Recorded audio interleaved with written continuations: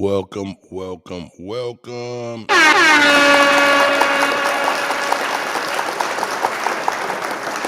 Hopefully the mic sounds good. I got new equipment, new software and shit like that. Been hooking that stuff up for the last day and a half. So hopefully I sound well, coming through great, whatnot. You know what I'm saying? Yeah. Another week. You know what I'm talking about? Yeah. Another week dealing with these backs. They smile in your face. All the while want to take your place. The backstabbers.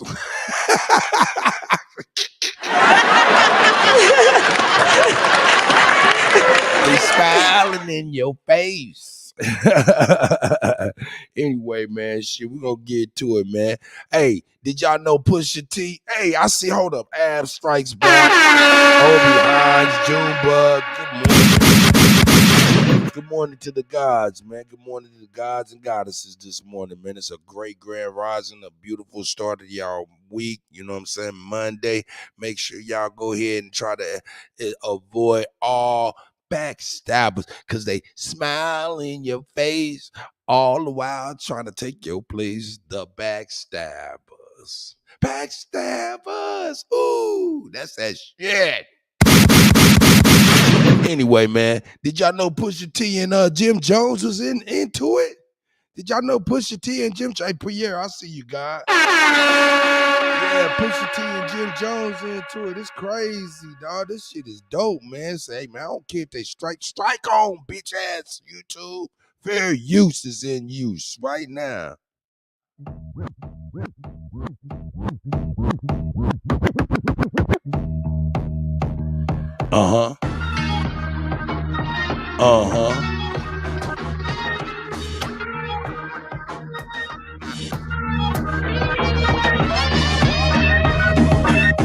Hey.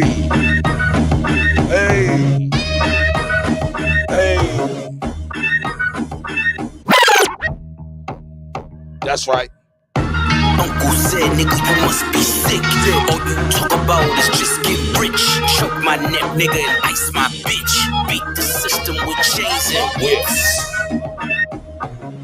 Hey, nigga said beat the system with chains and whips. Beat the system with chains and whips. You run from the spirit of repossession. Too much enamel covers your necklace. I buy bitches, you buy them sections. You buy watches, I buy collections. You run from the spirit of repossession. Too much enamel covers your necklace. I buy bitches, you buy them sections. You buy watches, I buy collections. Misery's fueling your aggression. Jealousy's turned into obsession. Reality TV is mud wrestling.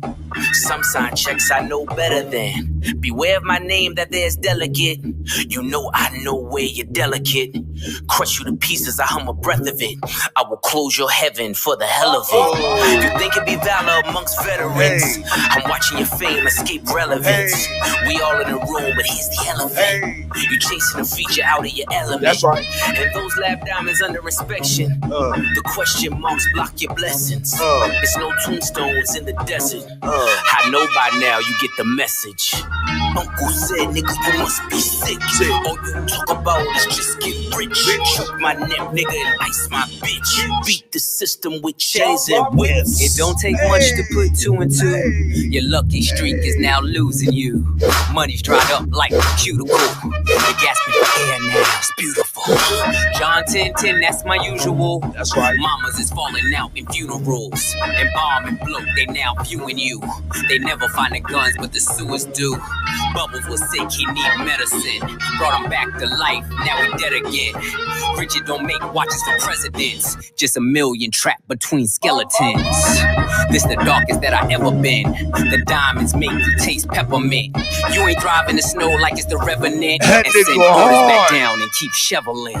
Uncle said, nigga, you must be sick. All you talk about is just get rich. Choke my neck, nigga, and ice my bitch. Beat the system with chains and whips. My bitch beat the system with chains and whips.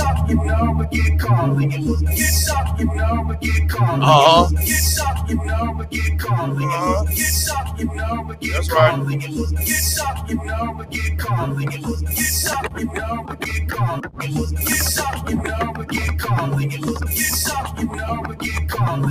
Shit, I ain't gonna lie. I'm kinda disappointed, nigga. But listen here, before you drop that, before you drop this shit, let me give you some inspiration, cause you lacking, That shit was trash, we gon' let them get a do-over. They got you gas, you must think that you the new Hover. You a 4.0, nigga, I jumped in a new Rover. Your brother still jumping in bed and you tell him move over. These two roach niggas don't know what to do on no raid. Kanye gave you whips, but that's what they do to the slaves. I'm trying to act bad, but we ain't doing charades. I really have bombs on the block just like I threw a grenade. What you need? Don't got no time to be concerned with no watch you got. You never been uptown, by now working by the poppy spot. Trying to get illusions when you run up in the Aki spot. By 5,000 pounds, you turn around and get a choppy chop. That nigga Jim going hard. Got him. Ooh, that nigga Jim going hard. Say Pusha T, get the fuck up off me, nigga. Jimmy, show him again, baby. Shit, I ain't gonna lie. I ain't gonna lie, I'm kinda disappointed. But listen here, before you drop that, before you drop this shit, let me give you some inspiration, cause you lacking. That shit was trash, we gon' let them get a do-over. They got you gas, you must think that you the new Hover. Shit, I ain't gonna lie. That shit hard, nigga. Let me get this. I ain't gonna lie, I'm kinda disappointed, nigga. But listen here, before you drop that, before you drop this shit, let me give you some inspiration, cause you lacking, That shit was trash, we gon' let them get a do-over. They got you gas, you must think that you the new Hover. You a 4.0, nigga, I jumped in a new Rover. Your brother still jumping in bed and you tell him move over. These two roach niggas don't know what to do on no raid. Kanye gave you whips, but that's what they do to the slaves. I'm trying to act bad, but we ain't doing charades. I really have bombs on the block just like I threw a grenade. Don't got no time to be concerned with no watch you got. You never been uptown, by now working by the poppy spot. Trying to get illusions when you run up in the Aki spot. By 5,000 bottles, you turn around and get a choppy chop. I spent 500,000 down in Mazda spot. I got a $500,000 car with the bras on top. And fuck their flowers, we got roses with the stars on top. I make a toast with my jewels like a mazel tov. My name is my name, but they ain't screaming yet. They talking about the rapper came, but we ain't seen it yet. We got the switches on that bitches, your whole team get wet. But let me chill, cause I don't wanna get my team upset. The only beef you know, niggas, always order Big Mac. We don't drive through, we drive by the car with a Big Mac. It's always order Big Mac. I don't wanna get my team upset. Only beef you know, niggas, always order Big Mac. We don't drive through, we drive by the car with a Big Mac. The last shit you dropped, that shit was garbage, take that shit back. Cause you got your brother rapping, but you trying to bring the clips back. Jimmy going hard in the paint, dip set up, goddamn it. Hey, I love hip hop, boy. Higher infinite power healing our people. God damn it, get at it. This is raw hip hop, baby. Hey. We got the switches on that bitches, your whole team screaming yet. They talking about the rapper came, but we ain't seen it yet. We got the switches on that bitches, your whole team get wet. But let me chill, cause I don't wanna get my team upset. The only beef you know, niggas, always order Big Mac. We don't drive through, we drive by the car with a Big Mac. The last shit you dropped, that shit was garbage, take that shit back. Plus you got your brother rapping, but you trying to bring the clips back. Talking about your brother, what happened to that boy? It's looking like it, they be selling crack to that boy. Really talking about your brother, what happened to that boy? It's looking like it, they be selling crack to that boy. Talking about your brother, what happened to that boy? It's looking like it, they be selling crack to that boy. Really though, enough of the jokes, is how niggas get embarrassed. Really got some money, I catch you niggas out in Paris. I got shooters like Luca that hit you niggas out in Dallas. Y'all be dressing kinda weird, man, you really need a stylist. Plus, we all know what you identify with. Plus, you kinda sorta dress, nigga, you been a fly bitch. And then he said that I was really chasing the feature. Niggas a gorilla cause he got some apes in his features. All my gorillas got stones, I had these apes come and meet you. I put these billies on a jet, you pick a place there, meet you, nigga. And talk about my jewels, that was a cheap shot. And these is all VVS, these ain't the cheap rocks. I don't know if you a rapper, I said treat you like a street op. I know the top 50 list, that was a I can imagine what you're going through.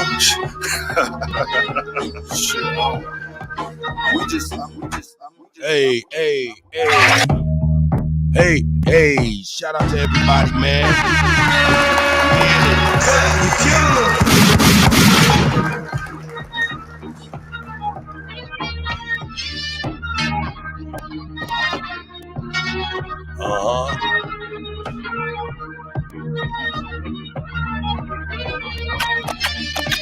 A lot of niggas died in 1065. Took them off a flare, how I ain't gon' let it rock. A lot of niggas died in 1865. Took them off a flare, how I ain't gon' let it ride. A lot of niggas died in 1865. Took them off a flare, how I ain't gon' let it ride. A lot of niggas died in 1865.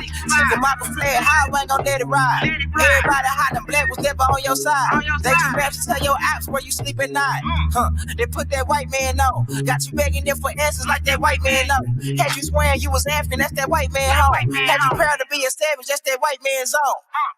And I ain't talking shit, this my definition. If being savage was our nation, y'all be non-existent. We just took your ass out when we was in them kitchens and tell the story you how to live and how to maintain business. White supremacy fake. Only way that shit real is if you do what they say. White supremacy fake. Only way that shit real is if you do what they say. We the God to the gate, so when they say they fear God, now you know what they mean. We the God to the gate, so when they say they fear God, now you know what they mean. Choose some, move some, choose some, move some. Put us in the same room, we gon' go down. Hit a nigga with that broom, he gon' go down. Choose some, move some, choose some, move some. Put us in the same room, we gon' go down. Hit a nigga with that broom, he gon' go down. Hey, my niggas dying, they don't know the truth. How the hell you close to God, we don't know it's you. Yo, how the hell you supposed to survive, we don't know the shoot. He should've died, you let him slide, cause he look just like you. Hey, my niggas dying, they don't know the truth. How the hell you close to God, we don't know it's you. Yo, how the hell you supposed to survive, we don't know the shoot. He should've died, you let him slide, cause he look just like you. I tried to tell him all skin ain't in. Everybody ain't your partner, everybody ain't your friend. How the hell they supposed to help when they the ones that put you in? They don't struggle how we struggle, they can't get it how we did. Can't be scared to die when we already dead. Either way, your life is stake no matter how you play. My higher self said we should choose remain godly. My lower want these motherfucking bodies.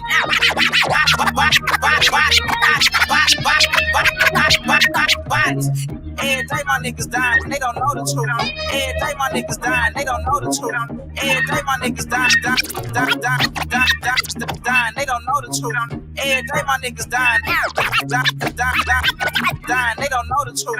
Every day my niggas dying, they don't know the truth. Know the truth. Every day my niggas dying, they don't know the truth. How the hell you close to God, we don't know it's you. Yo, how the hell you supposed to survive, we don't know the shoot. He should've died, you let him slide, cause he look just like you. I tried to tell him all skin ain't kin. Everybody ain't your partner, everybody ain't your friend. How the hell they supposed to help when they the ones that put you in? They don't struggle how we struggle, they can't get it how we did. Can't be scared to die when we already dead. Either way, your life is stake no matter how you play. My higher self said we should choose remain godly. My lower want these motherfucking bodies. They protect their circles like a motherfucking island. Take them to the south and put them down like OG Bobby. They don't want equality in this club, they want these problems. Killers right beside me, stand full of chicken models.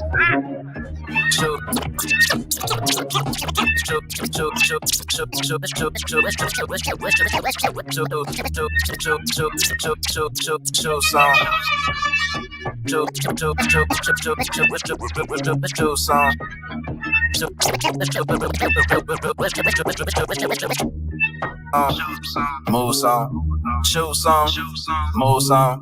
Put us in the same room, we gon' go down. Hit a nigga with that broom, he gon' go down. Choose some, move some, choose some, move some.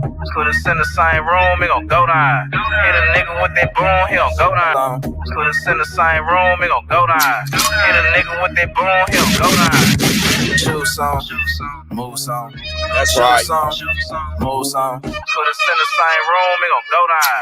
Hit a nigga with that broom, he gon' go down. Choose some, move some. Choose some, move some. Put us in the same room, we gon' go down. Hit a nigga with that broom, he gon' move. Choose some, move some. Choose some, move some. Choose some, move some. Choose some, move some. Choose some, move some. Yeah. Shout out to everybody. Let's see who's over here. M. Brown.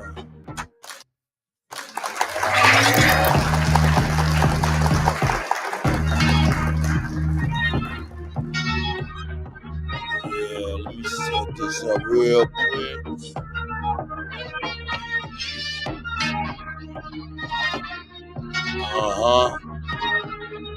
That's that shit.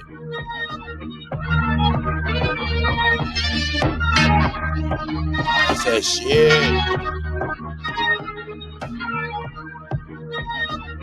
We getting on it. Yes, yes. Yes, yes.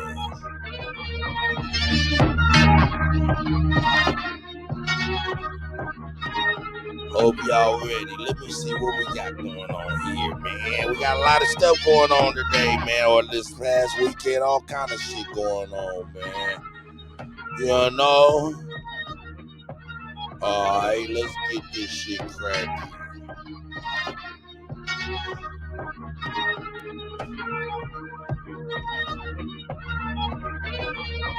Hey, hey, hey, hey, hey, hey, hey. Yeah.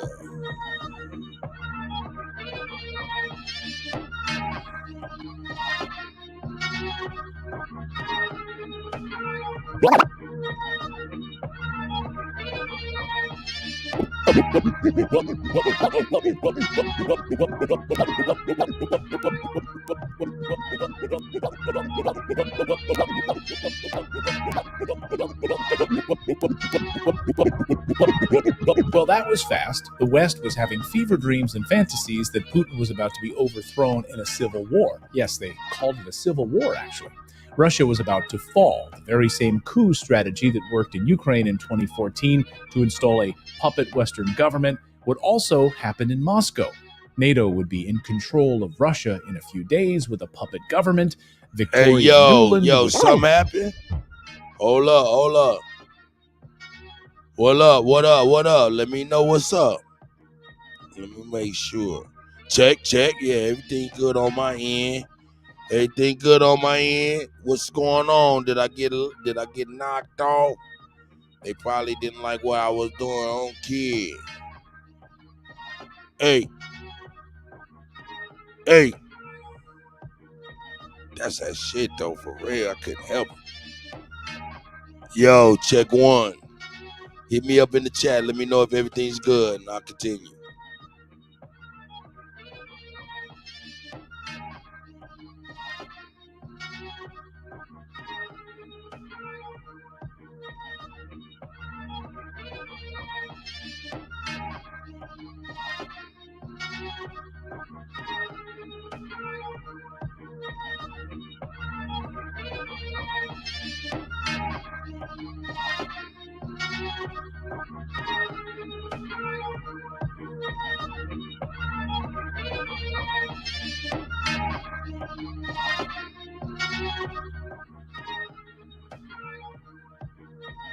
Newland would get to pick out a new... Well, a puppet Western government would also happen in Moscow. NATO would be in control of Russia in a few days with a puppet government. Victoria Newland would get to pick out a new apartment in Moscow. It was all very convenient. Instead, the coup has collapsed and forces are leaving. Patrick Lancaster just arrived in Rostov-on-Don and filed this report. I'm Patrick Lancaster, and right now we are in the center of Rostov-on-Don, Russia, with a special update for Redacted. And right behind me, you see a Wagner tank getting ready to leave the city of Rostov. We're in the middle of this for you, to show you exactly what's happening. The forces into Rostov and took control of part of the city here in the very center. Not all the city, but part of it. We've been trying to cover this from a distance as we've been driving 10 hours to get to this place right now to show you what's happening here on the ground, because the Western mainstream media won't. We're here to see, Grand Rising, everybody. the Wagner Grand Rising. forces, the tanks, the trucks, the vans leaving the center here. Well, that didn't work out like they'd planned. Who was behind it exactly? We can't say for sure. You be the judge. But all the signs point to a highly sophisticated information warfare campaign by the West to help bring down Putin, now that that military spring offensive has failed. Former UN Weapons Inspector Scott Ritter just explained this morning, quote, this strategy hinged on a very sophisticated... This strategy Now look at that motherfucker. Understand, the mug on the right. Of course, we know Putin on the left, but the mug on the right, that motherfucker was Putin's personal chef. That's Putin's personal chef. That's crazy. Motherfucker went to jail for went to the penitentiary for robbing banks or something. You know what I'm saying? Get out, start a hot dog stand. Then he opened up another one. Then he opened up an exclusive restaurant, and the president of Russia started frequenting that restaurant for whatever reason, to the point where he liked the food, to the point where he got this motherfucker his personal chef, to the point where this motherfucker was able to make a goddamn private militia company called the Wagner Group. Wagner, that sounds like some American ass name, like tools and shit. You know what I'm saying? But Wagner Group, a chef, a robber chef, hot dog making motherfucker, right? Got enough juice to where he able in Russia to cook and make a motherfucking private army, to the point where when Russia getting into it with Ukraine, they call on the chef. That's crazy. They call on the motherfucking chef. Now when the chef out there, he over there acting like some shit done hit him and his troops, and it was coming from Russia, friendly fire, so he turning on Russia and taking parts of Russia for real. That's crazy. Oh, shit. Yeah, shit hitting the fan all over the world. Hey, but mind you, that motherfucker to the left, Vladimir Putin, he got a motherfucking nuclear football. He got a nuclear football. That means there's a briefcase and he can push a button and everything will change everywhere. That's a fact. They bagging this man in the corner like this is crazy. But it is what it is, right? Here we go. Just wanted to give y'all a quick synopsis of who these people was if y'all didn't already know. Straight up. Hinged on a very sophisticated information warfare scheme, which simultaneously sought to suppress and discredit narratives which sustained the official position of the Russian government, while building up covert agents of influence within social media outlets deemed to be influential among the Russian public. Using these channels, the pro-Ukrainian practitioners of information war began promulgating narratives intended to highlight the failings of the Russian government, and more specifically, persons close to President Putin who were affiliated with the special military operation. By focusing their angst on what these channels were highlighting as the failures of the SMO, the information warfare practitioners were able to wrap themselves in the mantle of patriotism, claiming only to be looking out for the best interests of Mother Russia, all the while denigrating the character of the constitutional government. That's powerful stuff. And he goes on to say, quote, Prigozhin's antics, which were played out in intimate detail on social media, caught the attention of pro-Ukrainian information war specialists who began promoting the narrative of Prigozhin, who's a former convict with zero political experience, assuming a leadership position. Hold up, zero leadership position? The motherfucker got a goddamn army, dawg. What the fuck is going on, man? That's right. That motherfucker got a goddamn army leadership position. What the fuck are you talking about? The motherfucker got a goddamn army, man. Hey, let's keep it $1,000. Hey, man, I don't know if y'all know it, but Kutty got a little bit of chef in him. You know what I'm saying? He used to cook professionally as well, you know what I'm saying? As a hobby, but it was a job, you know what I'm saying? Cooking fine shit, you know what I'm saying? And got a little bit of cordon bleu in the Kuttack, you know what I'm saying? I hook you up with some tight shit, you know. But reason I'm saying this is because as a cook, man, I mean, and a chef and shit, man, your team is like a little squad, a little squadron, a little brigade. That's what it's called, a brigade. So if this motherfucker been cooking and shit and he implement military tactics and chef, that shit is all the same. When you cooking in the kitchen, it's warfare. That's why you have a motherfucking brigade. Just to let people know if you did not know.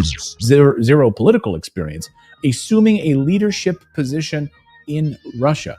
And then even CNN had to admit that Prigozhin was an egomaniac. Prigozhin is, I would say, not. Yeah, I used to have to cook for about, let me see, what the hell, why is that like that? Let me see where we at, there we go. Yeah, I used to have to cook for about 2,500, upwards from 2,500 to 3,000 people a day. Just a time bomb, but he's a free-floating electron. He's all over the place. And the ego is off the chart. It's narcissistic. And the timing is amazing. The Pentagon on Wednesday announced a $6.2 billion accounting error to Ukraine, and then less than 72 hours later, there's a coup against Russia. We have confirmed that for FY23, the final calculation is $3.6 billion. And for FY22, it is $2.6 billion for a combined total of $6.2 billion. Who is that? These valuation errors in no way limit or restricted the size of any of our PDAs or impacted the provision of support to Ukraine. I don't believe in coincidences, but the timing is impeccable. I bet they really wish they could get their money back. Now, to bring you up to speed on all of this, on Friday, the head of Russia's Wagner army, Prigozhin, a man who, by all accounts, is a tool of the West, creates a false flag event saying Putin's forces attacked his position. See? That's what they do. They do something crazy to them goddamn self. They do something crazy to their goddamn self and say you did it, so they have an excuse to do some more bullshit. Oh, this shit is wild. Tool of the West. Tool of. Got them niggas in the back dancing and shit, you know what I'm saying?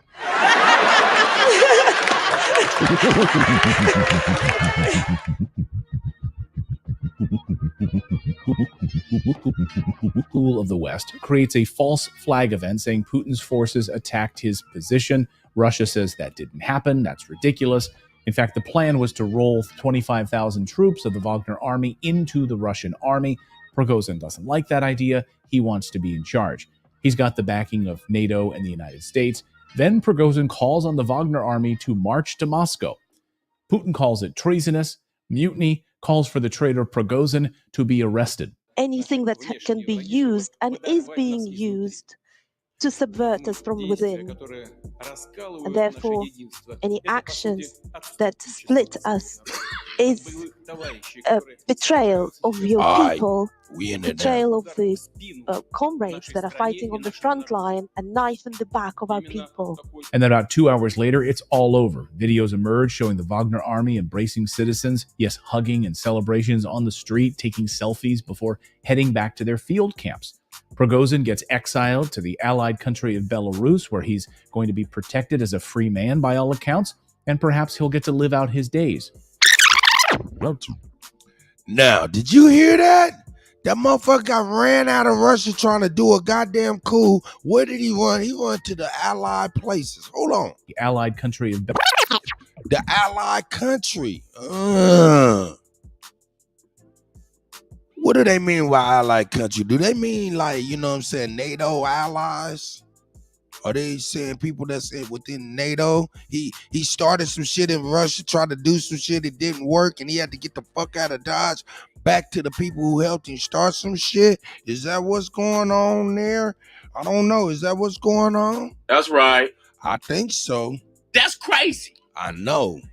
That shit is crazy as a motherfucker, but here we go. Exiled to the allied country of Belarus, where he's going to be protected as a free man by all accounts, and perhaps he'll get to live out his days. And the plan failed. Even Zelensky's top advisor in Ukraine, Podolyak, released a message wondering why Prigozhin didn't follow through with the plan to continue on to Moscow. Hey, you didn't follow the plan. So Ukraine is pissed. Oh, see that? He said you didn't follow the plan. Oh God, that motherfucker. Now understand this, a Putin chef. They talking about on Twitter. You didn't follow the plan. Podolyak released a message. That's if you believe what the fuck that shit say. All right, man, man. I don't know what the fuck that shit, but if you believe what that shit say, that's what he say, man. Why ain't the Ukraine dude like, yo, why ain't you follow the plan, brother? We had a plan. You ain't follow it. You ain't stick to it. Now we fucked. Message wondering why Prigozhin didn't follow through with the plan to continue on to Moscow. Hey, you didn't follow the plan. So Ukraine is pissed. Prigozhin let us down. You let NATO down. This might be the shortest failed coup in history. Not exactly what the West was hoping for. The situation was resolved without anyone being killed. An agreement reached that the Wagner forces would return to their camps. Some of them would sign contracts with the Ministry of Defense if they wished to become part of the broader Russian army. As for the rest of the fighters, will they be prosecuted? We don't know at this point. But in other words, we identified the rats, the traitors through this event. We identified those who were not... Yeah. What did he say? God damn. We don't know at this point. But in other words, we identified the rats.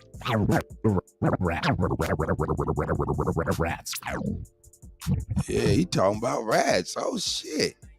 Why are you so invested in what you deem as rats? Why are you so invested in that shit? That don't make no sense to me, man. Why you calling them? I guess they are sneaky rats.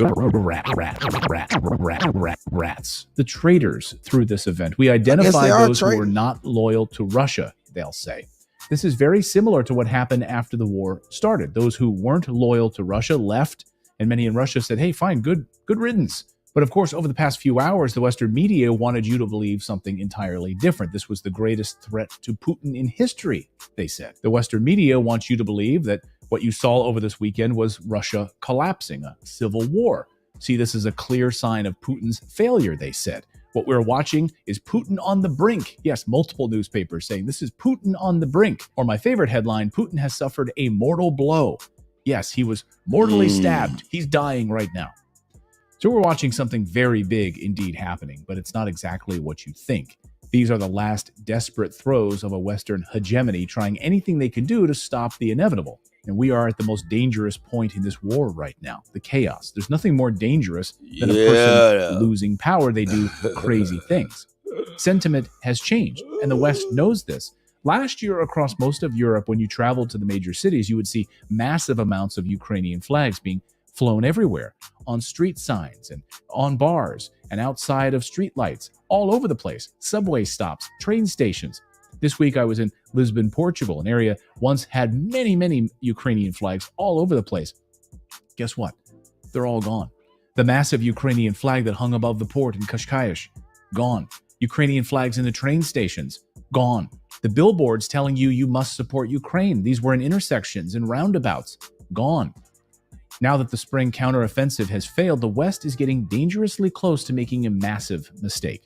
Overnight, Putin threatened the United States, don't you dare try to take advantage of this coup and do something stupid. So we are at the most dangerous moment in this war right now. Either the West comes to the peace table and admits defeat, or takes the next step to launch new attacks inside of the Russian mainland with long-range weapons. And that appears to be what they're planning. This is, in fact, the most dangerous moment in this war so far. That's the news update for now. Now here's the sponsor for today's special video. Yeah,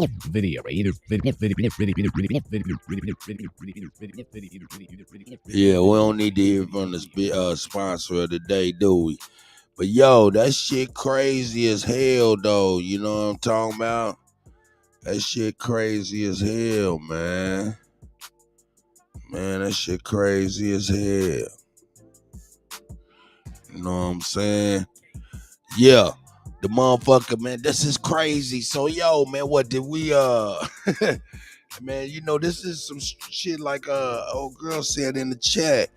You know, this some shit straight out of a goddamn movie, dog. Did we groom a motherfucker from the joint on up to be next to the motherfucking Vladimir Putin? How the, look, if they can do that shit in Russia,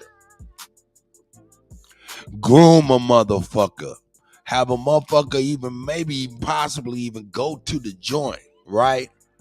While in the joint, make some kind of a deal. Now I'm assuming, allegedly, I don't know what the fuck really happened, but This is the making of movies. So anyway, we're gonna go there. Let me see, is that right? Boom, boom, boom. Yeah, that's hot. You know what I'm saying? They in there make it to where they foresee way far in the future to where they hook up with a motherfucker in the joint, go to the joint, tell them, hey man, make some hot dog stands when you get out. Then you're gonna make a restaurant, and then we're gonna make sure Putin love your shit to the point where you, his personal motherfucking chef, get next to him, accumulate enough power to create your own private militia, right? And ultimately find an excuse to go against the motherfucker you've been cooking against. Now, this is some making of some movie ass shit for real. So, sis, you absolutely right about that. But real talk.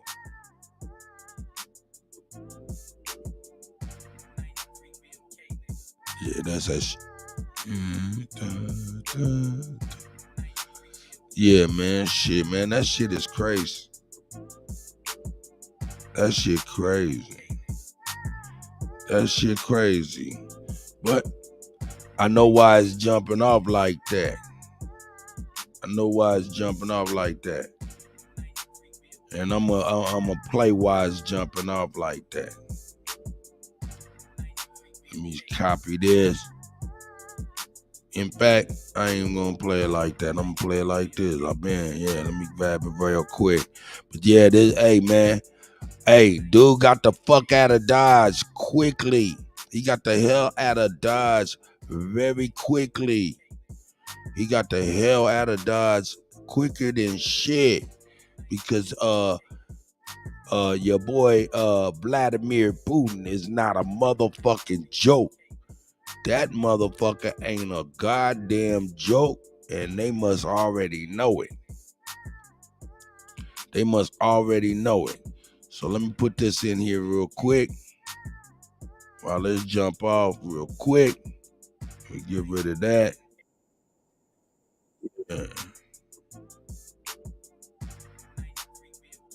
Yeah, getting this shit together. Getting it together. Now, let me move this shit over here. How's everybody doing this morning? Everybody doing great, man. I hope y'all having a great morning.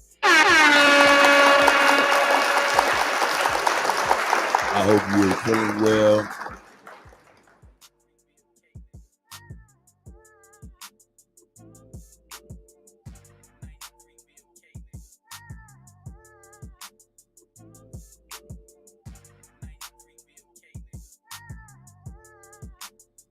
You know what I'm saying? It's a beautiful day. I'm looking outside. Sun's came up, man. It's beautiful outside. I hope everybody's having a beautiful morning. You know what I'm saying? But we're going to get on back on to what I'm talking about. Yeah. You know what I'm saying? The reason dude got the hell out of Dodge for real. The reason dude got the hell out of Dodge. And I'm going to play exactly why the hell he got the fuck out of Dodge. And all of this shit happened. Because, see, this is breaking news right here. It's breaking news right here. So let me go on here. Where my boy at? Here it is. Here my guy. He ain't no joke. You know, he ain't no joke. Who am I talking about? That motherfucker right there. Vladimir Putin ain't no motherfucking joke, dog. That's right. Motherfucker, boy. He flaming hot Cheetos. Peep out what he do, what he's saying and shit. Now, we can't understand what he talking about because it's in Russian, right? But y'all be able to read his facial expression, and you'll be able to read these words. And he not no motherfucking joke. Got motherfuckers running to allied nations. Here we go.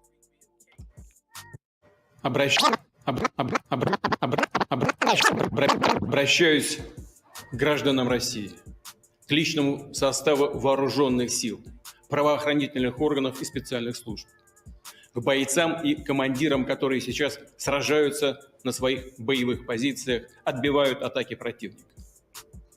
Делают это героически, зная, сегодня еще раз ночью говорил с командующими всех направлений.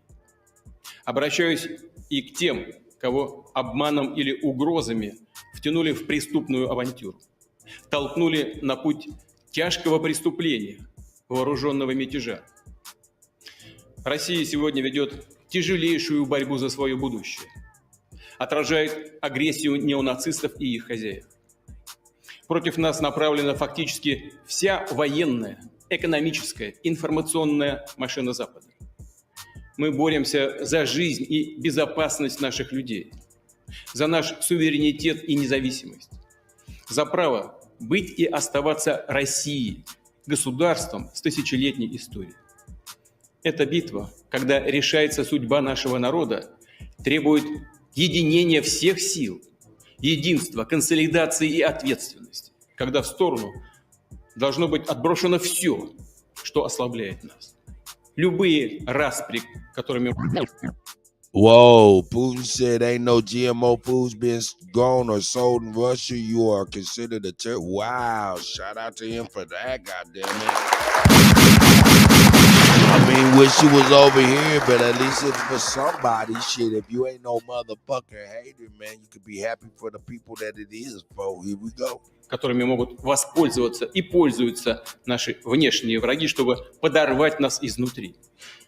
И потому действия, которые раскалывают наше единство, это, по сути, отступничество от своего народа, от боевых товарищей, которые сражаются сейчас на фронте. Это удар в спину нашей стране и нашему народу. Именно такой удар был нанесен по России в 1917 году, когда страна... He said, yo, we're gonna go back to 1917 when this shit happened before. He like, man, let me put some history on y'all, man, and let you know exactly what we're gonna do in the future. Here we go. В 1917 году, когда страна вела Первую мировую войну, но победу у нее украли. Интриги, склоки, политиканство за спиной армии и народа обернулись величайшим потрясением, разрушением армии и распадом государства, утратой громадных территорий. В итоге трагедии гражданской войны. Русские убивали русских, братьев. А корыстную выгоду извлекали разного рода политические авантюристы, да зарубежные силы, которые делили страну, рвали ее на части. Мы не дадим этому повториться. Защитим и наш народ, и нашу государственность от любых угроз. В том числе от внутреннего предательства. А то, с чем мы столкнулись, это именно предательство. Непомерные амбиции и личные интересы привели к измене. К измене и своей стране, и своему народу, и тому делу, за которое бок о бок с другими нашими частями и подразделениями сражались бойцы и командиры группы «Вагнер». Герои, которые освобождали Солидар и Артемовск, города и поселки Донбасса. Сражались и отдавали свои жизни за Новороссию, за единство русского мира. Их имя и славу тоже предали те, кто пытается организовать мятеж, толкает страну к анархии и братоубийству, к поражению в конечном итоге и к капитуляции. Повторю, любая внутренняя смута... Any trouble at home is a deadly threat to our statehood. He's speaking directly to these motherfuckers, got them moving around today. Смертельная угроза для нашей государственности, для нас, как нации. Это удар по России, по нашему народу.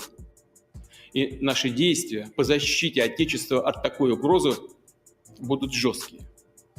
Все, кто сознательно встал на путь предательства, кто готовил вооруженный мятеж, встал на путь шантажа и террористических методов, понесут неименуемое наказание.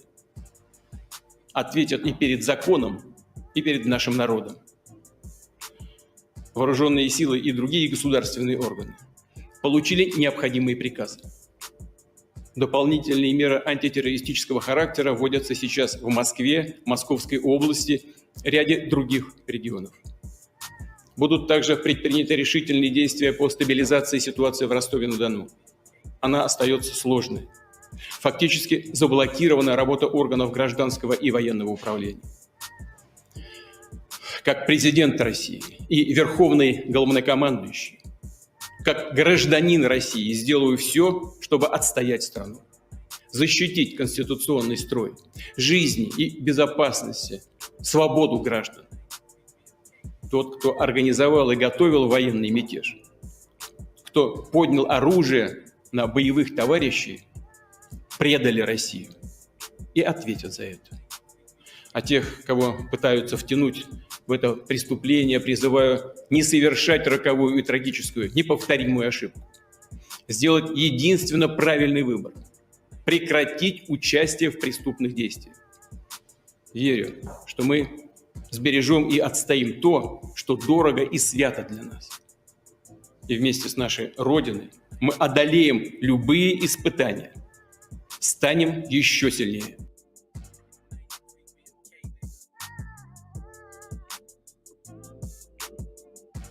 Oh yeah, man, this shit crazy. This shit crazy. He not bullshitting. He was not bullshitting about what he was speaking on. He said everybody is definitely knowing exactly what to do. You know what I'm talking about? Straight up. You know, he not bullshitting. He over there representing his country, and he ain't having none of that bullshit. I ain't mad at him, man. That's a strong motherfucking president. You know what I'm talking about? You know what I'm saying? That motherfucker wrestle bears. Our motherfucking president falling upstairs. That motherfucker wrestle bears. Our motherfucking president falling upstairs. You know what I'm talking about, dog? Hey, I ain't gonna front. It's real. So I ain't gonna trip. I ain't tripping. We gonna get on back to the shit though. Bring these current events.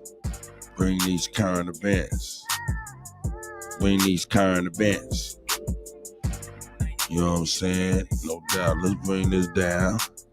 Let's get back where we going. Get over here! Motherfucking dogs, man, before they run after and bite some motherfucking body crazy motherfucker. Get your ass in here and sit down somewhere, man.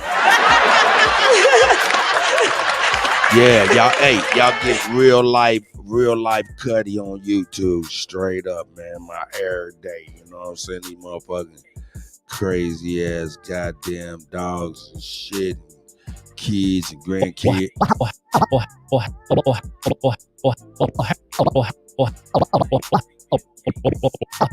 Well, has the much vaunted spring offensive from the Ukrainian side come to a screeching halt now that the calendar has turned into summer? Well, that's what we heard yesterday from Russian President Vladimir Putin, who says the signs are that the strategic reserves from Ukraine have been depleted and that their counteroffensive has come to a grinding halt.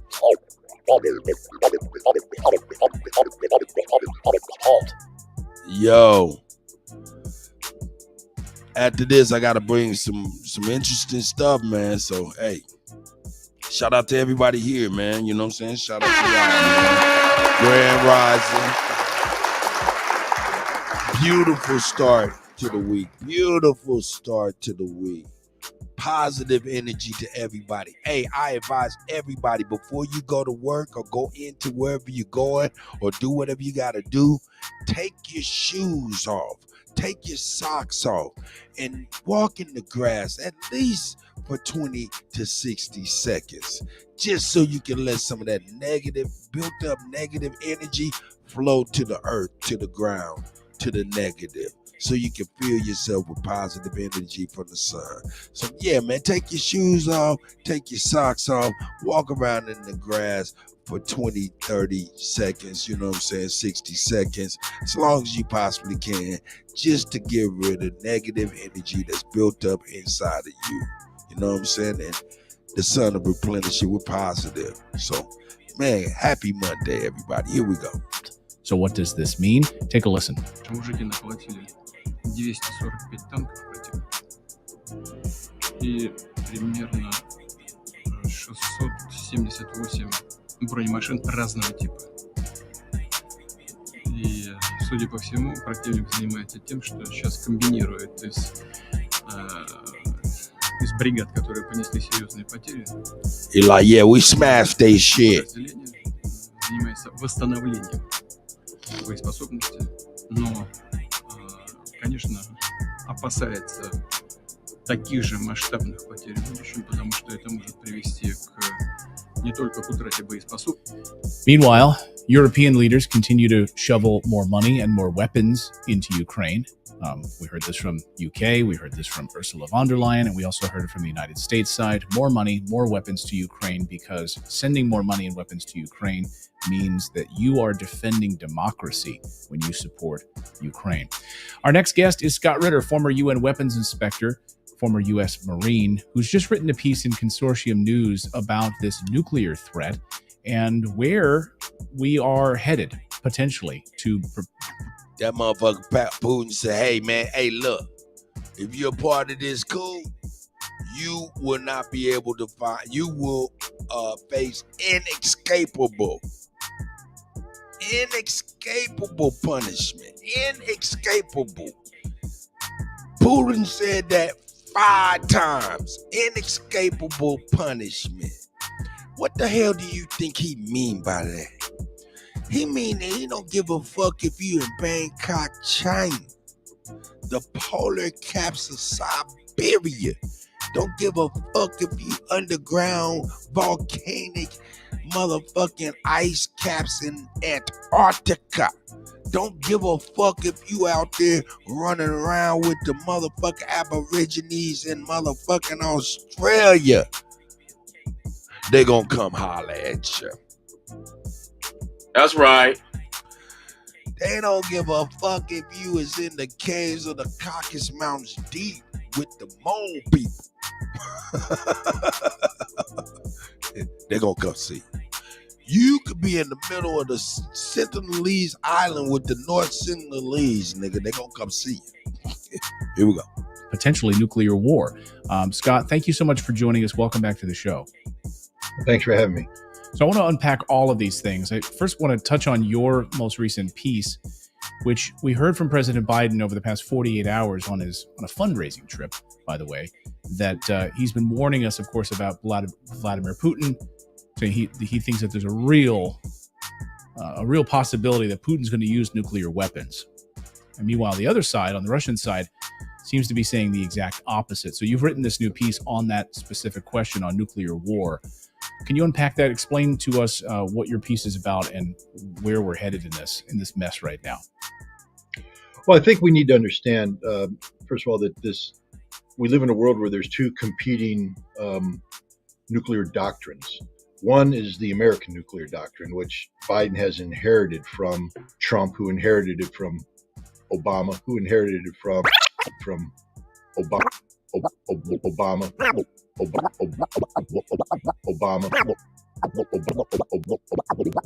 who inherited it from Bush. And this is a doctrine that embraces... Hey, now he just kept it real. He kept it real. If you understand what he just said, let's break it down real quick. Biden has inherited from...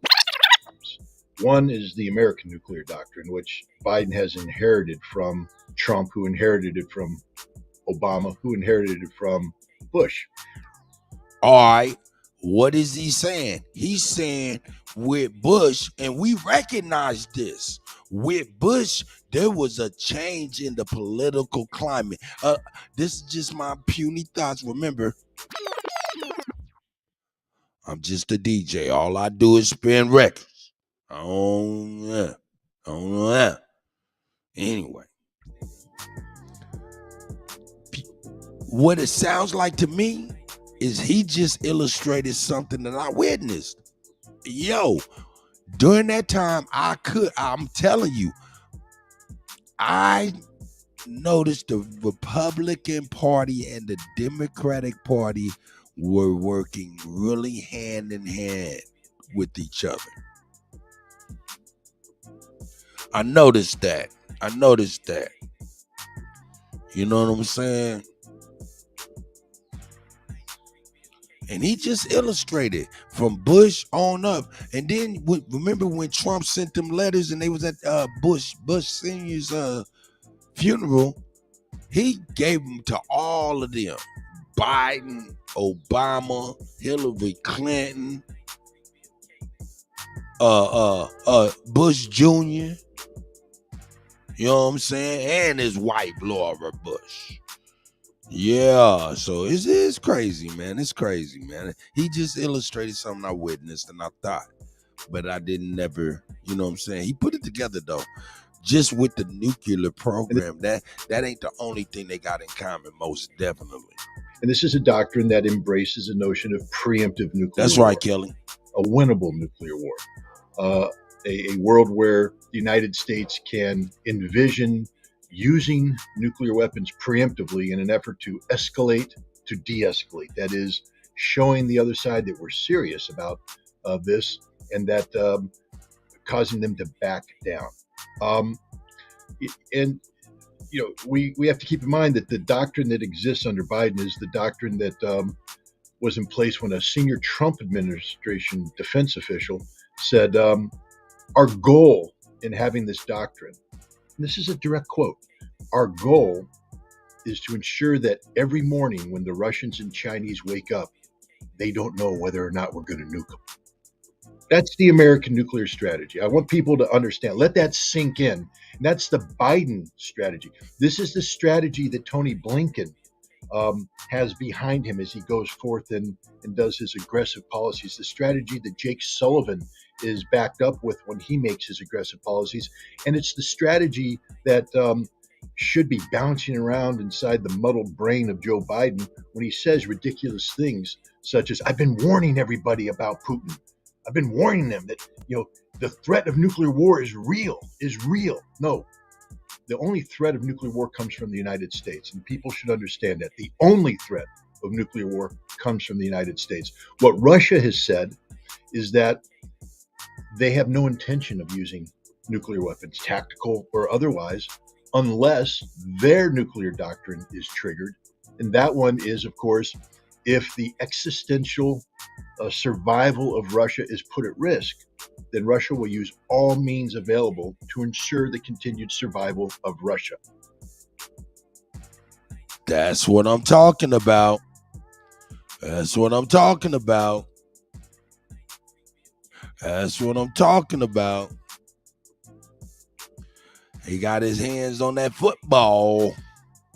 You know what I'm saying? That's that button. Here we go. That's sort of common sense. I mean, that's why you would have nuclear weapons to begin with, to ensure your continued survival. So, you know, we're in a situation now where we have the United States. Jake Sullivan just gave a presentation at the Arms Control Association earlier this month, talking about the conditions under which America would pursue arms control with the Russians. Totally unrealistic expectations. And Putin gave an interesting response because, as Putin is wont to do every now and then, he throws in sort of man on the street, salt of the earth colloquialisms, and he did it this time. He said, you know, now they want to talk about disarmament. They want to come in and look at our strategic nuclear deterrence system at a time when the goal of the United States is to achieve the strategic defeat of Russia. Right. And then he used the term chrenim, loosely translates into pound sand. Now there's a more crude version of that, but and the crowd loved it. But that's the Russian approach right now. The heck with you. Right. We're going to come in. We're going to restart. We're going to come in and investigate your nuclear stockpiles as we continue to funnel billions of dollars in weapons into Ukraine to attack on pre-war Russian land. This brings us up to the comments you made earlier about van der Leyen and the Europeans talking about supporting Ukraine to the bitter end. Understand that Ukraine's strategic vision is that victory is defined by the return of Zaporizhia, Kherson, Lugansk, Donetsk, and Crimea, basically the pre-1991 borders, they have to be returned to Ukraine. But Russia has absorbed these territories. Constitutionally, they're part of Russia, which means any effort to do this represents an existential threat to the survival of Russia, just like stripping California away from the United States would represent an existential threat to the United States. And so what we're saying is we support Ukraine's effort to guarantee a Russian nuclear response that brings about an end to the world. That's what this is about. And this, again, is coupled with just the sick notion. I mean, Ukraine keeps saying we want to be a member of NATO, but Ukraine has to understand that the United States and NATO is operating under a George Soros-driven notion that speaks of the need to have an Eastern European manpower pool that will be married to NATO technology to threaten Russia. If you understand what I just said, Ukraine will never be part of NATO because they are simply the meat that will be attached to NATO technology to weaken Russia. So our grand strategy of using Ukraine to weaken Russia, combined with Ukraine's sick fantasy of somehow gaining control over these former territories, all lead to triggering Russia's nuclear response. We're committing suicide as we speak, and people need to wake up and understand this, that the policies that the United States and NATO are pursuing right now are policies guaranteed to result in a Russian use of nuclear weapons. Now look, this is a higher up type of white dude. You know what I'm saying? Used to be up in they little circles and shit. You see all them goddamn flags and shit in the back of that damn thing. You know what that shit mean? I don't. You know what I'm talking about? Man, this is a motherfucker speaking matter of factly. Yo, man, he's saying we doing too much and been doing too much. Oh, shout out to Sister Betty live from the plantation, she say. You know what I'm talking about? I'm saying, hey, I hope you're having a great start to your week, Sister Betty, for sure. Man, M. Brown, I see you. Toe, I see you over there. Truth over everything is in the building. You know what I'm talking about? Where am I at over here? Shout out to all of y'all. Shout out to all of y'all. Yeah, man, we keep doing too goddamn much. You know what I'm talking about? We keep doing too much. We keep doing too much, man. We keep doing too much. But you know, hey, that's the nature of who we is, right? That's the nature of who we is. That's the nature in which who we are. But you know what? I seen something else, man, that was crazy too.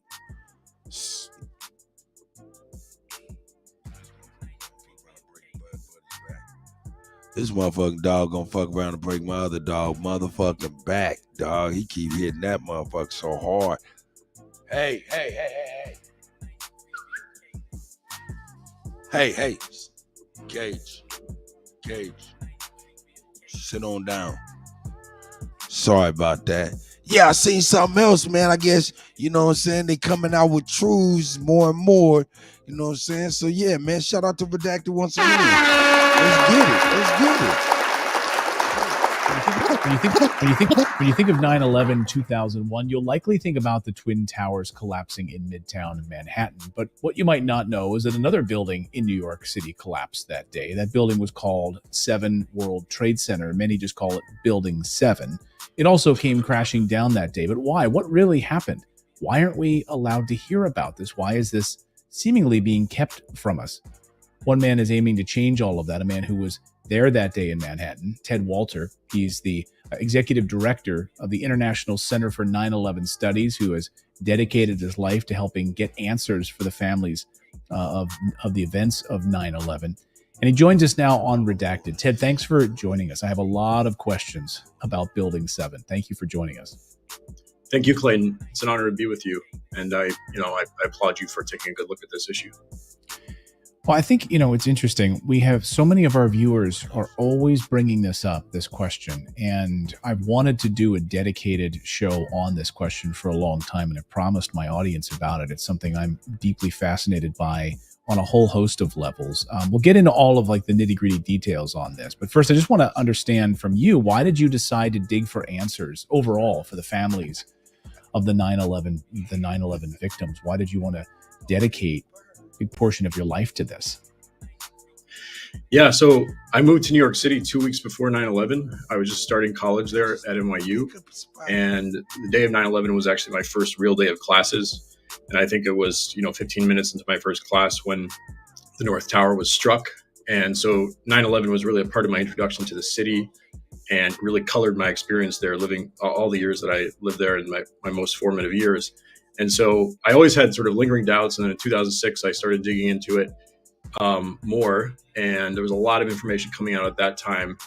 And, in the space of a few weeks of studying it deeply, I came to the conclusion that Building 7, as well as the Twin Towers, had been brought down by controlled demolition. And that the story that we'd been given about 9/11 was totally false. And, a lot of people react in different ways when they come to that conclusion. And for me, I was, I couldn't help it. I couldn't tolerate that this huge lie, this huge deception had been perpetrated and was sort of dictating so much of our, the way that our society was organized, our policies, just culturally, it had a profound impact, obviously. And so I just, I ever since then, I've had this burning desire to try to correct the record on what happened that day, to try to help steer the direction of our country or in a different direction, in a more positive direction, get us away from the policies, the permanent war that's been perpetuated since. And over the years, I've grown very close to many 9/11 family members who have been involved in the same struggle. And to this day, almost 22 years later, are still trying to expose the full truth about what happened to their loved ones, and to get justice and to get answers, and to try to ensure that something like this never happens again. So it's just a deep, sort of profound spiritual drive to correct the record on this and live in a society that is not governed by such a profound deception and lie. Well, thank you for that. That's why you're here. That's what our show is dedicated to. So you have an open forum this afternoon for us to be able to talk about this. So in 2006, you mentioned a lot of information was starting to come out. You started to see things that were challenging your belief system. Was there one particular piece of evidence that was shared with you or you discovered that changed everything for you? Were you in the belief system that jets hit large aircraft hit the World Trade Center? That's what brought it down. They've been lying like a motherfucker. And we didn't know about Building 7 really at all. So what hey, listen, hold up. Started. Hey, man, I'm going to be honest with you. I only know about 2 buildings, dog. And maybe another building that was close to them. It might have been that building. I thought it was called 10, but I could be wrong. That shit crazy, man. Man, look at the government. To uncover in 2006. Yeah, it was looking at both at the Twin Towers and Building 7. I think in the case of Building 7, if you just look at it, your first suspicion has to be that it was a controlled demolition. The way that it comes down symmetrically, straight into its footprint, and you learn that steel frame buildings have never collapsed due to fire. So why did 3 come down in one day? And you look at Building 7 and you say, well, unless there's overwhelming evidence to the contrary, this was a controlled demolition. And there isn't overwhelming evidence to the contrary. All of the evidence points in the direction of it being a demolition. Some of the most good morning, rock solid evidence relating to Building 7 and the Twin Towers is the evidence morning, of extremely high. Good morning, all the ladies and all the gentlemen up in here. Ladies and gentlemen, Grand Rising, happy Monday. While we look at this, at this white man, tell us about a building that they, man, come on, man, they did a whole bunch of shit. Allegedly. Here we go. Particles of iron and other materials that reached several thousand degrees in temperature. There's no reason that those materials would be in the dust those kind of particles be in the dust unless there was a very, extremely hot event that happened in the destruction of the buildings. You actually had molten metal pouring out of the South Tower before it came down. And this, the official explanation came down. I was seeing that shit, but I thought that was just fire. Hey man, that shit was about damn near, that was 24 years ago. I remember seeing that shit. We got the power to control slow motion. That shit crazy. That shit looked like somebody welded. And this, the official explanation is that this was, aluminum from the aircraft that had melted and was pouring out of the building. But aluminum at the temperature it would have reached would not be this bright yellow orange molten metal. It would be silverish, and so it's right there in front of you.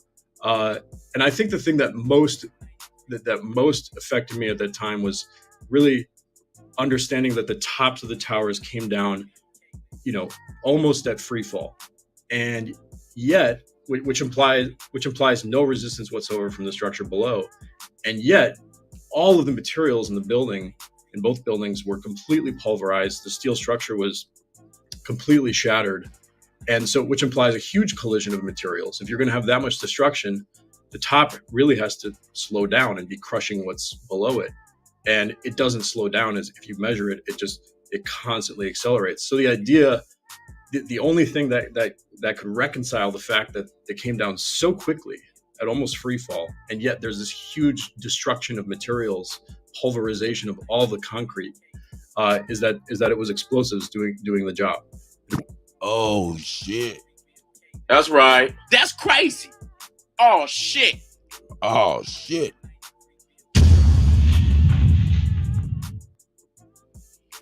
Oh, did he say? I didn't say that. He did.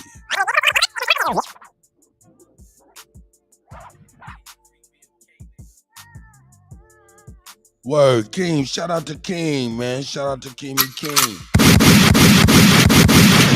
You know what I'm saying? Yeah, let me know what adjustments need to be made. You know what I'm saying? Things can be done like that. You know what I'm saying? With you on the phone.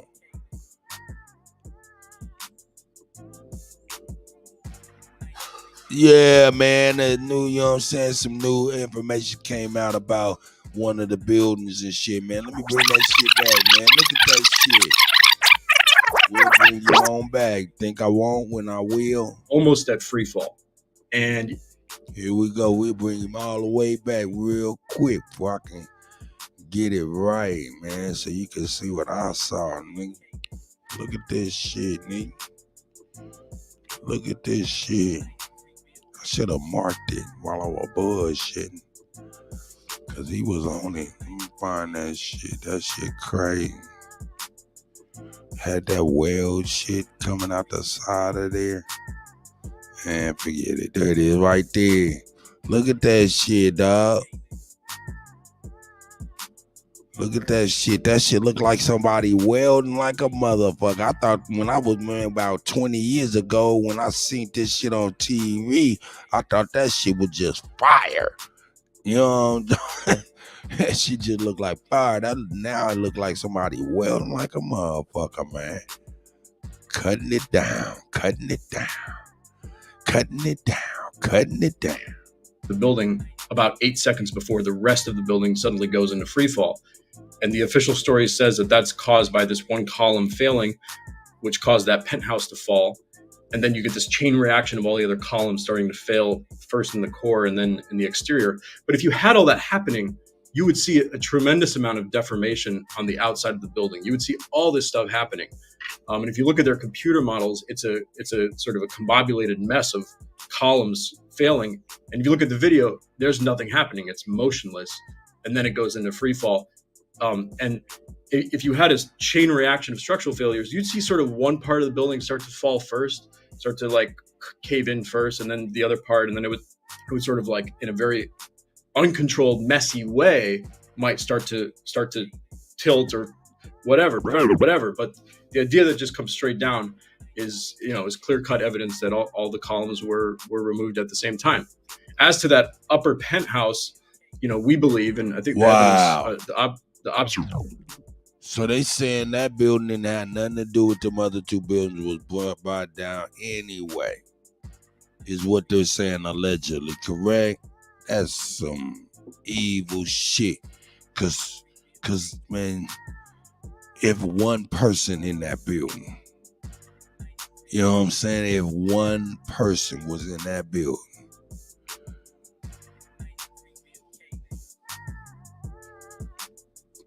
man, just the thought, man.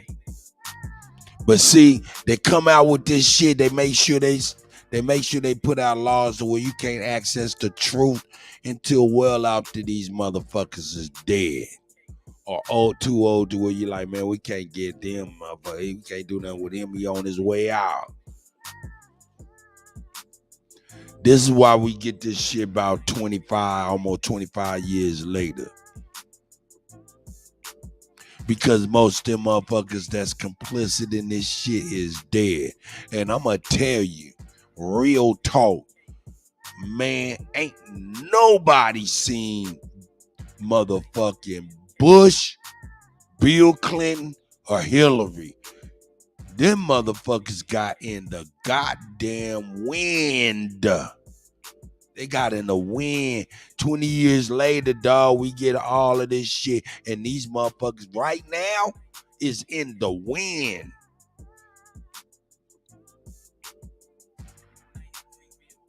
Just a thought. Evidence shows the column that was below the columns Look that at were how that motherfucker fell. Dog, to ain't that nothing hit upper- that. They were saying ain't nothing hit that motherfucker. That ain't the Twin Tower. That's a little building. And ain't nothing hit that motherfucker. same time.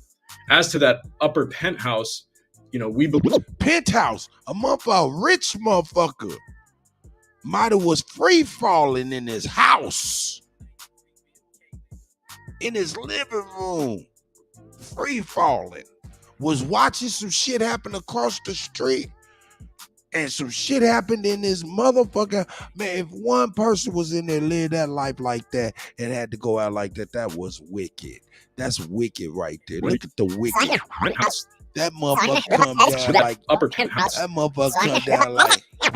Look As how to that motherfucker upper come penthouse, down. That we believe, and I motherfucker, think the evidence, that motherfucker come down the like some observational mini evidence shows blinds. column that was below the columns that were below that penthouse must have been cut high up in the building for the penthouse to come down first, and then 7-8 seconds later they took out the rest of the columns. So that penthouse coming down first was about sort of controlling the fall of the penthouse, so that it didn't fall sort of outside of the building's footprint. If you look at the whole process, it's an incredibly clean process, and you're just not going to get that from a natural building collapse.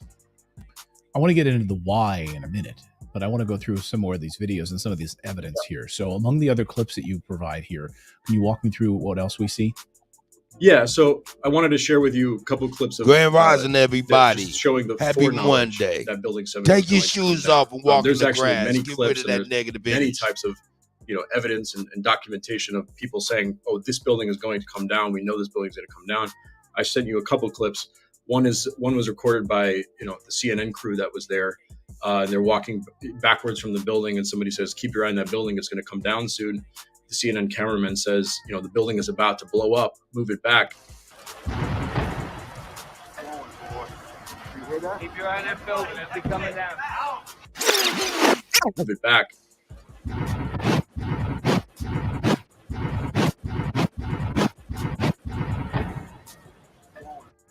Cut, you killing them.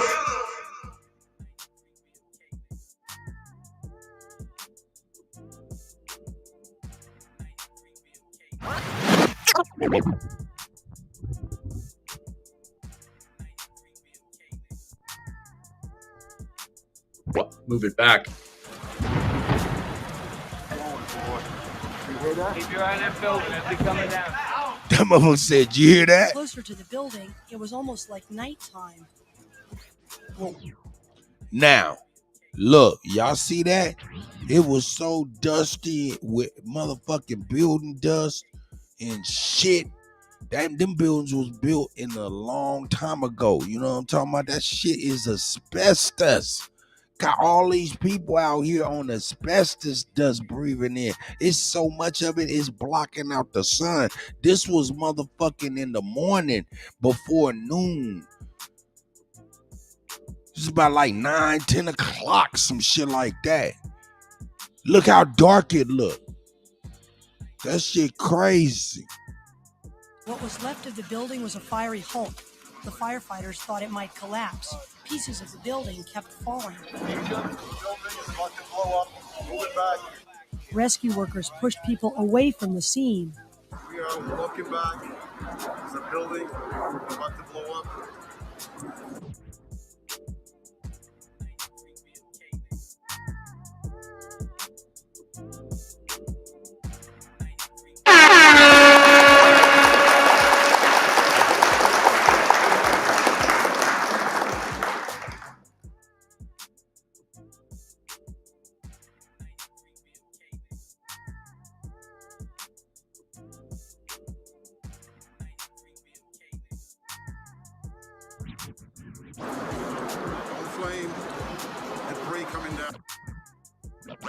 In the other clip, you have a firefighter, David Restuccio, tell Brian Williams on MSNBC that they had reports all day that the building was damaged and that it might come down or would be taken down. We are on the phone with New York Fire Department Lieutenant David Restuccio. Lieutenant, where are you right now?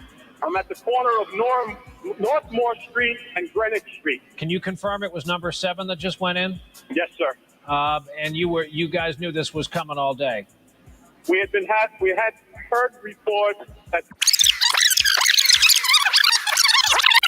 the building was damaged and that it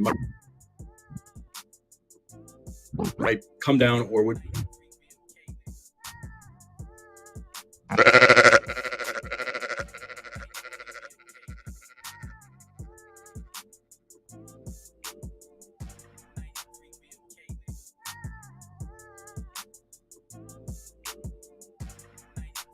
Would be taken down. We are on the phone with New York Fire Department Lieutenant David Restuccio. Lieutenant, where are you right now? I'm at the corner of Northmore Street and Greenwich Street. Can you confirm it was number 7 that just went in? Yes, sir. And you guys knew this was coming all day.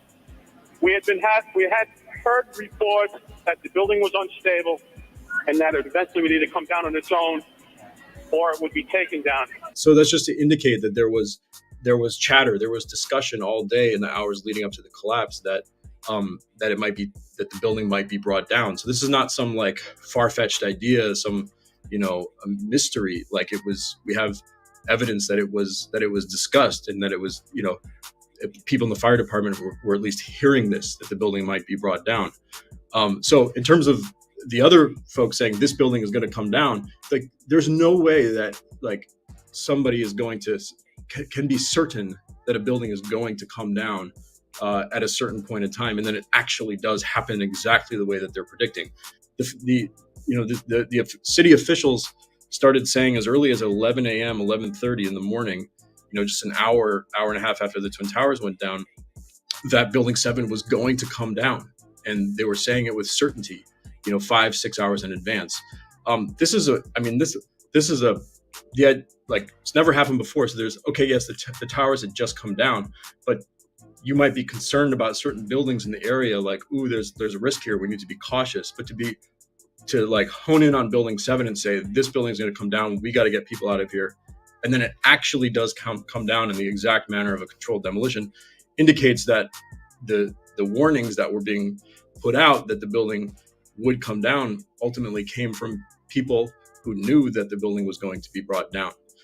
You then fast forward to like a month after, and you see reports in the New York Times saying engineers are baffled by the collapse of Building 7. They can't explain it. They're stunned.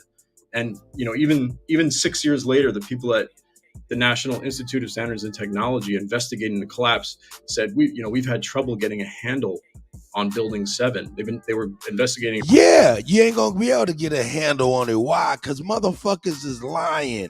And in order for you to get a handle on it, you have to get what's known as an understanding. And you'll never get that understanding when you're under the liar's foot. When you're under the standing of a liar. That's it. The shit coming out is how we starting to figure out what really happened. Here we go. Beating it for like 4 years, and they're still having trouble. And why? Why? Because we want to know the wickedness of these people who call themselves in control in the events in which they motherfucking manufacture, and the despicable nature in which that shit could be.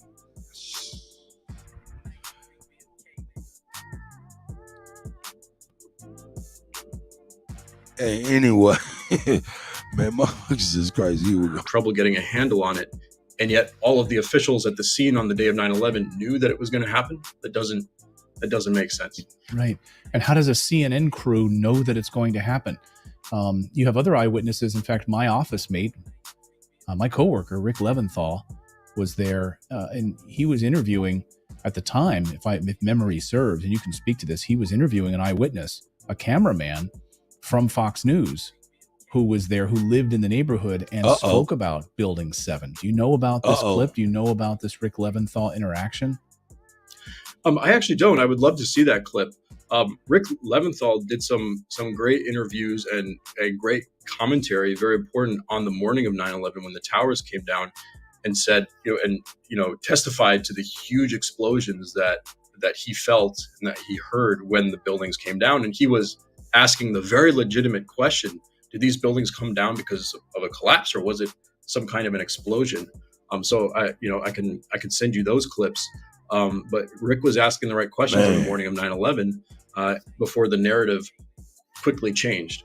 But yeah, I'm not familiar with the Building 7 clip involving Rick. Well, let's play it here. Play it here.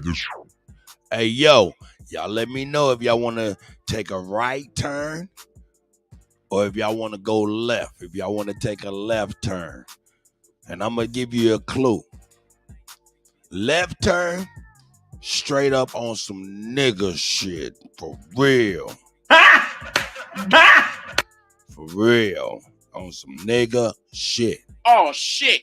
Nigga shit. Oh, shit. That's right, nigga shit. Oh, shit. So, left or right? We'll go right if y'all want to continue right.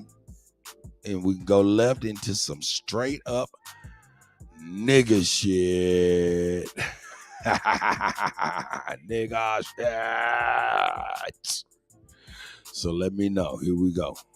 Here's a copy of this clip, which shows Fox News cameraman or Fox News employee who was there in Washington. They said nigga shit left. Saw with Building 7. Do you know if it was an explosion or if it was a building collapse? To me, it sounded like an explosion. Then the building, the rolling sound sounded like the building collapsed. Were there other people? There must have been a lot of people on the ground nearby. Look at all that goddamn dust. A lot of that dust in there, a lot of the people that was out there, them people is gone. May they rest in peace. But a lot of them people are gone because they simply was breathing that dust. By when it happened. Where that happened, it was mostly law enforcement. I don't think there were many civilians there. And we were standing here when there was some sort of collapse or explosion, and everyone started running in this direction. When the building did. Listen, buildings collapse. Get the fuck away from the area. Get on away. Just get on away from the goddamn area. All that dust is crazy too. Leave. Did collapse or whatever it was that happened. It was a huge explosion, If you in the middle of some shit that done happen like that, take off your shirt, whatever cottons you got, wet that shit as damp as you can and put it over your face and your nose and get the fuck out the area. For real. That's right. Here we go. Huge rumbling cloud of smoke and fire came across Church Street and then started billowing this way. And all we saw was people running in this direction. Everyone, law enforcement, people, a woman pushing. Hey man, this white on white crime. A baby carriage. That's right. This is actually we believe, debris from one of the planes that hit one of the towers on the World Trade Center. The FBI is here, as you can see. They had roped this area off. They were taking photographs and securing this area just prior to that huge... Oh, shit, I had to talk about a Jim Jones bar. That nigga said, what he say? He say, talk about beef. You ain't talking about nothing but Arby's or a Big Mac. This motherfucker Jim Jones. Hey, man, I'm going to play that Pusha T and Jim Jones again, man. You know they battling. That shit hard. We're going to go back into some nigga shit in a minute. But, I got some real crazy left turn shit. So, left turn it is. Yeah, y'all see. Y'all said left. Okay, I think we will make a left turn after this. Here we go. Huge explosion that we all heard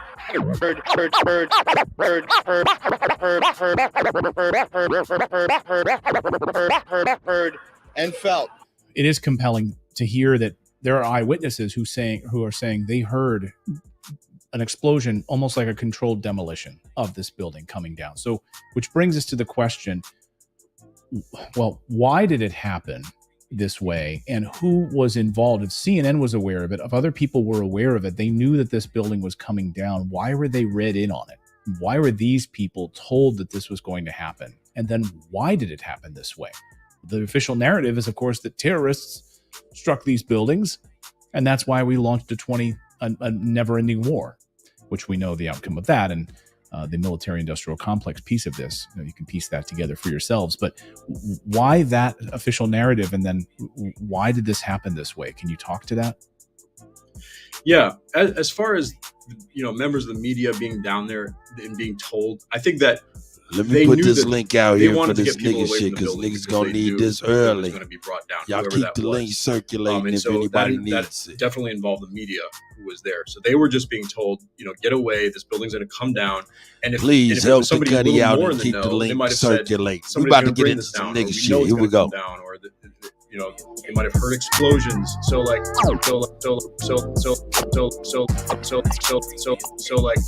not as if I'm claiming that CNN was sort of in on the conspiracy, or the BBC was in on it, or MSNBC. All these different news outlets that reported it, that were reporting it before it happened. And there is the BBC, as you may be aware, as you're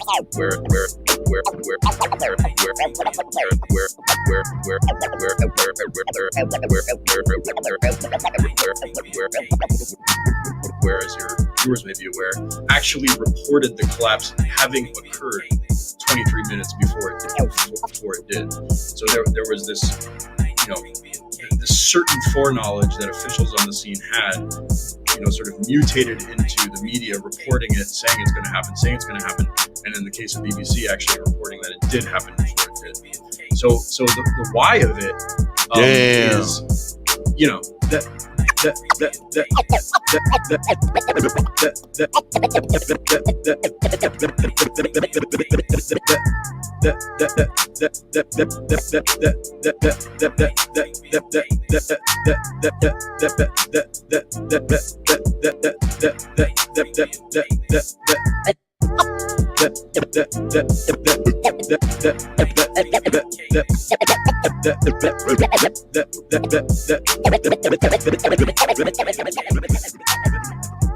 Nigga shit. We about to get into some nigga shit. The hell going on here, dog? Yeah, y'all wanted some nigga shit. Here we go. Let me see.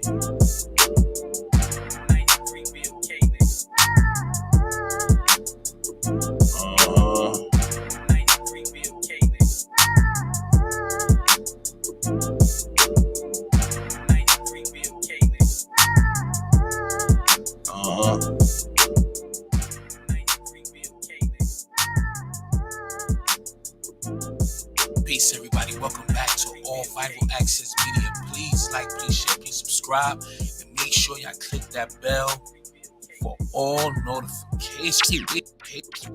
Paces, family. Shout out to Mike Larry, man. We got Keith Murray on some fucking dust crystals, man. Now we know he had a problem with some drugs. You know, it's been rumors that he's been smoking dust blunts and shit like that, and you could tell from back in the day how he was then and how he was now. Take a look at this crazy shit. This shit is not a good look. This shit is sad, and this is why his Kutty career UnKutt live really took off the way it should have, because he was one of the dopest lyricists at one point. But just take a look at this sad situation. God damn it, Yo, Keith, man, Yo, Keith. Situation, God damn it. Yo, Keith, man. Oh, Yo, Keith. shit. Oh shit. Yo, Keith. Oh shit. Oh shit. Yeah. Oh shit. That's the Keith Murray. That's crazy. Yo, Keith.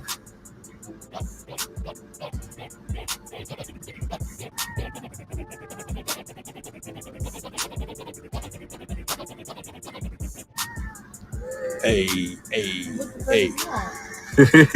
We on nigga shit.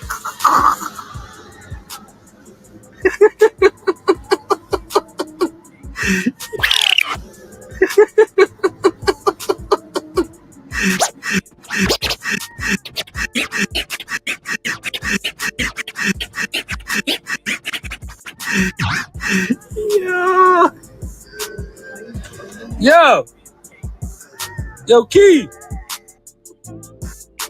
Yo, Keith. Yo, Keith. Yo, Keith. Yo, Keith. Yo, who is Dula?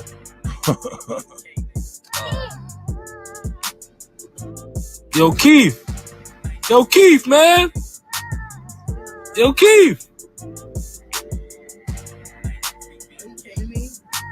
Yo,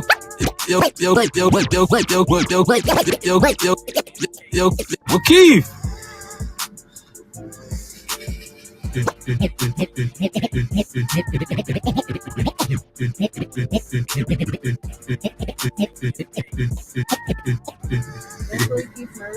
Yeah, that's the Keith Murray.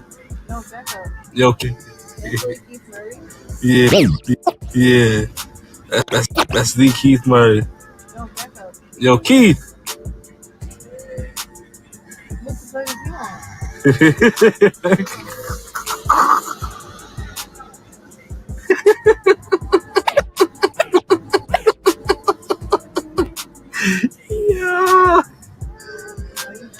Yo.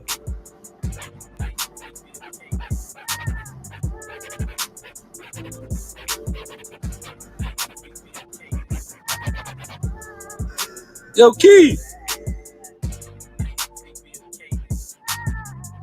Yo, who is Dula?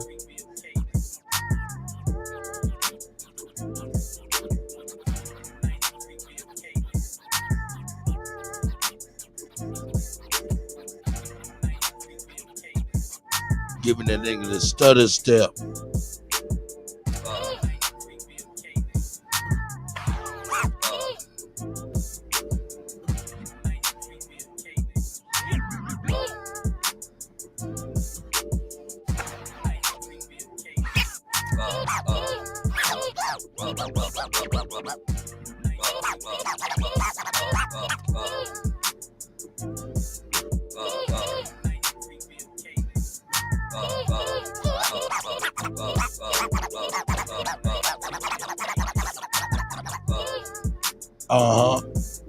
We on some niggas. Man, shit. that's sad, man.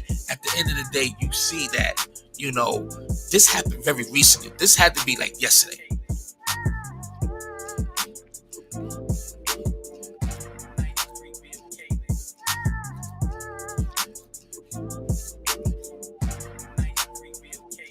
A day or so ago. I'm doing too much. In Long Island, the Long Island legend.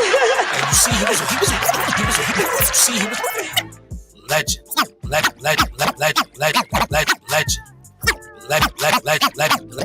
Legend. Hey man, hey, this nigga.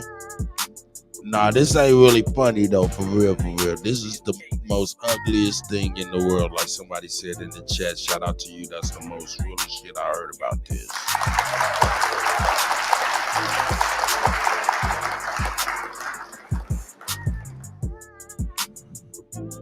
Y'all said nigga shit. I jumped out the ledge with some class A nigga shit.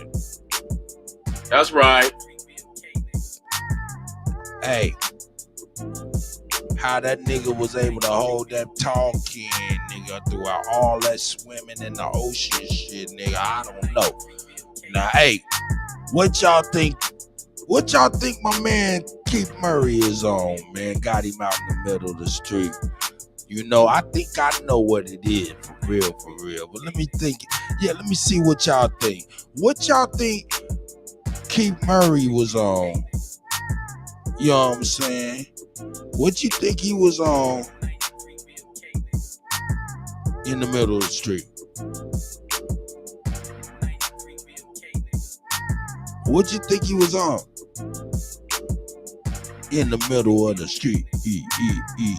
What you think a nigga in the middle of the street? What y'all think a nigga in the middle of the street? What y'all think a nigga in the middle of the street? What y'all think a nigga in the middle of the street? I'ma ask why.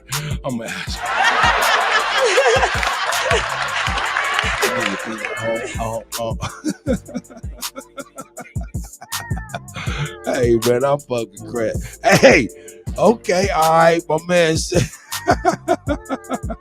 Okay, high on life. Okay, that's right. All right, we got high on life, muscle memory. Kelly Green said, "Class A nigga shit."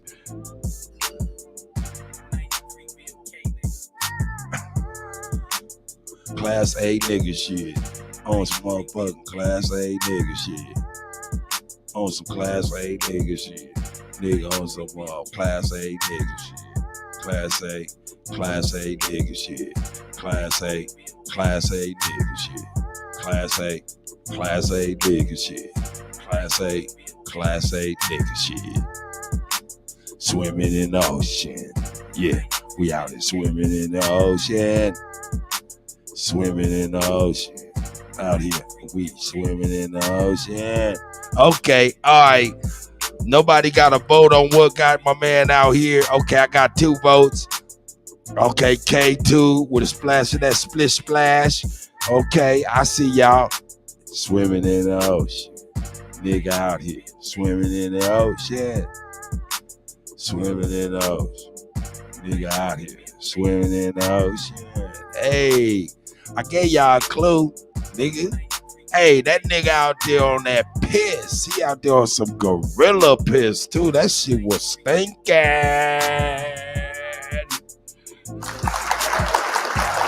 That nigga out there on that piss, that gorilla piss, that sharn stick, that dipper ripper, that dip, that more, that he on that stick. He out there, we lucky he ain't butt naked out there talking about he hot.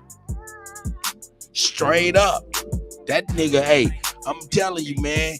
Hey, Kansas City, Missouri, man. I'm talking about, man, the home of the dipper ripper. You know what I'm saying? The home of the gorilla piss. Nigga be butt naked running down the goddamn street on their piss. So nah, no doubt. So I gave y'all a clue when I told you, when I showed, hey, what is y'all, what? Hey, y'all out here swimming in the ocean. Yeah, wetter than the motherfucker. Swimming in the ocean. Wetter than a motherfucker. Nigga swimming in the ocean. Out here swimming in the ocean. I'm about to make a song called Swimming in the Ocean on y'all niggas. Out here swimming in the ocean. Y'all just swimming in the ocean. Let me leave Keith Murray alone, man, for real. Let me leave Keith Murray alone, man.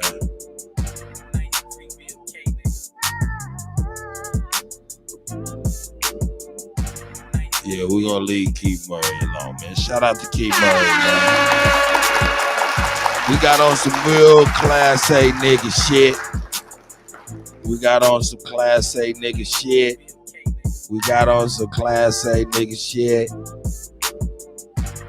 Got on some Class A nigga shit. Y'all with me? We ain't done with the nigga shit. Y'all ready to go deeper? Let's go deeper.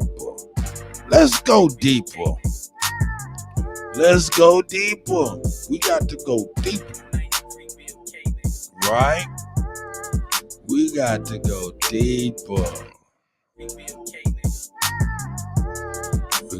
deeper.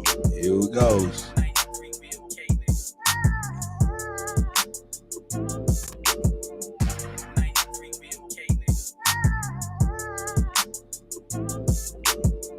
Games out here, bro. So, exclusive. Cause you coming sideways, nigga. Stop. Cause you coming sideways, nigga. Stop playing with me, man. Yeah. So, Class A nigga shit. Come on, bro. You've been doing this shit for months, my nigga. Stop playing with me. I'm not none of these little niggas, bro. Nah, nigga. No, nigga. Run my fucking money, my nigga. Nigga, run my fucking money, you pussy, nigga. Step to the street there. Bring it right here, nigga.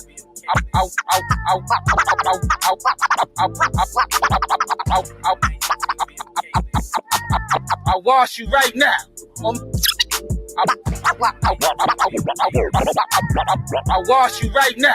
On my mama, my nigga, I will wipe you the fuck down, my nigga. Straight up, you playing, my nigga. We on nigga shit. That shit is funny to you, right? Nah, nigga, ain't nothing sucker about me, my nigga. That's what, ain't nothing sucker about me, dog. Ain't nothing sucker about me. Run my fucking money, faggot. Run my money, pussy. I fuck you up, my nigga. Run my fucking money, nigga. Stop playing with me, son. Stop fucking playing with me. Cause you playing with me, bro. You playing with me like I'm some lame nigga. I'm far from a fucking lame. Stop playing with me, Murray. Stop fucking playing with me. Stop playing with me, Murray. Stop fucking playing with me. Yeah, that's a nigga at Keith Murray house, man. For real. Oh, shit. Yeah, that's a nigga at Keith Murray motherfucking house. That's a motherfucker at Keith Murray house run down on him for that money he owed. That they got him out there swimming in the ocean like, nigga, hey, where the money you owe me, nigga? For swimming in the ocean like that. Nigga ran right down on Keith Murray at his house. Nigga crazy. You was getting loud flying out the mouth, my nigga. It's me and you. Ain't nobody here. Me and you. Not LOD, not nobody, nigga. Me and you. Nigga, yeah, you got your phone on record. I got mine on record too, nigga. And I'll wash you, nigga, with the phone in my hand. With the shit in my hand, nigga. You soft, my nigga. Lucky I don't want to run little fucking dust my face. Yeah. It got real in the field. Man. It got real in the motherfucking field. Niggas be out here talking all that shit until the shit hit the motherfucking fizzing. When the shit hit the fizzing, then you're meeting another mizzen. You know what I'm talking about? Yeah, we on some motherfucker. Hey, nigga, shout out. Y'all wanted to take a left turn. We on some nigga shit. We're going to even go deeper than that. We're going to get deeper than that. Shout out to Keith Murray and his nigga shit of the motherfucking day. We definitely appreciate some good nigga shit. That's right. We do appreciate some good nigga shit. That's right. So we can get a good laugh on. A good laugh. You know what I'm saying? But anyway, let's get back on some nigga shit. This shit crazy right here, dog. This shit crazy. Here we go.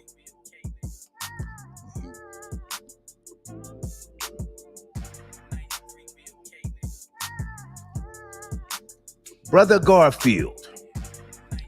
Brother Garfield. Brother Garfield.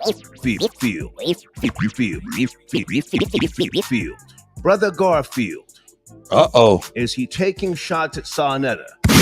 Is Brother Garfield going in on Sarnetta or saying something slick over this whole Brother Polite situation? Yeah, because whoa. All right, let me give y'all what's going on. Let me give y'all the context of what y'all listening to. What y'all listening to? Let me turn on the LPC. There we go. We can see Kutty UnKutt. What y'all listening to is, I don't know if y'all know Star from the Star and Buck Wild show, Star Terrain. You know what I'm saying? Troy Terrains, aka Star. You know what I'm saying? Shout out to Star and the whole Snitch Network. I guess that's what they do, is snitch. You know what I'm saying? Oh, shit. Yeah. Oh, shit. Yeah, I guess that's what they do. He calls himself the Snitch Network. That's fucking crazy. That's crazy. Yeah, that's for real. Anyway, nigga.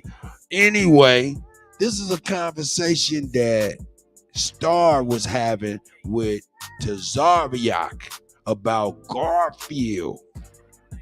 And then he ended up talking to Sarnetta because I guess Garfield been going at Sarnetta about the Brother Polite shit, you know?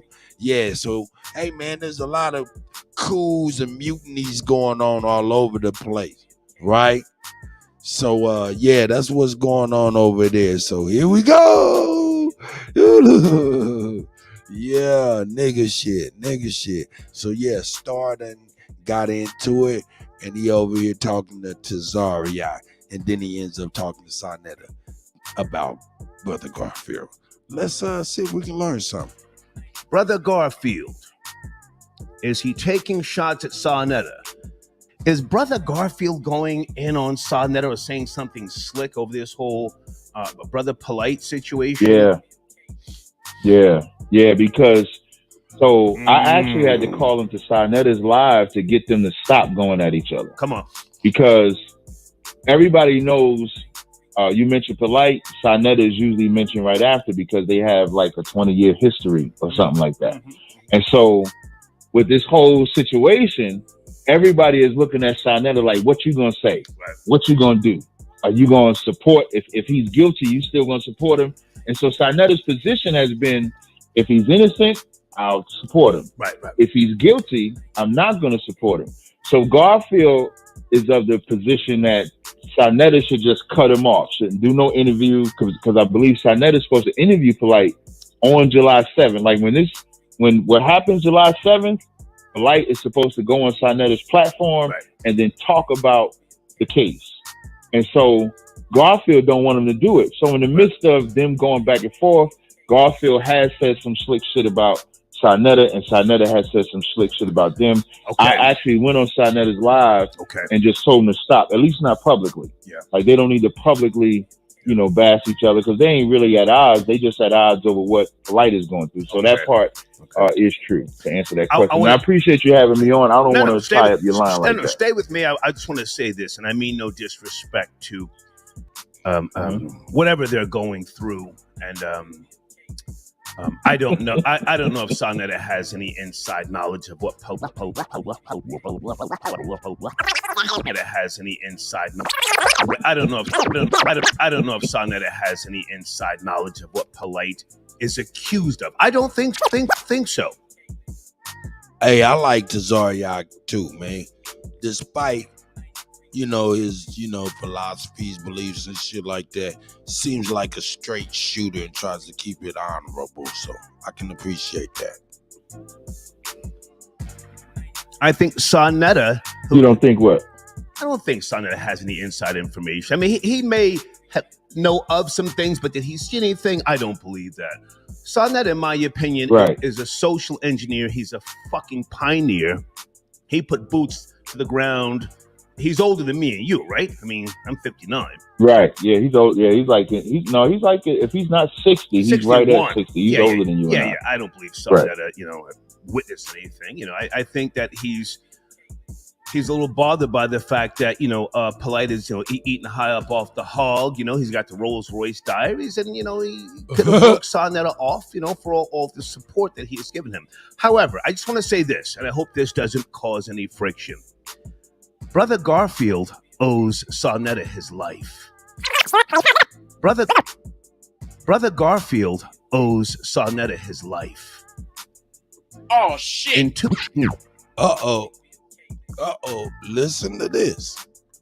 Star is a straight up. Eventually. Oh shit. He said, hey, the name of his shit is called the Snitch Network. He gonna keep it $1,000. This shit was crazy to me. Listen to this.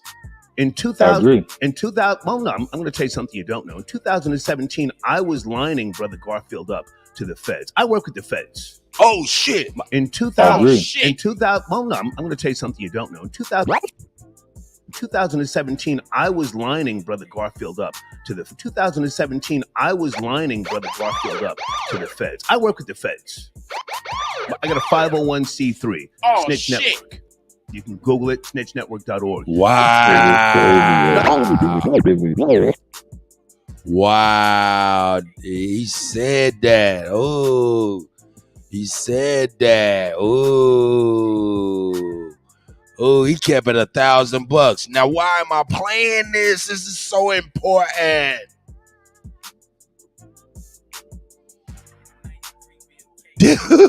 Stars, hey, Mississippi. That's my girl. Hey, why am I playing this? This is a popular radio show host for years. Has like radio show host awards, right? Then he's a popular YouTuber. For real, serious. He lets it be known all of his exploits and his dealings with the police. You know what I'm saying? It's no secret. He's keeping it real when others ain't. What am I trying to say? A lot of these motherfuckers is motherfucking police.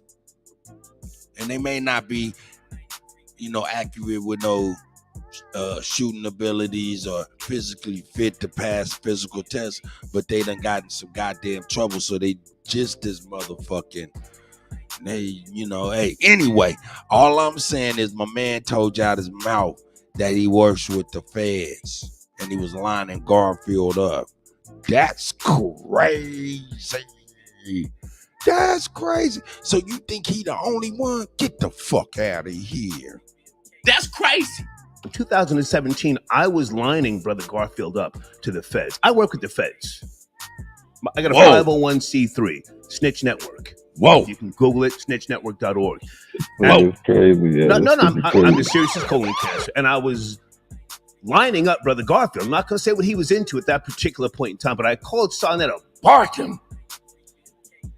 And he was, come on, Brother Star, come on, Brother Star. He was calling me brother, 40 times in fucking less than 3 minutes. And he called me brother 40 times in less than 3 minutes. That nigga Star's an idiot. And out of respect for Sarnetta, I took my foot off the gas. Brother Garfield, he owes Sarnetta, and I find that. But in 2000, Kelly Green said, can you play that one more time? Here we go. 2017, I was lining Brother Garfield up to the feds. I work with the feds. I work with the feds. I work with the feds. I got a 501c3 Snitch Network. Oh, did he directly correlate the 501c3 with working with the feds? I don't know enough about that. But he may be just saying his particular 501c3 works with the feds. So he may just be talking about that. That nigga said, shaking my head. LOL. Damn. Yes. I didn't say it, nigga. This is not me saying it. So I'm saying apply. Hey, man, come on, man. Which one do y'all want? That's what I want to know. Hold up. Which one do y'all want, man? Do y'all want motherfuckers to be, all secret agent, man? You don't know shit until shit hit the motherfucking fan? Or do you want the motherfucking secret agent, man, to keep it a goddamn buck? Which one do you want? Do you want overt racism or covert racism? Which one do you want? We have to figure it out. Motherfucker is telling us the truth. That right there, we can appreciate. Hell yeah, we can appreciate because we know exactly what that is. And then we can look and see why other people move the way they move. So, man, hey, man, I would rather have my snitches say, yeah, I'm a snitch and proclaim it. I would rather have my racism overt in my face rather than covert fucking me up behind my back. I don't know. That's just me. Y'all have to figure out what y'all want. Here we go. You know what I'm saying? Anyway. In 2017, I was lining Brother Garfield up to the feds. I work with the feds. I got a 501c3, Snitch Network. You can Google it, snitchnetwork.org.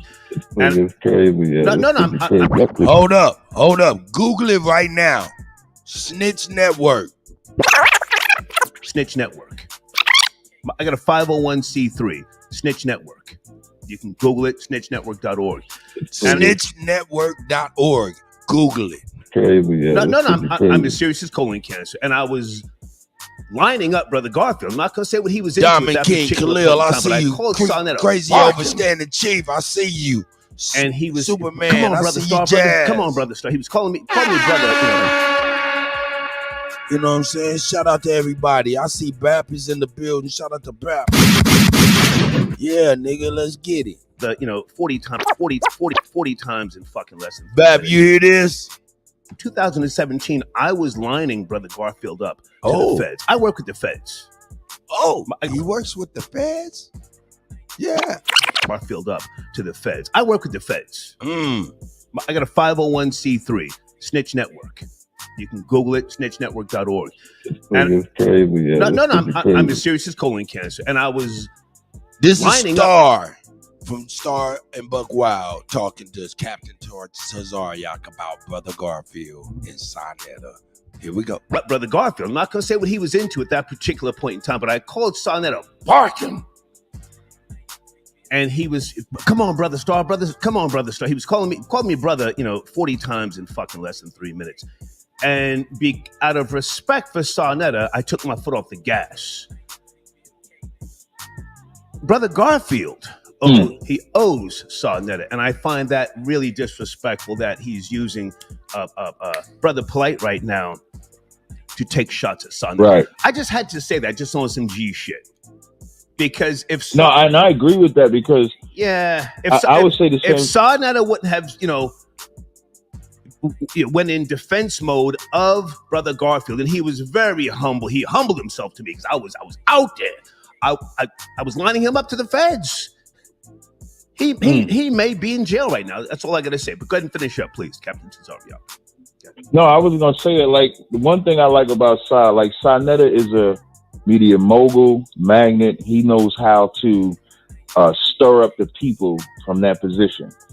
I know him off camera though. Mm-hmm. So even though he don't believe what I believe, like that's always been my brother throughout the years. Throughout the years, he's been my brother, and he's a brother.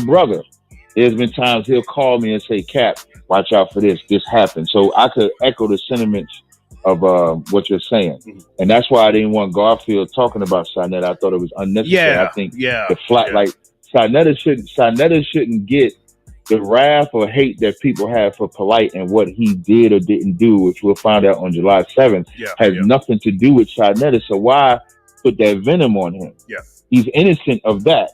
Now, it could be something else that you want to talk about, but of this issue, it has nothing to do with Sonetta at all. Yeah. And so I damn near been having a champion to make sure people don't bother Sonetta about this shit. So I echo those sentiments as well.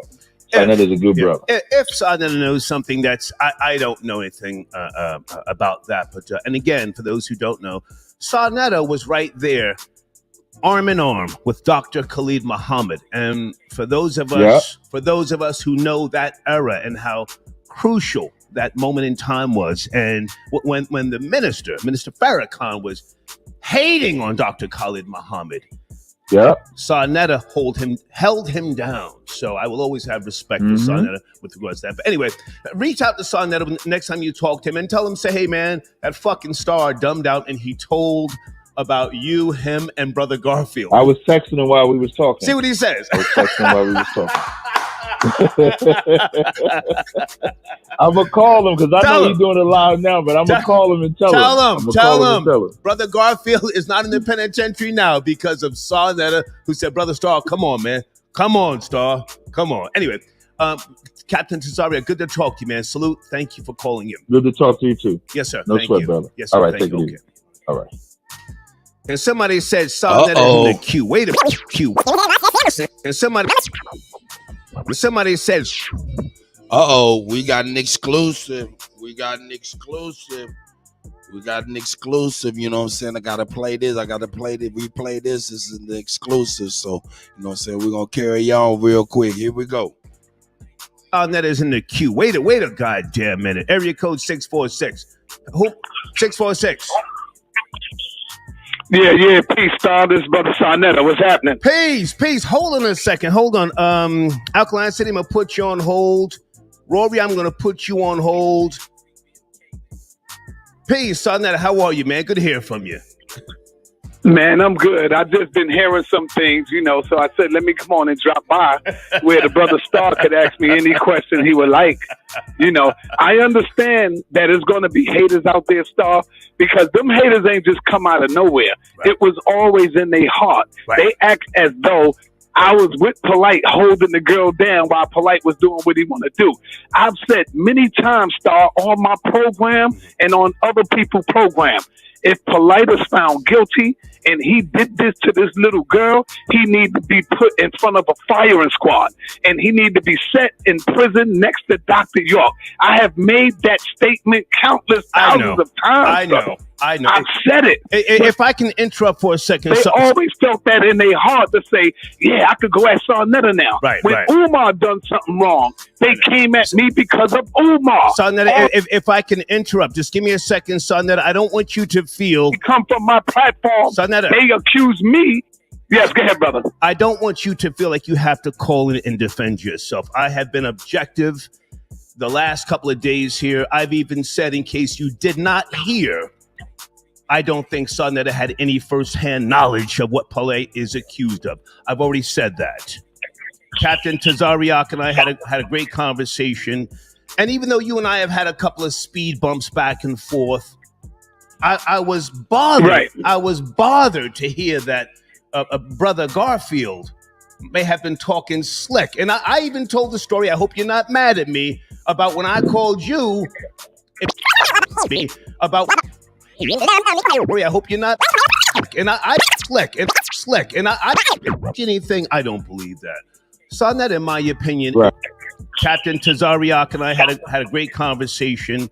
And even though you and I have had a couple of speed bumps back and forth, I was bothered. Right. I was bothered to hear that Brother Garfield. Smell, I see you, brother. May have been talking slick. And I even told the story. I hope you're not mad at me.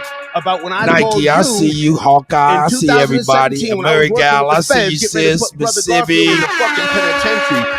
You stop me. Get ready to put Brother Garfield in the fucking penitentiary. You stop me. Yes, I did. I remember that. Hey, Brother Garfield. Because I be loyal to my people, man. Brother Garfield owes Sarnetta his fucking life because Star, the rat, the fucking snitch, owes Sarnetta his... Brother Garfield owes Sarnetta his fucking life because Star, the rat, the fucking snitch.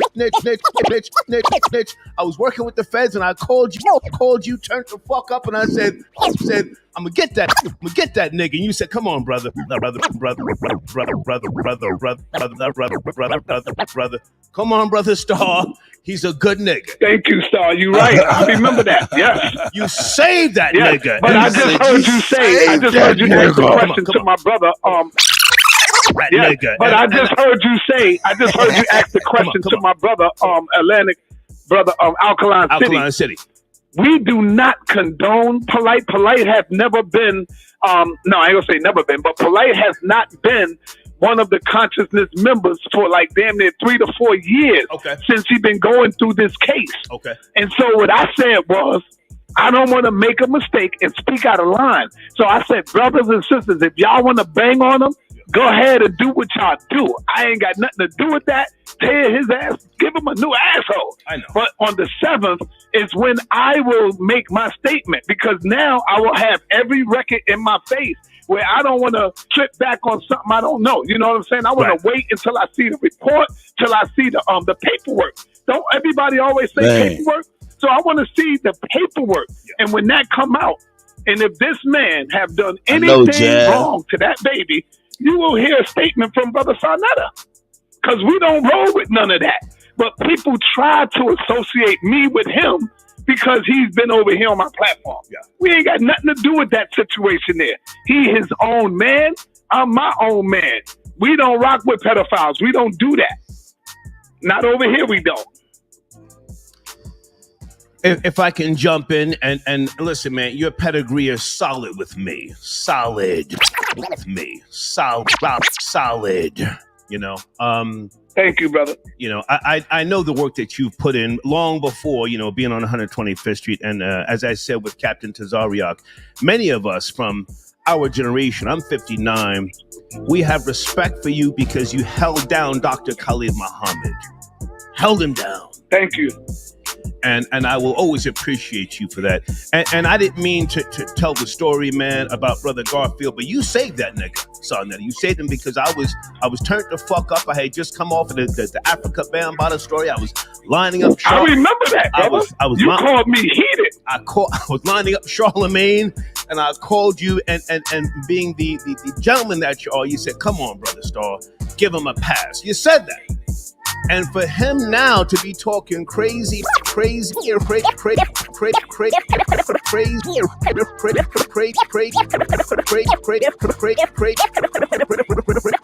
and spicy, maybe he doesn't understand because I'm a stupid nigga. And it bothered me. I didn't go to his page and listen. I had to ask. I said, "Is Brother Garfield going to Sarnetta? Get the fuck out of here." Anyway, get the fuck out of here. Anyway, man, I appreciate you calling in. I'm at the same number. Yes, thank you, brother. I appreciate you letting me come on. I appreciate it. King Simon and I talk all the time. My cousin, Supernova Islam, he always speaks highly of you. So, you know, if you need me, I'm here. You're one of the few people who I will let call me brother. And you don't have to do a whole lot of, you know, explaining, man. We know, or I don't think you saw anything that Polite is accused of, man. But to keep us posted when the case goes to trial, if it goes to trial, man, let me know so I can promote your channel. Your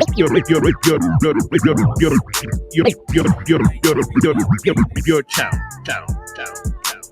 Yo, man, that was some good shit. You know what I'm saying? That was quite interesting if you ask me.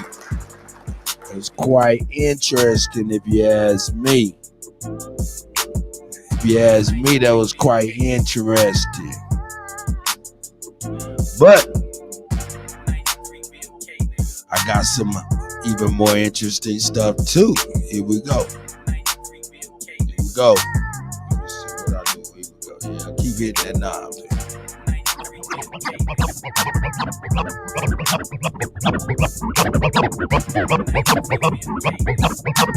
Know what he's been charged with? You named 2 of them. I said I don't remember. You named 2. I know you don't remember all of them, and we don't know exactly what he's going to be pleading out to. But you named 2 of the initial charges out of the 4 to 5 of what he was charged with. Now, all those that you name are pertaining to violating the child. Are we in agreement to that?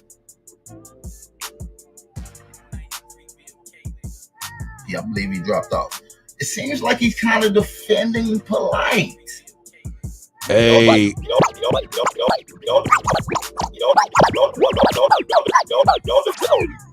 Yo, hold up. Y'all don't know who that is? Y'all don't know who that is? Let me get it together for y'all can see who that is. Y'all know who that is. It's my brother, your brother. Of course. It's Bap, man. Bap. You know what I'm saying? Shout out to the guy, Bap.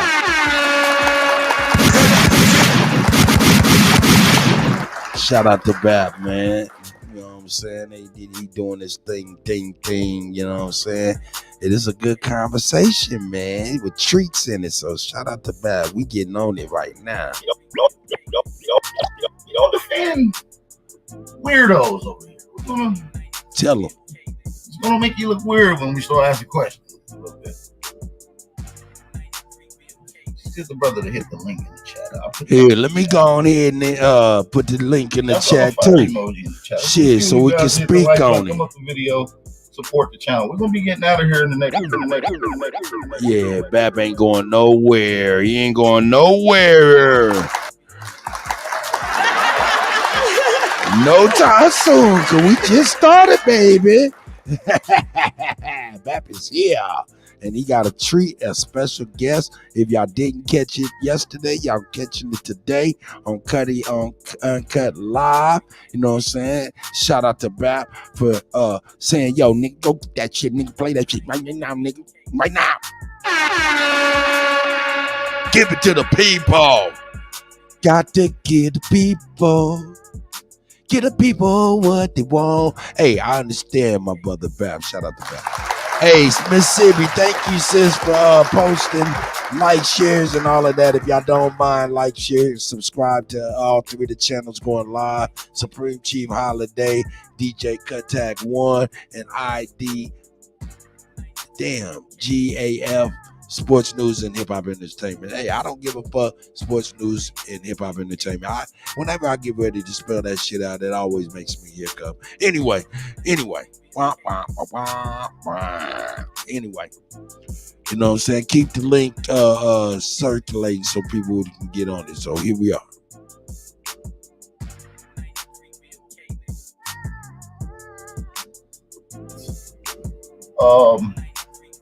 I got another show we're gonna be doing today on the brother Atlantis in America, the Forgotten Nation of America. Atlantis, the Forgotten Nation of America. So make sure y'all tune into that, featuring my brother Jaguar Omek, man. It's gonna be one of those ones. So make sure y'all tune in and be ready for that, man. It's gonna be one of those. You know, so I just need. Yo, shout out to Arthur, man, for the Cash App donation. I appreciate it, man, for the cup of coffee. I appreciate it for a cup of coffee. Go get me some Joe, man. I appreciate it, Arthur, most definitely. Here we go. So I just need everybody to hit the like button, thumb up the video, and support the channel. That's very important for you guys. Drop a fire emoji if you can hear me clear. I want to make sure we're clear on this whole ordeal. We want to make sure we're clear on this whole ordeal. You understand what I'm saying? All right. Let's get some of the family to hit that like button. Let's get some of the family to hit that like button. We got Amor on her. Hold on, which one is this? Amor Killer? Who is that? Oh, there's two of them on her. My bad, I logged off and tried to log back. Oh, my bad. I was like, who the hell is that now? Somebody trolling me? Went to log back in, but I was already up. Now you good, but you can go ahead. I forget where the hell we was with the whole conversation. So what I was saying, right, is because you got a lot of examples. And that ain't me defending them. I'm talking about, I'm just being objective. You got a lot of people that when they take pleas, especially when they have multiple charges, they'll cop out to the one that might give them the less charge, even if they ain't. That's true. No. I'm with you. So I just want that to be clear. No. That's usually why you accept the deal, because it's in benefit to you and somewhat benefit to the DA as well. Okay, and But I want to make clear also is that it's going to be pertaining to violating that child in some form or fashion, because there's no other charges that he's been charged with that's not pertaining to violating the child is what I'm saying. Yes, but okay, so putting all of that into perspective, right? If he's affirming that I'm not gonna cop out to anything that's related to touching the child, but he cops out to something like the alcohol charge, right? And this is just objective law. What I'm saying is no, I'm with you, and we know that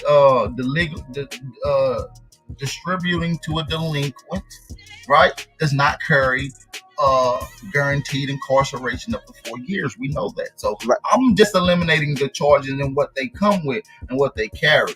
But my main point is that charge has nothing to do with touching a little girl. That's it.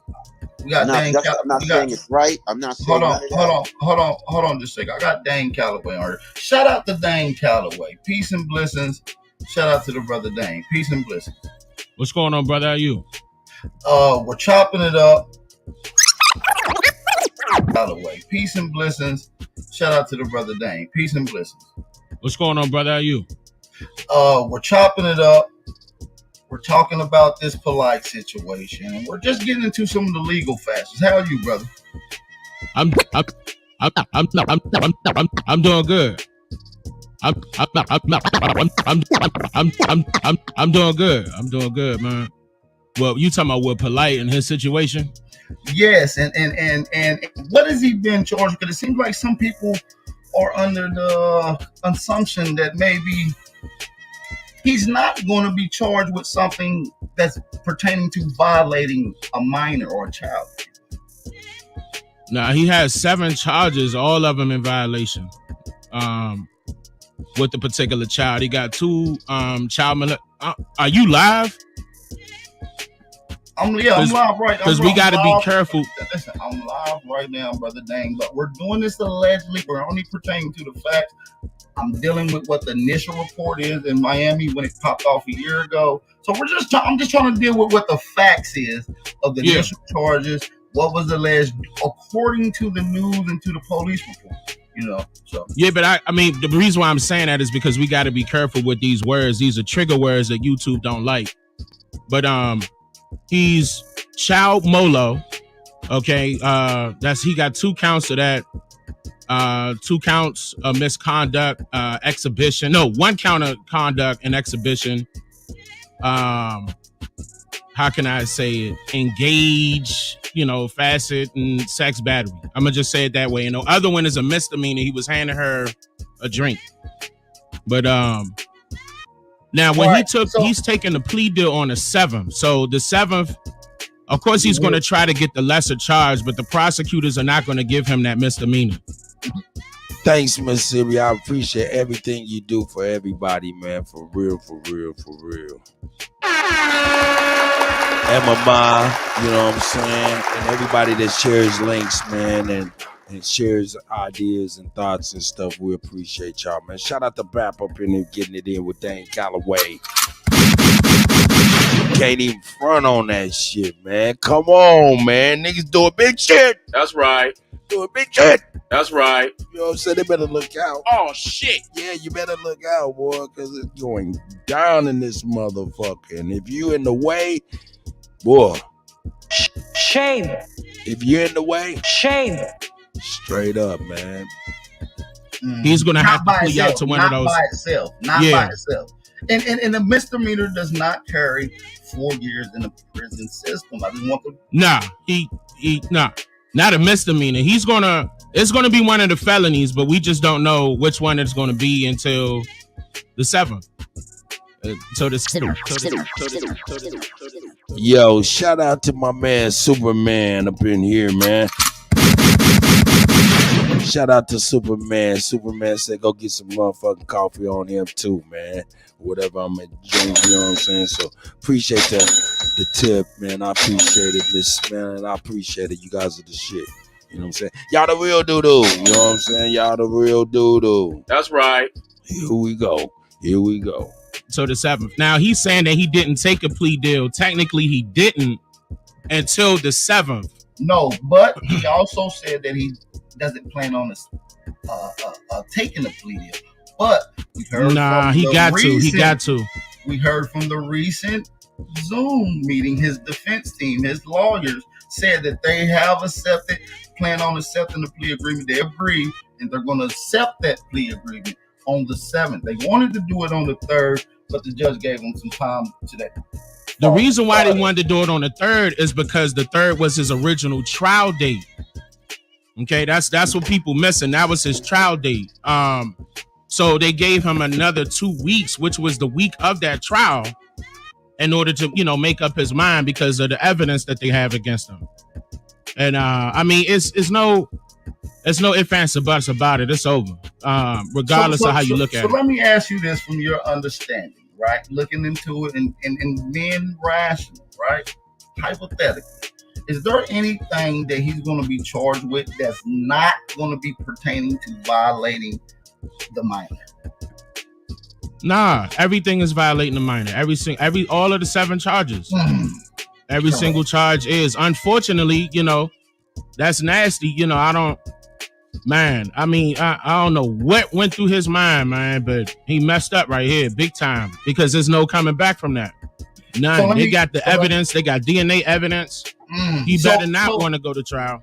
So the brother right here on the panel was maybe questioning whether or not the DNA evidence pertained accurately to Polite. Oh yeah, absolutely. I got the video of that. I have the court hearing of that. I have the official court hearing of the prosecutors going over the DNA evidence, and to the point where his defense lawyer was like, no, we're not supposed to be talking about that. It's no motion, but she continued anyway because the judge allowed her. So that was on record. And he said that he was trying to, the prosecution said that Polite was trying to contact her and threatening her to drop the cases. So they had to put out a restraining order on him that same day in that same courtroom. And I have that. That's what let me know that this was real. I thought he actually had backup, but I thought he had a legitimate claim where it could be false. But when the DNA in the court said, no, this is what we're doing, right? Yeah. We're moving on. We want to take it to trial. He copped the plea. Yeah, keep in mind, that's why he got arrested. That's why he had to turn himself in because of the DNA evidence. That's what I was saying. The DNA, because the initial report happened that same night when the hotel, he took the child to the hotel. He didn't go into the precinct, right? Not that day. Until the following Monday after the DNA analysis came back. Okay. He knew it was over. Right, and that's when we heard about it, right? Right, and then I have it also where he had to pay $10,000 each. Now he wasn't supposed to get bail. I had that court hearing also. He was supposed to get bail, but somebody messed up clerical error in there. No, you're right. The judge said he don't want him to get bail. The defense attorney somehow found the loophole and they got him. Yeah, they got him up out of there. But the judge said no bail initially. Yeah, I got that before. But he forgot. He forgot that's what it was supposed to be set for each one. Somebody messed up some type of way, but he ended up having to pay $10,000 on each one and $1,000 on that misdemeanor. So he paid to not have to do the time. And but this time around he's gonna have to do the time. So whatever felony he plead to. Go ahead, brother. Hey, Mark, you had a question. So yeah, I got a few things. First, I want to say, what did the court conclude definitively when that evidence was presented? Because I heard that too. Second, nothing is concluded right now. Everything is still allegations, but this is was being presented to the judge. But keep in mind, it's not up to the judge; it's up to the trial. The jurors to make the but that's my point, though, right? Even though we keep mentioning it has to be concluded, the fact that it's not concluded means that it was just one side, the prosecution and the victim, presenting their case, right? So the fact that there was no conclusion, that's still something that's still on one side. That's one. Second, we're dealing with Florida here. Florida don't make those kind of mistakes, especially dealing with predators. So when they have this kind of situation, they made a mistake. They made a mistake and they admitted it in court. But that's suspect to me, because then I would ask people to show me in those similar examples how much mistakes Florida makes like that. When it comes I'm gonna tell you what happened, because I have the video of what happened. I have the video of what happened. His lawyer did a good job with pushing it up on the judge, but the judge kept dismissing him. Like, nah, I don't want to hear that. Let me hear what she got to say, and then you defend.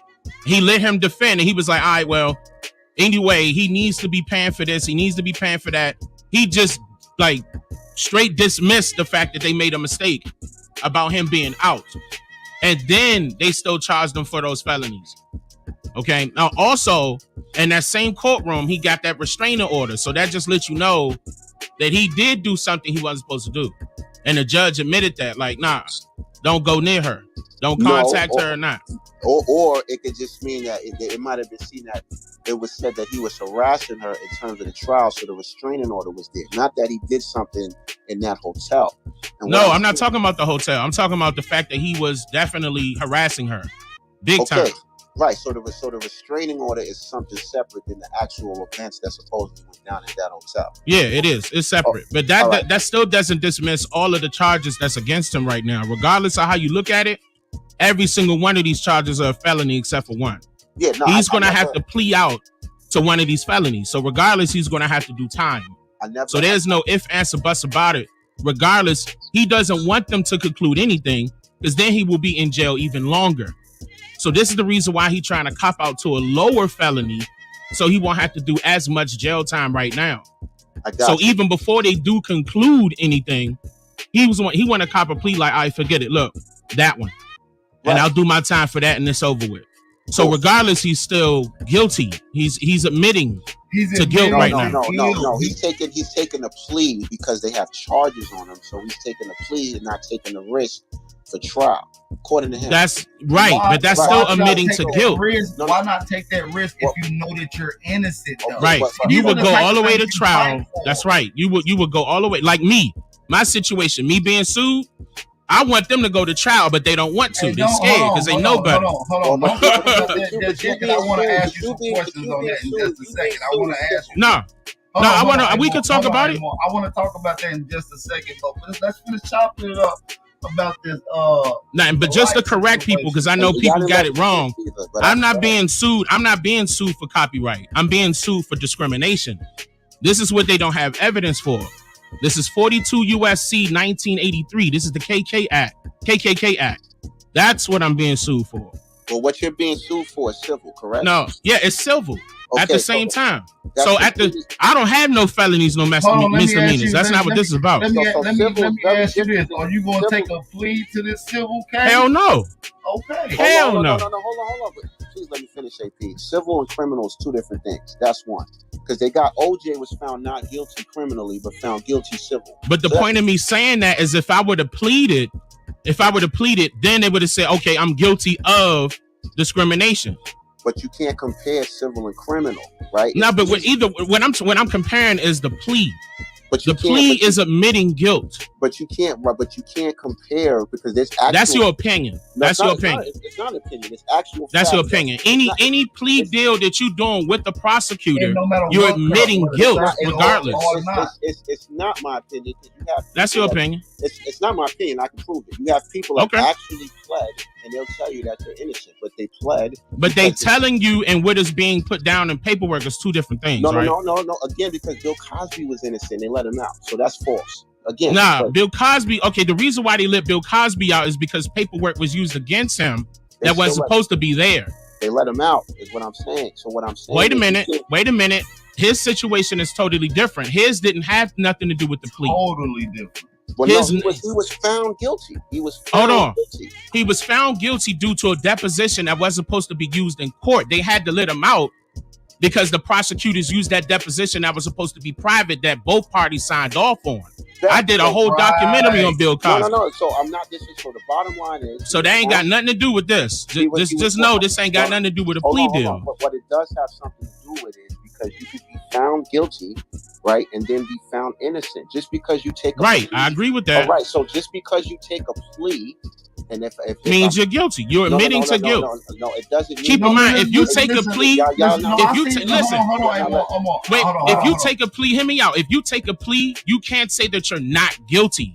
So you're if you take a plea, you're telling me that I can't find name a person that said that they're not guilty after taking a plea. Y'all, please let me finish. Y'all telling me that I can't find no court case where they pleaded guilty and then they found that they didn't commit the crime? Because I'll be happy to present That's something different. That's not something different. It's you said that they found guilty and they found out that they didn't commit the crime. They pleaded guilty. And okay. Later on, evidence showed that they was not guilty. You're telling me that doesn't exist? Because I'll be happy. I'm not saying that doesn't exist, but that's something different. But what I'm saying is, listen, hey, Moore, let me say this. It does happen. I want to confirm.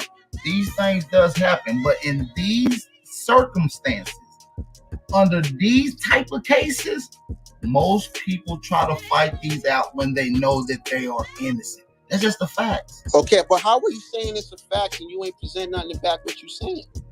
Bro, you like haven't what? presented anything. Anything yet. So you haven't presented anything. No, and that's fair. So what I'm gonna do is I'm gonna find a bunch of court cases where they pleaded guilty. Okay, listen. This ain't got nothing to do with this one. What I'm saying is that listen, you got to prove his innocence at this point. Hey, Moore, I'm ready to have out on bail. If Florida will not let anybody out on bail if they got this kind of evidence on a predator or alleged predator. I agree with you on that, and it's the reason why they admitted in court that they made a mistake. Come on. But what they gonna do? Get on the system itself? What they gonna do? So you telling me someone that's a notable figure with this kind of charge, all of a sudden they made a mistake? That's what they said in court. I'm not telling you that. I'm telling you that's what was said in court. They made is by letting his ass out. That's it. Goddamn mistake. And they made sure they got their money for that too. But how are they making that kind of mistake in this kind of profile? Ask them. You gotta ask them. That don't make sense to y'all. That makes you acting like this is an imperfect, like this is a perfect system that doesn't have any limitations. So and then you got humans dealing with this stuff too. On top of that, anybody can make clerical errors. But listen though, brother. Hey, Moore, listen. I appreciate you for coming on, but I'm about to get to something else real quick. You know what I mean? I'm gonna come back on and build with us though. You know what I'm saying? I'm gonna just transition because I want to stay focusing on the facts. I'm not here to help protect predators. Anybody that's been alleged. That's what it sounded like he was doing. I'm not doing that. We're here to protect the babies. I just want to make that clear. Mike, check.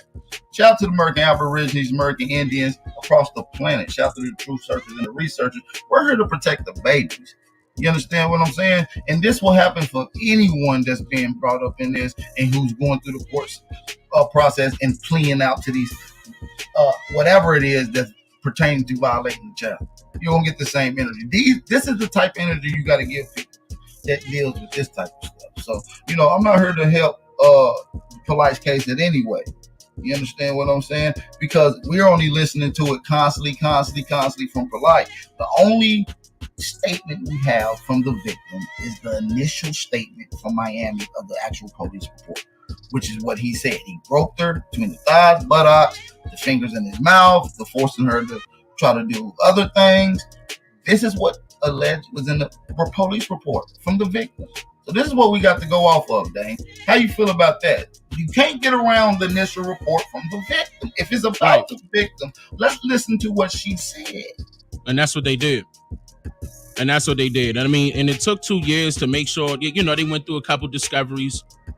They made sure they got everything they needed in order to win the trial. And that's what Polite's defense team is trying to stop. They're trying to prevent it from going to trial. So he's pleading guilty to one of these charges. So let me ask you this. Should Sonetta be implicated in this situation? Not necessarily. Throwing them in there, even his own people. But he did put Polite on. Not necessarily. I'm not trying to say that he is conducting any of this misbehavior, but he did put Polite on. The reason why we all know about Polite is because he was on Sonetta's show. So he's going to get backlash. That's big crazy. Time. So when I talked to Sonetta on the phone, which I talked to him the same night this shit broke out again, I talked to Sonetta. That's exclusive. I'm not going to get into it. But I did talk to him a little bit, and I asked him, why is everybody throwing you under the bus? And I told him, association.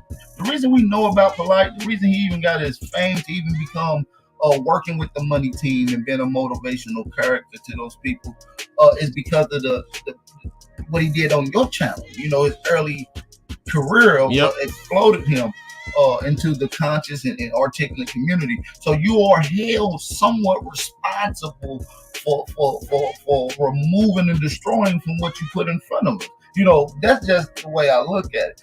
But it is some speculation that Sonetta was down there roughly or between, during, or after that Miami weekend.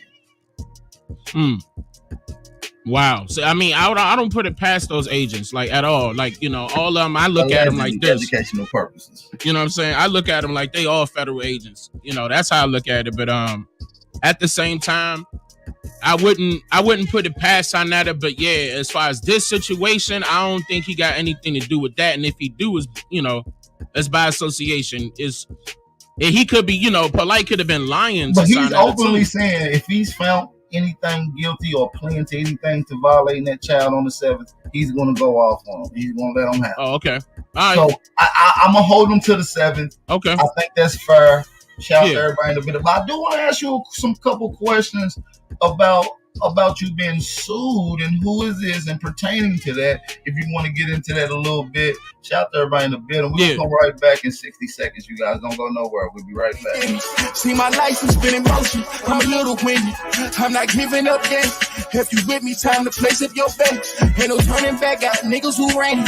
When we caught his ass, got caught in that jail. Yeah, you know who I am. Yeah, you know who I am. I can feel it coming. I can feel it coming. Is that feeling in your stomach? You can feel it coming. Is that feeling in your stomach? You can feel it coming. Yeah, you can feel it coming. Fake love, that snake you in your face, love. That snake you in your face, love. I told my brothers we gon' make it. That's how God wrote it. And the snake gon' show his face, 'cause that's how God wrote it. Too much fake love. That snake you in your face, love. Your face, love. That snake you in your face, love. I told my brothers we gon' make it. That's how God wrote it. And the snake gon' show his face, 'cause that's how God wrote it. Too much fake love. Hey, man, shout out to Bap, man. Come on with it, man. Shout out to Bap, man, handling this business. Shout out to Bap. Shout out to Hellyway, too, man. Shout out to them, man. Shout out to everybody, man. Shout out to Hawk School and A1 and everybody. You know what I'm saying? Shout out. I see you, Rainwater, out there eating knots and shit. Yeah. Let's get back on it. Back. Then I'll be able to do that. All right, shout out to everybody in the building, man. We're back. We got Brother Dane Calloway on the panel with us. Yeah. Live stream, hit the like button. So Dane, there's been allegations you sued for plagiarization. That's incorrect. Stealing, defamation of character. This is what's uttered. I think I recently seen something about Brother Jabari and Sonetta. I believe a couple other YouTube personalities is uttered. Yeah, they were wrong too. What's going on today? Just break it down for us what this is. I'm gonna get that guy for that too, because he lied and said I had a black attorney. Ain't nowhere in the world. Okay, ain't nowhere in the world I'm gonna go like that. Ain't no way. And then on top of that, he tried to say Native American. Yeah, that was funny. When the so-called Native American tribe don't even got Native American attorneys. Everybody in there white. Of course I got a Jew. I got Jews. Of course. I got the top attorneys in New York. He was right about that. But yeah, man. 42 USC 1983 is the charge. That's discrimination. They tried to claim that I was discriminating against them by videos and my books. And where the proof at?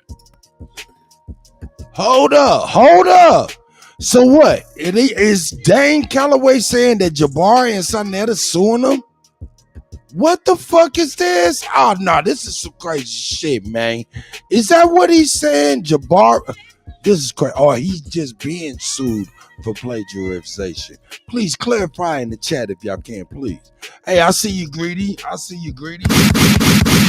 Greedy vegan out there, you know what I'm saying? Talk your talk media, you know what I'm saying? Bring your own bars and all that. You know what I'm saying? Shout out to the guy.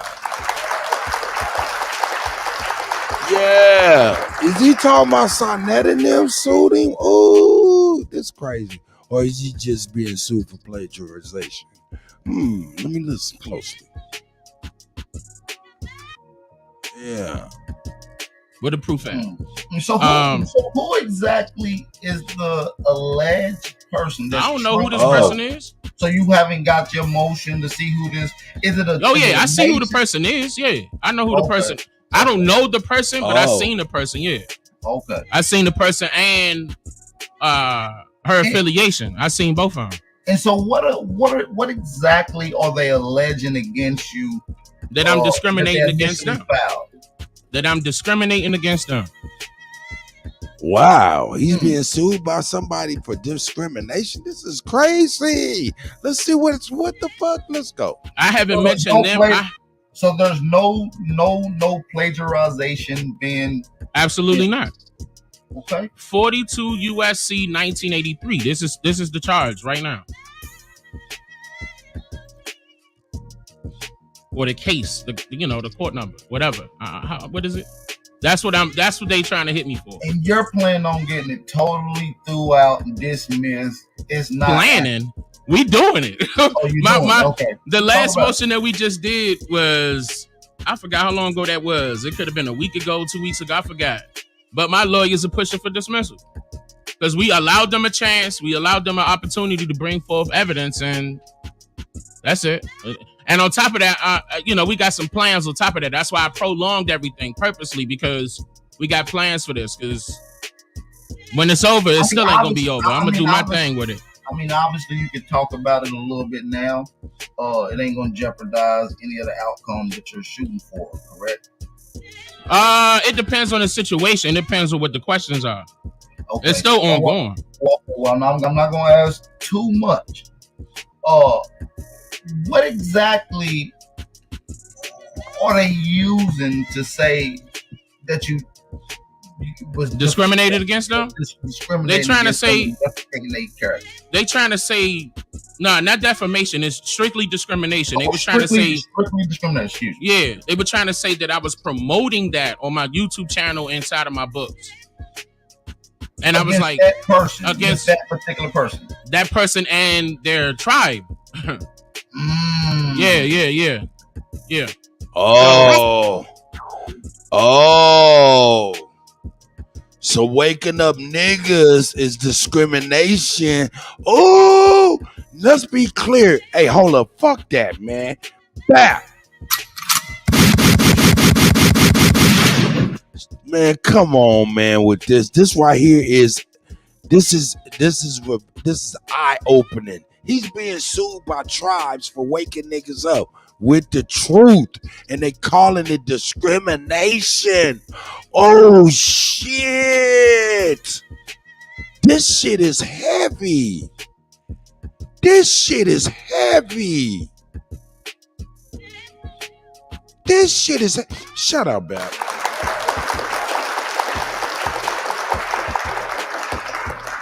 This is heavy. So, when? When? Can you give us what tribe this is? Possibly? Nah. They in New York though. Once this is over. Oh, Turtle Gang. Oh shit. Shame. Allegedly. I'm just playing. Allegedly. I'm just playing. And Pick, I see you. And Pick is in the building. You know what I'm saying? Happy Monday, my brother. I hope this is a great start to your week for sure. You know what I'm saying? But yeah, this is heavy right here. Let's get it. Then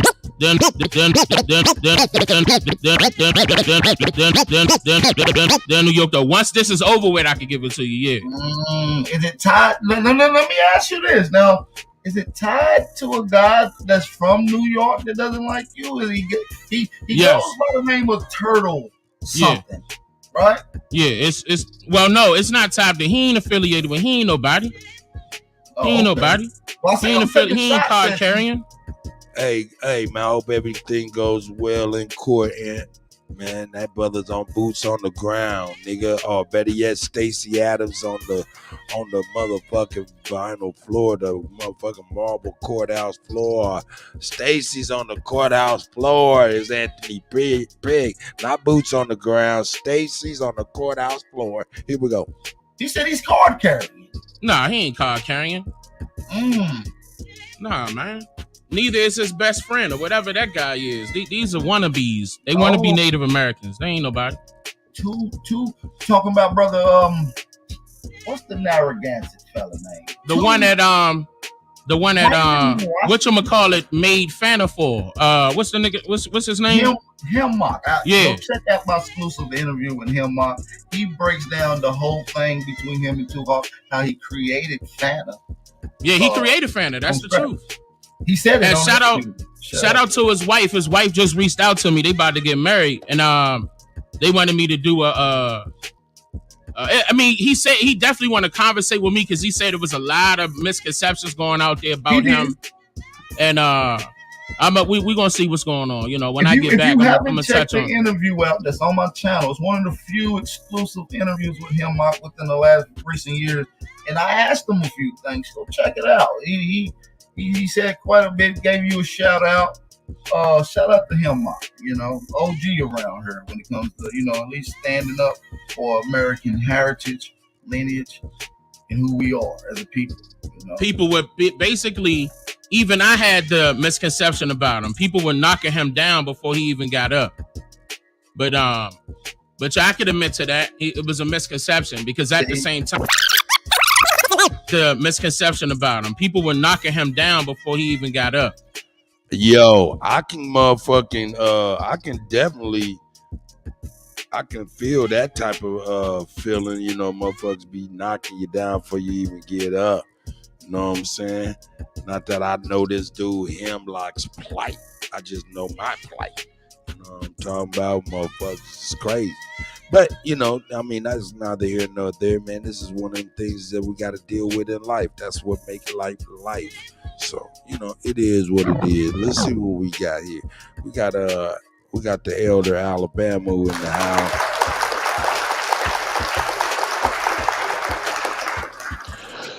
You just keep putting the burden on my heart, DJ. So I need you to understand this is only a part of the layer of why I called you with a heavy heart. Starting with Frederick Douglass and 5 speeches. I'm going to talk with you specifically about this, though. Someone should be sending it to you. Is me, 13. Yeah, the Empress that you helped produce the Declaration. Yeah. You know, we kind of need to put all this stuff together. Help produce. Yeah, I produced the audio portion of it. No, I didn't produce. Yeah, no, that's what I'm saying. Cause I'm giving you your props, bro. I definitely didn't produce. I'm giving you your props about you helping the oratory. No, I'm saying for broadcasting, the oratory, the producing of that project is what I'm saying. Yeah, the writing couldn't be me. Go ahead, though. No, I'm not, bro. I'm not cutting you down. I'm lifting you up, brother. Let me give you your flowers, okay? While you're here, not buried under 6 feet. Okay. Go ahead, Mild. I'm just fucking with you. I hope you're having a great start to your week, though. Really, though. Well, we are when we talking about liberty. Okay, let's start with that for a second, right quick, so people to understand the difference. Again, my opinion, because I just repeat shit I heard. All right.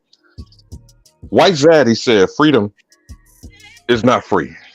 That's the National Association of Advancement of Colored People. You know that? That's supposedly one of their slogans. Freedom is not free.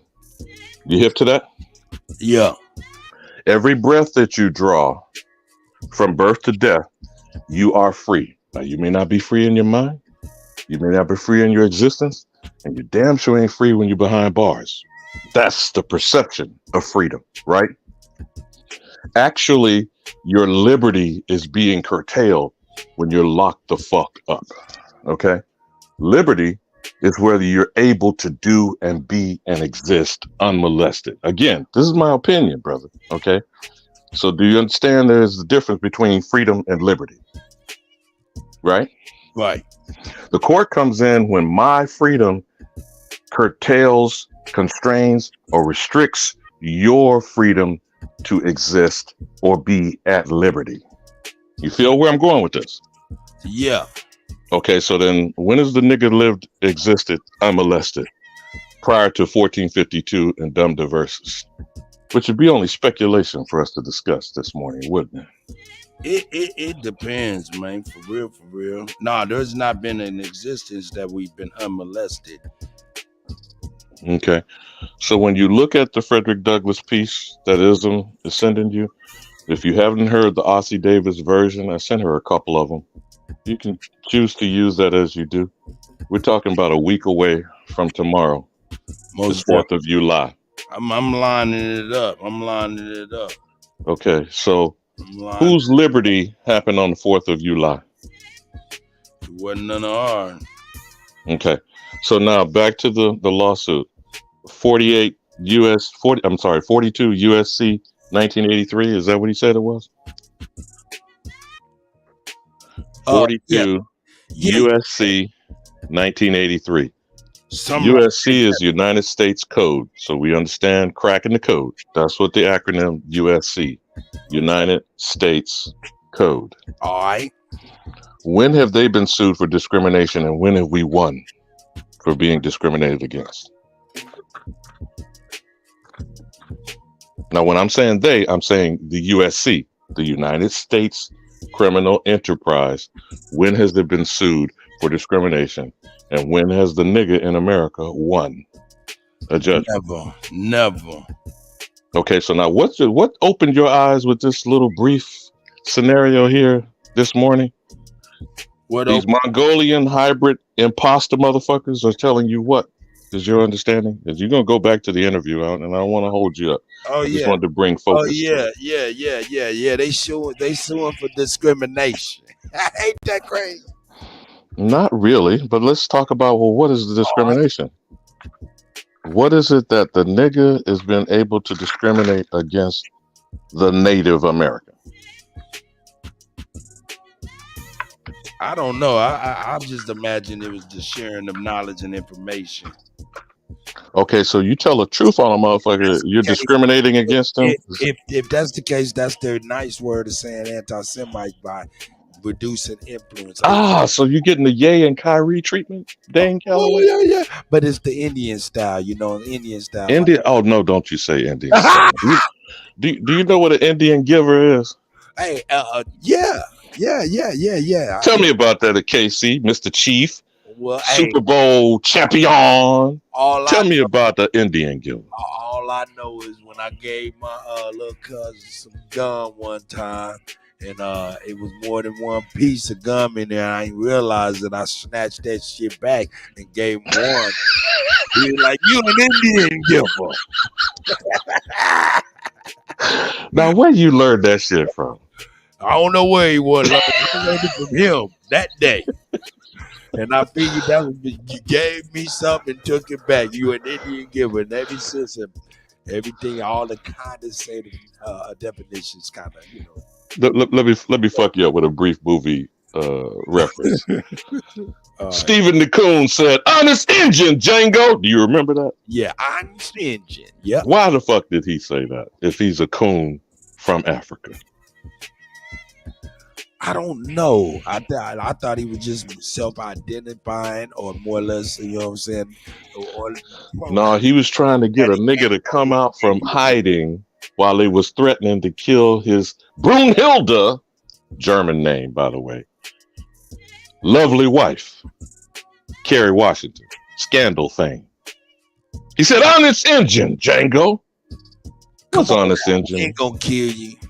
Or we ain't gonna kill her, we'll just kill you. So being an Injun and honesty means what to you, cuz? Feel where I'm going with this, Kutty, about cultural references. Obviously, culturally, they think our word ain't shit. No. You're looking at it through that. Should I even say rose-colored glasses? You see where he phrases coming out of this. Are rose-colored at the moment. Remember, I'm putting cultural American Indian phrases. Who speaks with forked tongue? White man. I'm sorry. How quickly did you come to that conclusion? Milliseconds. So who put that phrase into the lexicon of American English? That who speaks with forked tongue? Who put it in there? Yeah, who?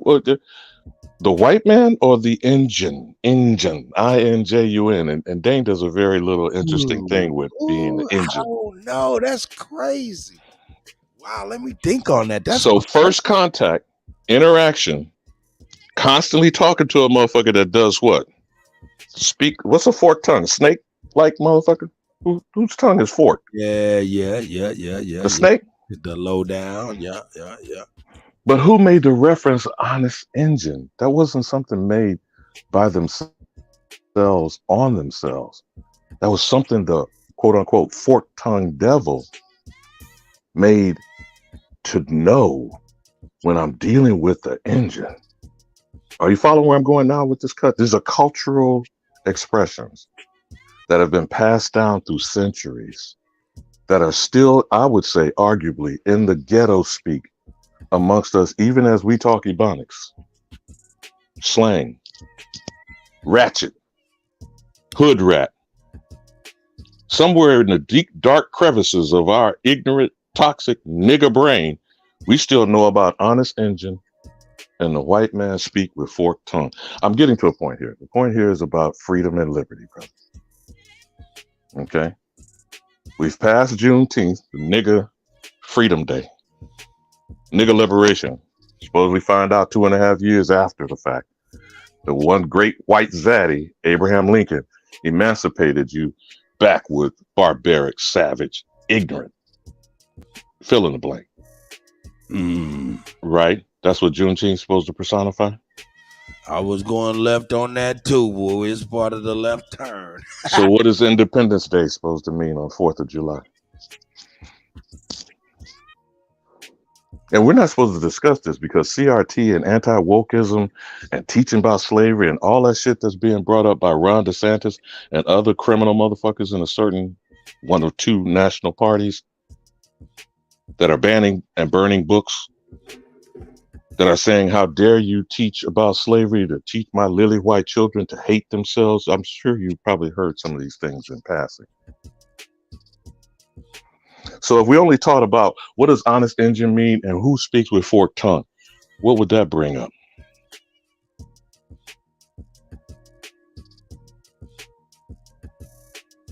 If we only taught about those two cultural phrases, does that come from first contact and colonialism?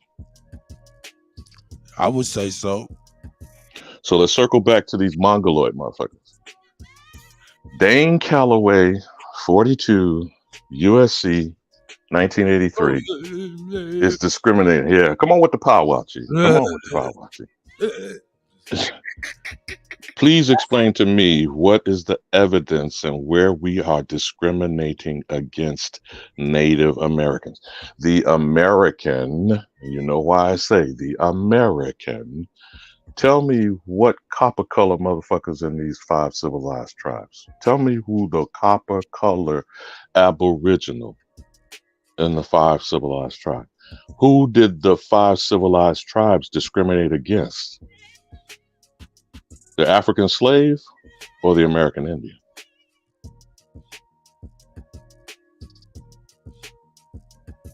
Isn't that the discussion about the freedmen? The freedmen of Cherokee, the freedmen of Chickasaw, the freedmen of Creek, the freedmen of Choctaw, the freedmen of Seminole. Now, I always got that. Is that not what's in discussion literally today in the Congress and in the courthouse? Well, I'm gonna be honest with you. The freedmen and all of that stuff, that stuff is kind of wishy-washy in my brain. How that deep? If those was, I don't know who those men they attribute to. Freedmen, I don't know who they are for real. They say they're African slaves. That's what I thought. That's why I'm like, man, I don't know who they are. They say they were forced by Uncle Sam and the federal government after the Civil War as late as 1866 to free the niggas. I'm trying to stay on the discussion of discrimination. I'm trying to stay on the topic of discrimination. You understand what I'm saying, Cut? So Your Indian giver self was trying to keep from giving an extra piece of gum to somebody. Hell yeah, and then get my shit back. Okay. What did they try to keep from the American Indian? The land. Is that discrimination or is that fraud and theft? That's theft and fraud. So I'm still trying to understand what is the basis of Dane Calloway's discrimination against any Native American individual or tribal organization who is a criminal enterprise set up under 501c3, the Department of Interior, the Bureau of Indian Affairs, and the Bureau of Land Management. See, we don't identify the actors, do we? Nope. So please explain to me how the nigga in America is racist or discriminating against who other than themselves? Because we got niggas in organizations, the NAACP, the Urban League. We got niggas who run businesses. We got niggas who work for the same criminals in corporate America, firing other niggas. I mean, correct me if I'm in error in any of these observations. No, I'm not. No correction is needed. Please carry on. So then where does the nigga have control over anything to prevent someone else from what? Maybe we should look up the discrimination definition, Kutt. Let's look it up now. Discrimination. And while you're pulling that up, the brother shared with you the U.S. Code 42 USC 1983. All right, let's check this out real quick. Share. And we'll look that up next. That's rather lengthy. Oh, I'm sure they got a lot of shit in fine print. But how many times has there been discrimination cases that have been won in behalf of the nigga in America? And by the way, Ketanji Brown Jackson sat on one. I forgot the company. I forgot the Negro employees. I'm sure someone in the chat could bring it up while they're doing some quick typing with their fingers. Yeah. How Ketanji Brown Jackson ruled against the niggas who filed a discrimination lawsuit against white corporate America, discriminating against the Negro. All right. Discrimination. Now, the unjust or prejudicial treatment of different categories of people, especially on the grounds of ethnicity, age, sex, or disability. 2. Hold on, bro. Hold on. Did you hear the R word? You need to go back to the beginning of that and read that definition again. Oh, wow. Wow, I didn't. Unjust or prejudicial treatment of different categories of people, especially on the grounds of ethnicity, age, sex, or disability. Would the R word be involved with ethnicity? I'm bro. I don't know. I just repeat what, Kutty? Because I qualify all the shit that comes out of my mouth. But I didn't hear the R word, did you? No, I did not. So race is not a basis of what? Discrimination. So if it's in this definition, I don't know which definition you're using or which dictionary this came from, or whether or not this was Black's law, okay, etc. But you follow where I'm saying now. That's the first one that came up in your search. Was that Webster's? Was that no? Just starting with the definition you're looking Oxford. at. So that's Oxford from the Crackalackers from England.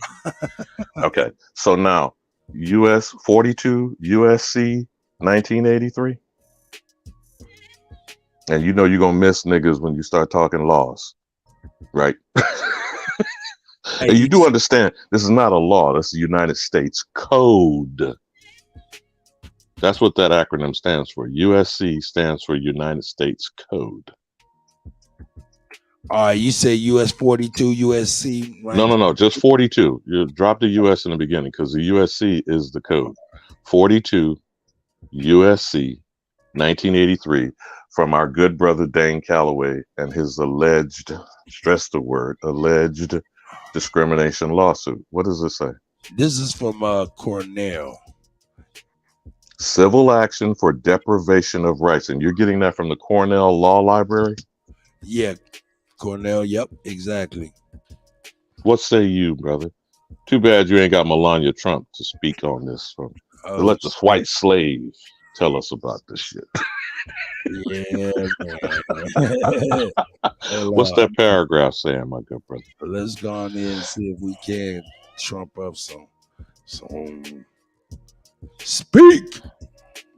Every person who, under color of any statute, Can you hear? ordinance, I regulation, can. custom, or usage of any state or territory or the District of Columbia, subjects, or causes to be subjected, any citizen of the United States or other person within the jurisdiction thereof to the deprivation of any rights, privileges, or immunities secured by the Constitution and laws, shall be liable to the party injured in an action at law, suit in equity, or other proper proceeding for redress, except that in any action brought against a judicial officer for an act or omission taken in such officer's judicial capacity, injunctive relief shall not be granted unless a declaratory decree was violated or declaratory relief was unavailable. For the purposes of this section, any act of Congress applicable exclusively to the District of Columbia shall be considered to be a statute of the District of Columbia. What?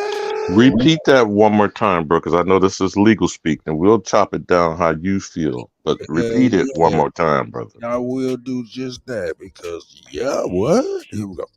Every person who, under color of any statute, ordinance, regulation, custom, or usage of any state or territory or the District of Columbia, subjects, or causes to be subjected, any citizen of the United States or other person within the jurisdiction thereof to the deprivation of any rights, privileges, or immunities secured by the Constitution and laws, shall be liable to the party injured in an action at law, suit in equity, or other proper proceeding for redress, except that in any action brought against a judicial officer for an act or omission taken in such officer's judicial capacity, injunctive relief shall not be granted unless a declaratory decree was violated or declaratory relief was unavailable. For the purposes of this section, any act of Congress applicable exclusively to the District of Columbia shall be considered to be a statute of the District of Columbia. I know that's a lot to comprehend, Kutt. Hell. Start with the first sentence. You say it yourself. Who? Me say it? Yes, you. Because you reinforce in your own head, even when you're speaking outward. Say the first sentence. All right, I got you. Hold on one second because I'm multitasking. Let me go over here real quick. Every person who, under the color of any statute. Stop. What does that mean? I don't know. I don't know. Yeah, you do. You do. It said color. You go ahead. It said color and it said statute. I don't know. It didn't say law. Explain, please. I appreciate the statutes are all this shit that these motherfuckers are creating. it. You're looking it up in the United States Code. That's why I keep repeating to you that acronym. It's USC means U.S. Code. Gotcha. Who's on code, bro? Shit. Are they on code? They on code. Are their code to be white and superior? There we go. Are they? Got that. So circle back to what is the color? The color of the statue. Now do you understand why these Moors beat you over the head with the color of law? And people's eyes roll back and glaze over and shit? Right. All right. I'm almost done. I had to do some clerical work here. Let me see. Now I'm back with you. The color of law. Now tell me this. Okay, so man. So when they talk about the color of law, they ain't talking about the racial component of law, are they? Okay, again, even with asking that question, you are correct. The fact that you asked the question, it comes from your consciousness. You know, when you raise a question, it's because something is being pricked in your consciousness. Something is not right. You can't necessarily put your finger on it, can you? But if it was right, you wouldn't have a problem with it, right? That's real. Every time you draw breath in, you exhale breath out. Unless you can't breathe in, you ain't got a problem. Right? Right? You have to ask a motherfucker a question. I can't breathe. Now, when a motherfucker got a knee on your neck, that might be the cause of your wind being impeded and your lungs not expanding. That sounds like a problem, right? That knee on your neck is cutting your freedom, because your freedom is your breath, right? Right. So who's making color? Remember what I told you about that flag? I'm not going to repeat it because I don't want to make you, throw up in your mouth. But remember what I described to you about that white triangle of that color, the entire flag, the multitudes of the colors on that flag, no matter what the spectrum of the colors of that was, white was the smallest portion of that flag, correct? Yeah. Is that not a fact? Yeah.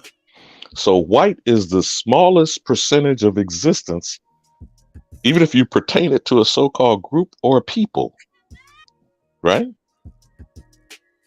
So why is the smallest of existence dictating to the majority of people of color?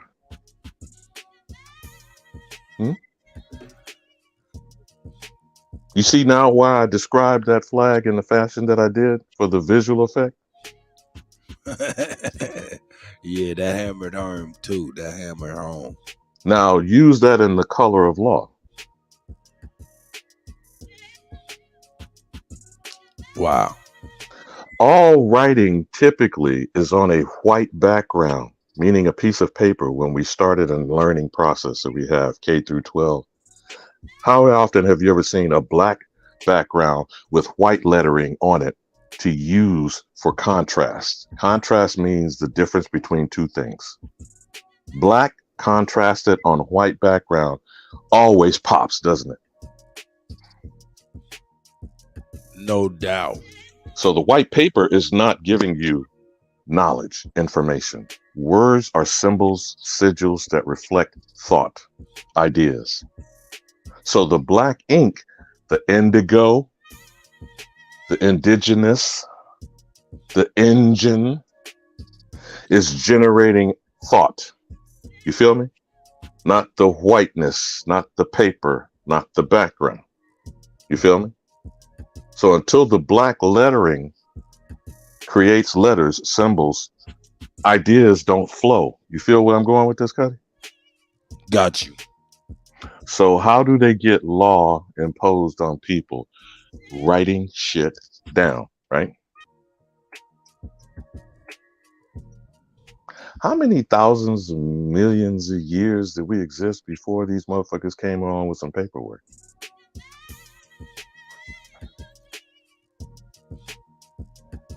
Doesn't mean we didn't write. You know there's cave drawings. You've seen hieroglyphics. You know about pictograms. They can't even date some of the so-called forms of writing, but they keep want to tell you that they come from, you know the phrase whitewash? You want to pull that definition up? What is whitewashing?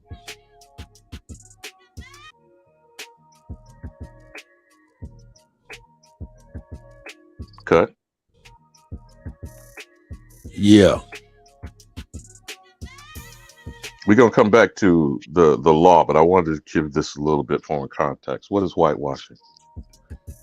Hopefully y'all can see this. Whitewash, definition and meaning. Noun, a liquid composition for whitening a surface, such as a preparation for whitening the skin. B, composition. That's like water and whitening. All of this. Hey, man. Hey. Now go back to the USC code. Hold up, man. Hold up, man. Read the first sentence. Good, Kutty. No! Hell no! I'm not reading a motherfucking thing. You fucking my whole You finna get that whitewash slave? Is that what you forget? Eyeballs, not glasses. You finna get that whitewash slave for you? Goddamn school. Hell no! I'm about to go outside and run and go play at Reed. I don't want to read. Because it's summertime. Summertime and the living is easy. Where my watermelon got that nigga is a straight idiot. No, I'm fucking with you. Hey, let me see. Let's get it up in here so our eyes can see. All right, so it said, yo, every person who under the color or of a statute or ordinance, regulation, custom, or usage of a state or territory or the District of Columbia subjects or causes to be subjected any citizen of the United States or the persons within the jurisdiction thereof. Stop right there, brother. Stop right And there. right here, that paragraph was a catch-all. That here's a gotcha. So you getting your legalese on now this morning. Yeah, that catch-all. You saw District of Columbia. You saw subjects or subject to. And the U.S. citizen. Right. What the fuck does that have to do with the nigga in America? The Indian not taxed.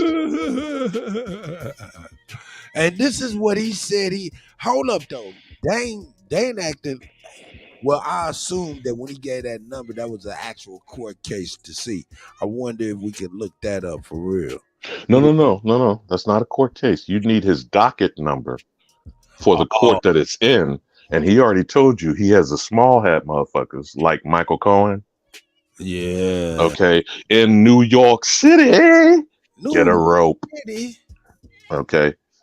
So the court and the jurisdiction is in New York where he's got his representation. You feel what I'm saying?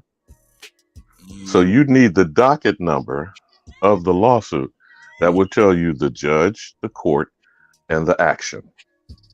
You feel me? But what we're analyzing is the code. I almost used the word law. Now I'm going to explain to you about why it's not law.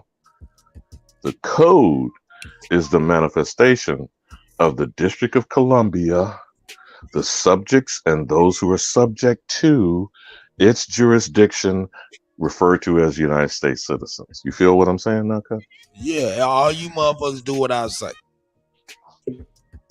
Now, what do you understand law to be? Like nature's law or common law? You've heard that phrase probably, but no one ever explains to you what is common law.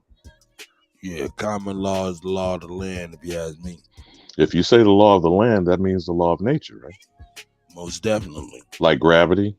No doubt. Like sunrise and sets? Yep. Like the moon goes in its cycle and its circle? Yep. Like the seasons come and go. We know they call 4 of them, but they kind of blurring that shit now with heart, huh? Yeah. And you know when to lay crops and you know when to harvest crops, right? Would that be considered laws? Yes.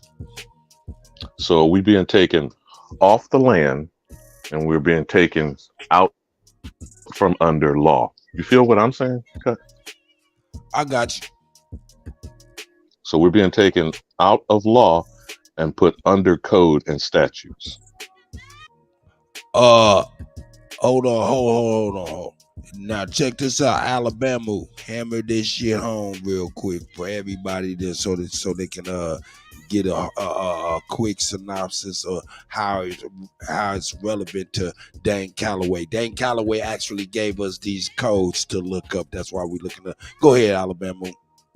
He is saying, and it doesn't matter the name of the individual or the tribe. We already know a tribe is being federally recognized by the Bureau of Indian Affairs, right? Obviously. And they are saying if we pursue the activities of Dane, of A1, of Ab Power, of Chief Holiday, of DJ Kuttack, and speak to who? I'm just a DJ. All I know, you spinning the records. Here you go. Yeah. Now you looking at the record of today, 42 USC, 1983. What's the record saying to you, DJ? Man, I ain't tripping on none of that stuff for real. Come on.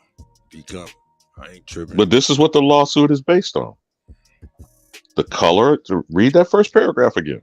That first part of this understanding of what is discrimination. Because they're using this code to say the Native American is being discriminated against by the American Indian. You know what? I tell you what, I know what to do. I know exactly what to do. What I do is yank that down, and it won't entice you to ask me to read nothing else.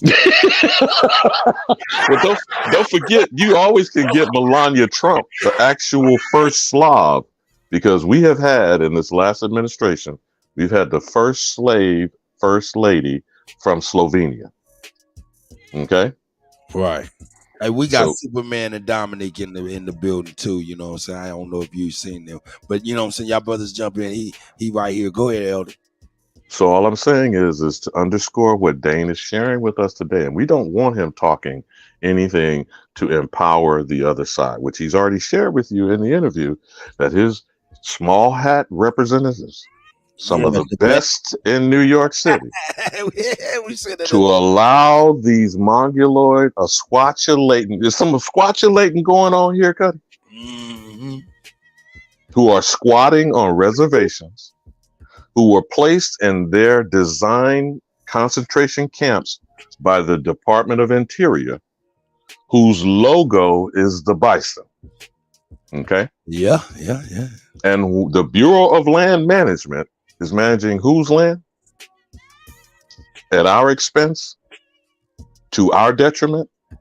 And if we speak on these things and reveal the criminal activity, the collaboration, and the cooperation of these imposters who are stealing our identity, us speaking on it is discriminating against them. Hey, you know, tell me how that works, Kutty. Well, I'll tell you what. Well, sorry, sir. Colgate Palmolive is on your tribal land. Colgate Palmolive. And don't say nothing about it, or you're discriminating against Colgate Palmolive. Here we go. I'm sorry about that. Well, who else is on these tribal lands and these federal land? The Chinese government? How many hectares of they and Bill Gates have bought of commercial agricultural real estate? Hey, that should be against the people. The people should be not with that, for real. Just like one person owning a lot of agricultural land. Nah, that should be against the people. Are you familiar with a person that's been credited with saving the bison and bringing them back from extinction? Nah. Ted Turner, by the way. Oh, yeah. What'd he do? He bought up large acres of land, I believe, in Montana, Wyoming, Idaho. Anyone out there who wants to type their, their little fingers in the chat there and see where they claim that this super white zaddy brought the bison, the logo of the Department of Interior. Now, would it be more responsible for an individual to do it, or maybe the government Uncle Sam who tried to kill off the buffalo? Who do you think would be more responsible for bringing back from the brink of extinction? But now people want to pat Ted Turner on the back of saving the buffalo. Okay, who gonna bring the nigga back from extinction? Okay. Oh no, Keisha. Not if you put concrete in the new black vagina. I'm not gonna repeat the phrase. Neely Fuller Jr. Kutty. Just remember what they're trying to convince you with P-Valley and Pose and that flag. You feel me? I tell you what, all I know is I see buffalo all the time, and them motherfuckers is in the penitentiary in a cage outside of the house. Leavenworth. Bro, I was going to ask you, did you know what Leavenworth was in your backyard? Yeah, Leavenworth, the big house. And in the big house in the yard in the front. But you know that's an army camp, right? You know that is an original army prison camp, right? Fort Leavenworth, right? Well, it's next door. It's right. They all in the one little joint, little something.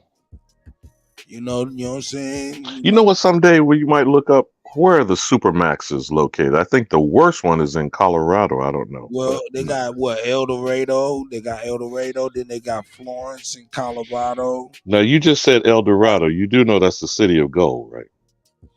Yeah. El Dorado. El Alleged, Dorado. famed El Dorado was called Yeah. the city of gold.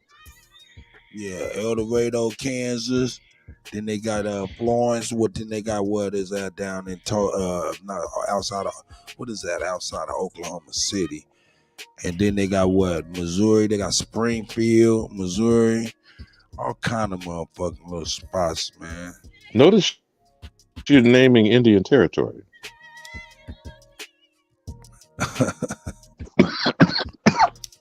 I'm just wondering if you realize that. No, I didn't realize that. Missouri Territory, Oklahoma Territory, Arkansas Territory, Kansas Territory, Nebraska Territory, and Indiana. Did you get more motherfucking obvious than Indiana? Indian land, nigga. Look, I'm gonna be real. I'm right by Okmulgee. I'm right by Oskaloosa. All of this shit, Potawatomi, all of that shit. And all that shit is a whole bunch of motherfucking Chinese looking motherfuckers. I ain't going front. I ain't gonna even hold you.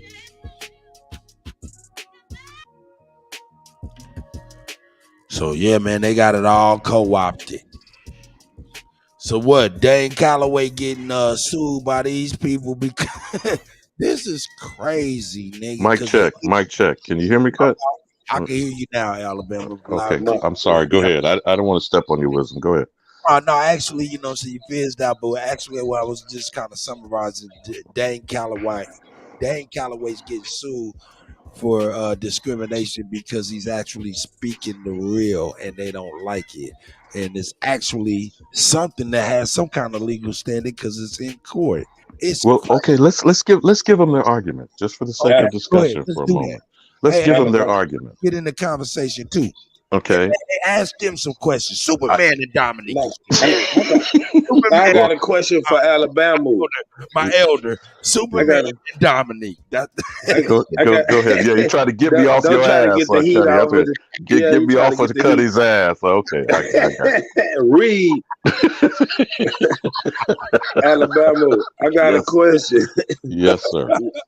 Dane said he trying to get them to take him to trial, but they won't do it.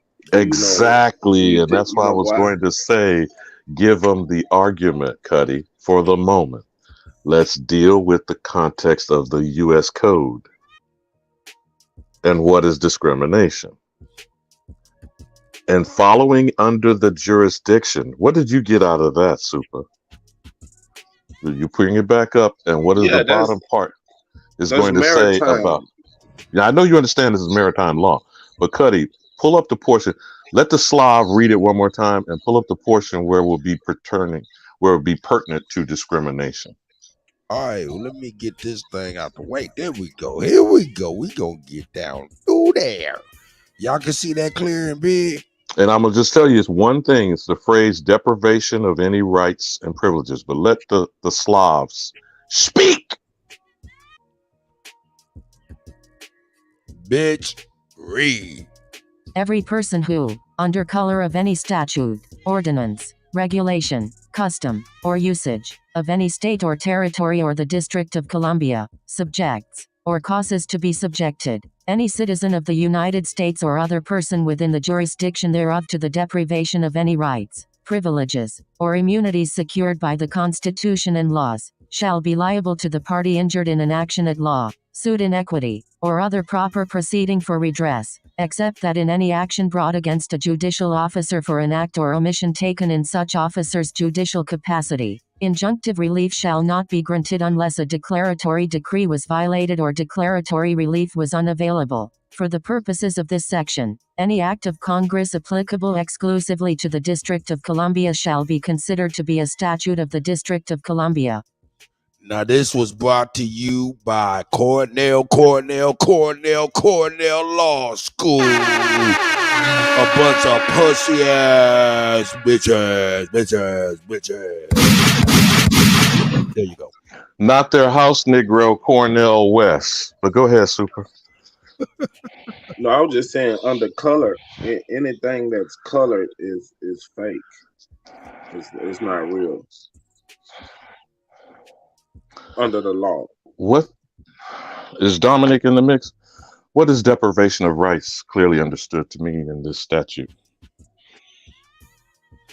Yeah, the rights that's given to you, they could take them away. Now tell me this: is they saying when they said that in relation to Dane, they're saying that he's trying to deprive them of rights and privileges and immunities that they have already right now, and that's why Secured by, you didn't finish it, bro. Secured by the what?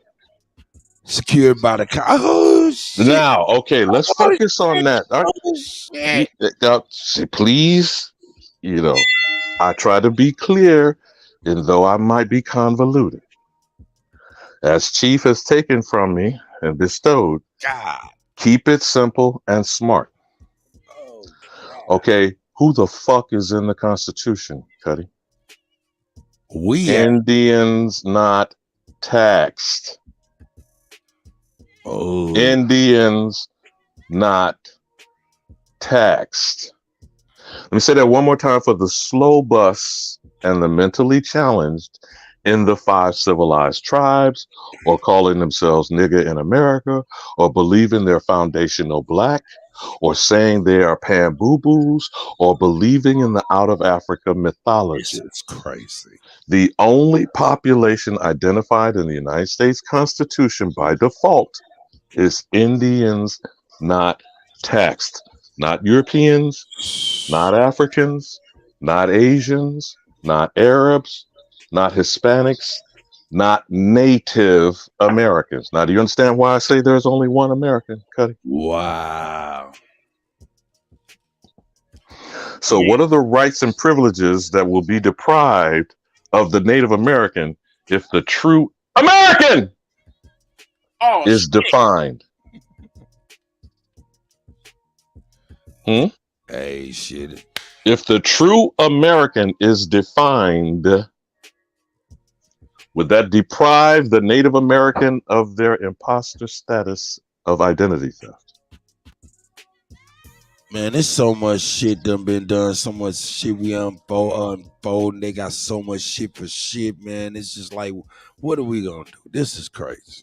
This is incredible. If the true definition of American is legally upheld and constitutionally bound, will people who attach themselves to the American status, calling themselves whatever, Asian American, African American, Native American, are they participants in the theft of the identity of the only American?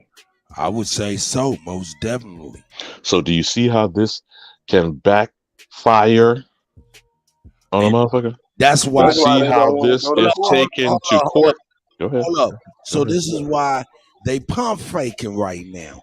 They pump faking because if they pursue, they're gonna open up Pandora's box, and it could have huge blowback. They're hoping this man is ignorant, and now they're hoping we ain't had no Alabama to break this shit down, and that's a fact. That's why they don't want him to bring it in court, because then it becomes case law. It becomes case law. If they take this to court and it gets on record, it becomes case law, and then others can use this shit across the board. That's why they don't want to take it to court. But they pump faking. I see. They pump faking. Now tell me this, because I hear that all the time, and it's sinking deeper and deeper through my skull cavity. You know what I'm saying? Alabama always saying, yo, American, you know what I'm saying? That's real. And I know what it means, and everybody knows what it means by now. Is that actually something we can just, is that even in the Constitution? American? Yes. Okay. So we can No. Hold on. Because I'm trying to hold on. There is no ethnic reference in the organic constitution of the United Snakes of America, except Indians not taxed. There is no American, there is no European, there is no African, there is no Asian, there is no native in 1787 of the organic Constitution of the United States. Maybe it would help if people actually read it. You know? Maybe that would help. Yeah, it would help. That definitely would But help. the reason the word excluding is used is because you're excluded. What does that mean to you, bro? It don't apply to you. That ain't you. This don't mean that ain't for you. So everything in the document referred to as the United States Constitution, excluding Indians not taxed. Now, let me explain to you clearly about where that was brought up and why. In the first of the articles of resolving setting up this government, you start by counting heads. You feel me, Kutty? So the House of Representatives, which is the people's representation, which is the government on the federal level closest to the population, is through an enumeration done by the census, which was in 1790. And You are to Indians count not supposed to whole free persons, including those bound to terms of service. Finish it, Kutty. Excluding Indians not taxed, 3/5 all other persons. What does that mean to you, Super? Shit, if they can do math, we worth more than them. No, again, we're seeing this side by side and misinterpreting. First of all, the Indians are a whole number unto themselves, not to be counted. I'm just talking shit. 3/5. I know, bro, but I want to keep clarity for the listening audience and the Okay, we're slow not bus supposed riding. to be enumerated, meaning we're not supposed to be counted or taxed. And those who remain that are not bound to terms of Get ready to service. wrap this shit up Kutty. so we can go on continue with that video. I want to check it out and see what. Yeah, I want you to go back to Dane, but I want you understanding clearly the context of the argument. You know, they're claiming they're being discriminated against by us coming into the lie ending after how many centuries, describing us as niggas, Negroes, colors, Black, and African American. That's real. And by ending that fraud, speaking truth to power, and to agents, collaborators, and saboteurs, which one of them do they fall in the category? And you got it up there, we the people, go underneath. Now, you're looking at the Declaration of Independence. I don't know. Now, that guide to the Constitution, that's the preamble. Now, go ahead. See, so right there where you had it highlighted. Scroll down where it says highlighted Supreme Law of the Land. Scroll down a little bit more. You see that? Supreme Law of the United States. Constitution of the United States on Wikipedia. But do you see where it says the Supreme Law of the United States of America? Let me go back. Yep. Now, when you're clicking on the Constitution from our stable, steady Wikipedia, which can be altered by anyone, because you know it's open source. Okay. Show Article 1.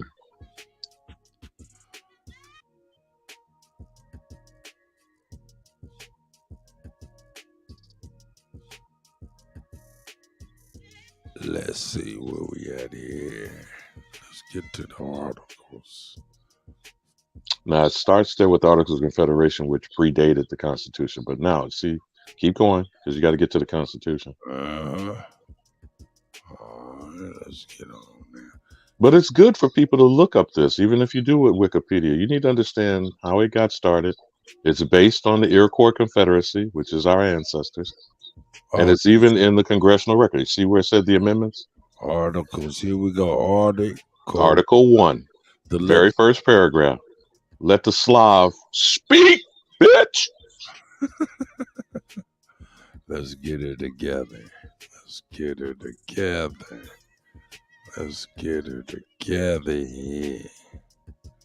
Yep. I'm doing too much. Here we go. Here we go. Now we get it to read.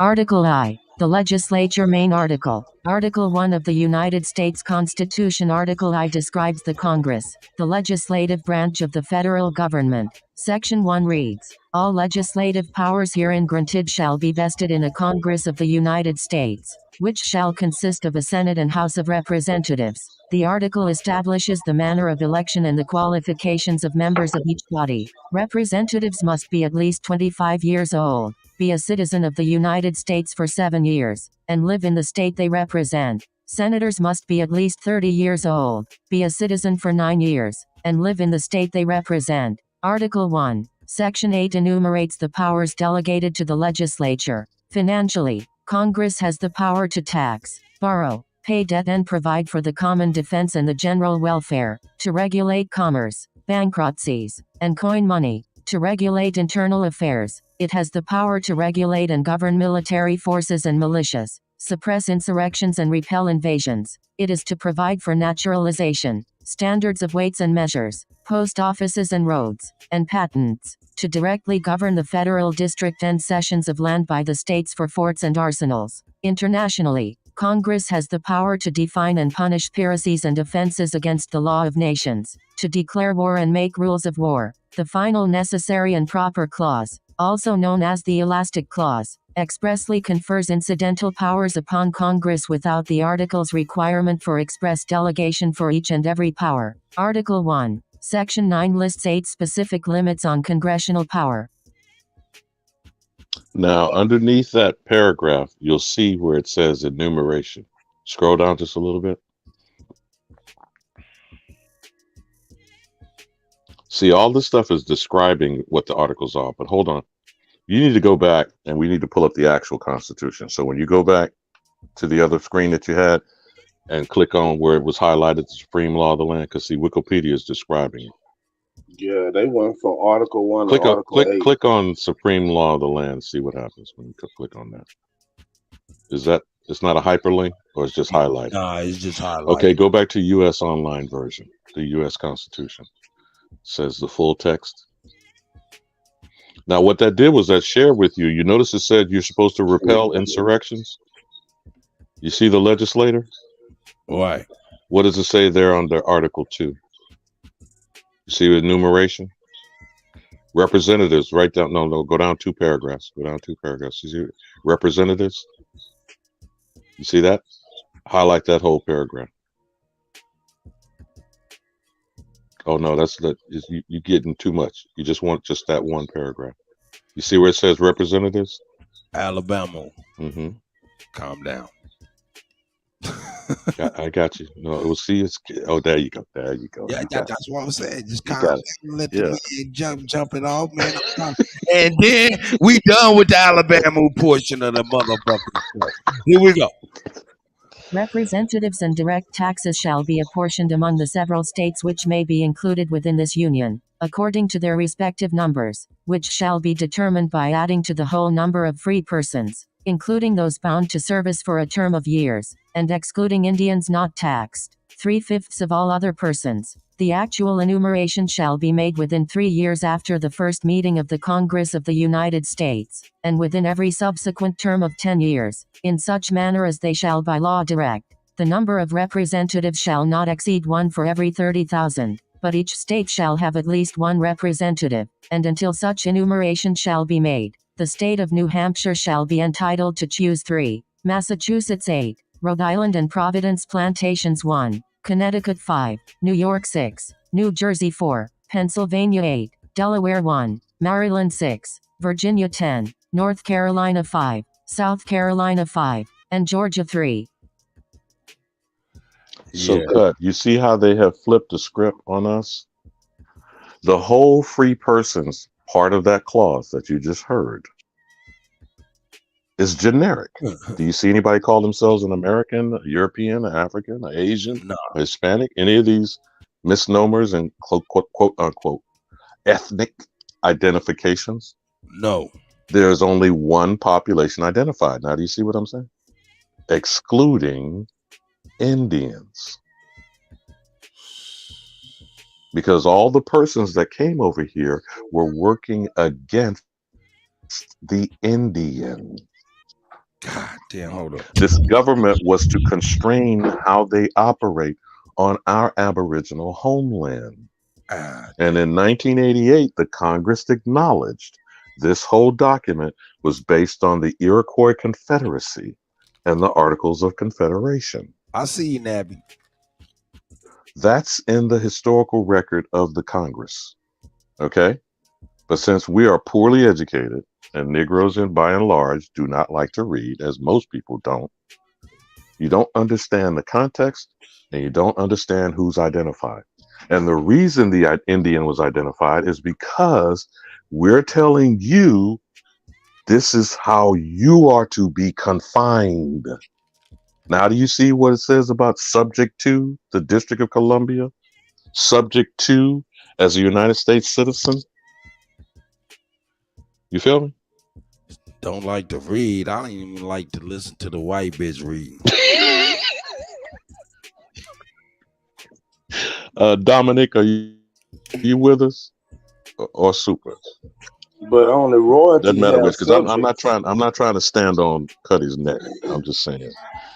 I'm saying only royalty has subjects. So they have transferred a monarchy in de facto to the District of Columbia and called them United States citizens, right? Super. That's their subjects. The citizens are the subjects of the. And then they try to convince us of a slave amendment, the 14th Amendment, Kutty, which has caused naturalized citizenship in 1868.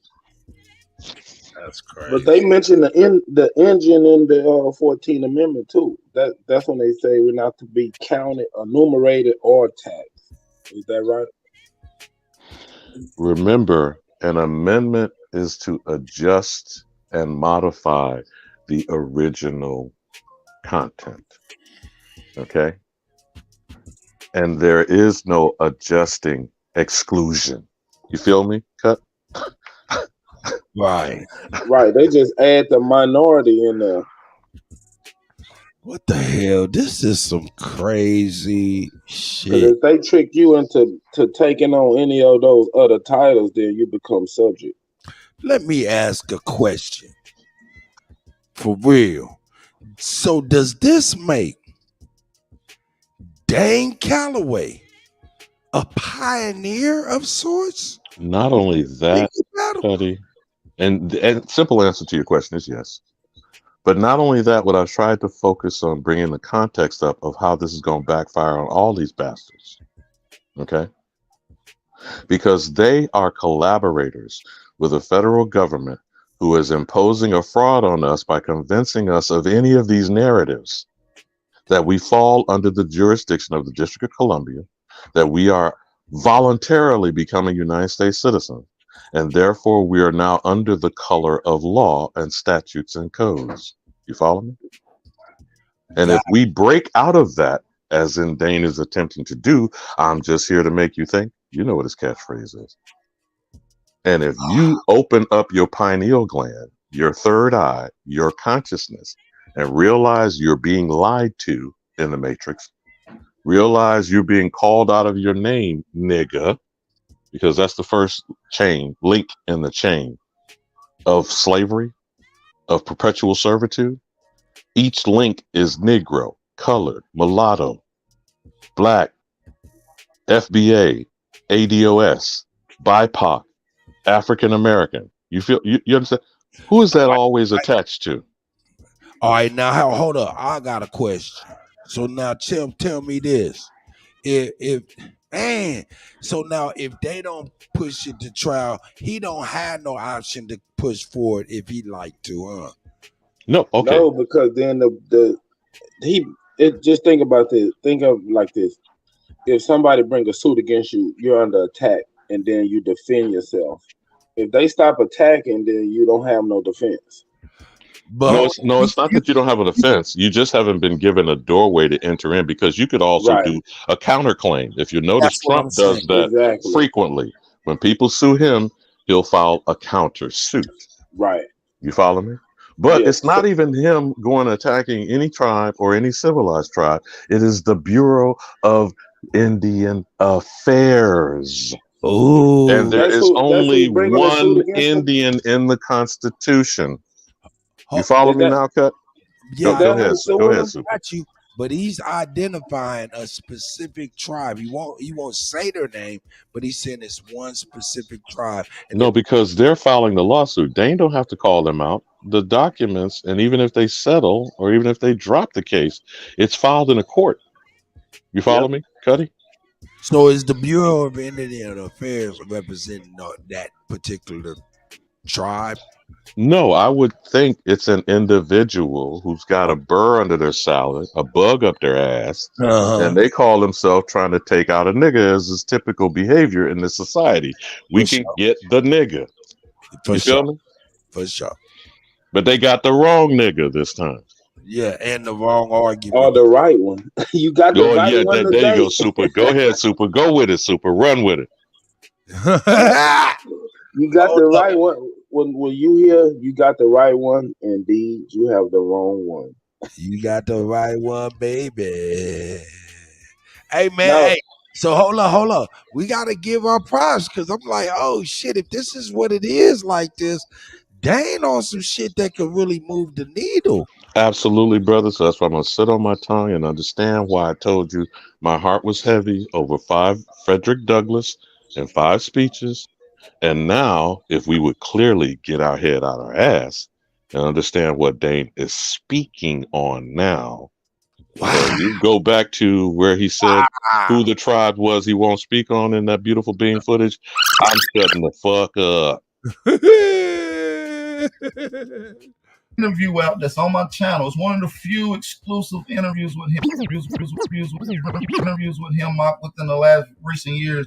And I asked him a few things, so check it out. He said quite a bit, gave you a shout out. Shout out to him, OG around here. Shout out to him, at least standing up for American heritage, lineage, and who we are as a people. People were basically, even I had the misconception about him. People were knocking him down before he even got up. But I could admit to that. It was a misconception, because at the same time, I said to myself, well, see, I never met the guy. I never talked to the guy. So let me see what he about. Let me give him a fair shot. But basically, based off of what I could see, I see why people were hating, because of what he was doing. And he got it done. He did. Shout out to him, this whole polite thing is crazy. Now you're seeing Garfield and Sonetta go blow for blow, allegedly over this whole polite thing. Do you think? Cut. I think you passed over. You got to back to when he was talking about the lawsuit, because they're going to talk about that pedophile shit in this part. So what exactly are they alleging against you? That I'm discriminating against them. Exactly are they alleging against you? That I'm discriminating against them. Exactly are they alleging against you? That I'm discriminating against them. That I'm discriminating against them.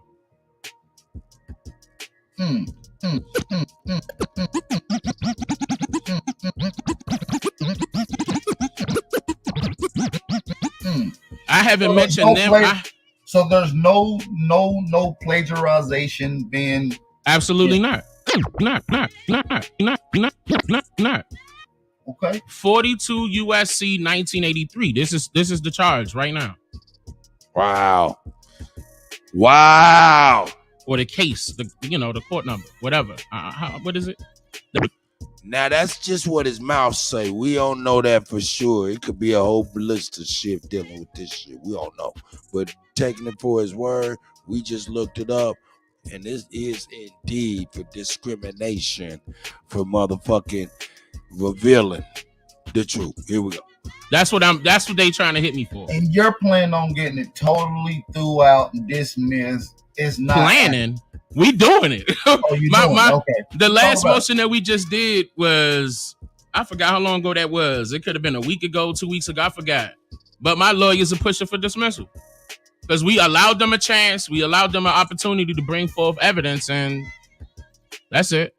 And on top of that, we got some plans on top of that. That's why I prolonged everything purposely, because we got plans for this. Because when it's over, it still ain't gonna be over. I'm gonna do my thing with it. I mean, obviously, you can talk about it a little bit now. It ain't gonna jeopardize any of the outcome that you're shooting for, correct? It depends on the situation. It depends on what the questions are. DJ, pause it right there. Well, I'm not gonna ask too much. What exactly are they using to say that you was discriminated against them? They trying to say they trying to say no, not defamation. It's strictly discrimination. They were trying to say strictly discrimination. Excuse me. Yeah, they were trying to say that I was promoting that on my YouTube channel inside of my books. And I was like, that person, against that particular person, and their tribe. Yeah. So, when? When? Can you give us what tribe this is? Possibly? Nah. They in New York though. They're in New York though. Once this is over with, I can give it to you. Yeah. Is it tied? No. No. Look at Bap. Bap like, woo, is it tied to? You already know it. No. Is it tied to a guy that's from New York that doesn't like you? Is he goes by the name of Turtle something, right? Yeah, it's well, no, it's not tied to. He ain't affiliated with. He ain't nobody. He ain't nobody. Well, he ain't card carrying. He said he's card carrying. Nah, he ain't card carrying. Nah, man. Neither is his best friend or whatever that guy is. These are wannabes. They want to be Native Americans. They ain't nobody. Two talking about brother. What's the Narragansett fella name? The one that whatchamacallit made Fanta for. What's the nigga? What's his name? Hemmock. Yeah. Check out my exclusive interview with Hemmock. He breaks down the whole thing between him and Tupac, how he created Fanta. Yeah, he created Fanta. That's the truth. He said it. And shout out to his wife. His wife just reached out to me. They about to get married, and they wanted me to do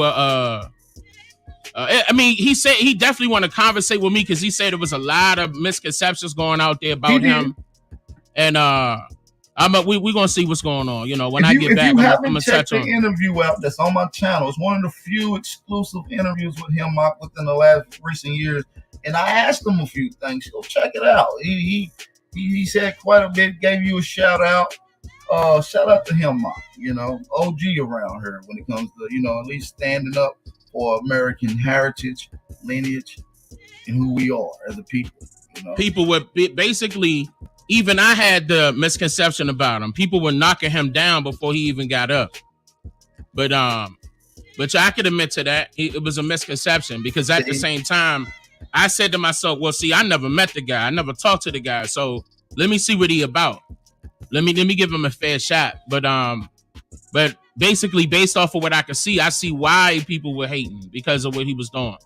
And he got it done. Shout out to Sachi in the motherfucking building.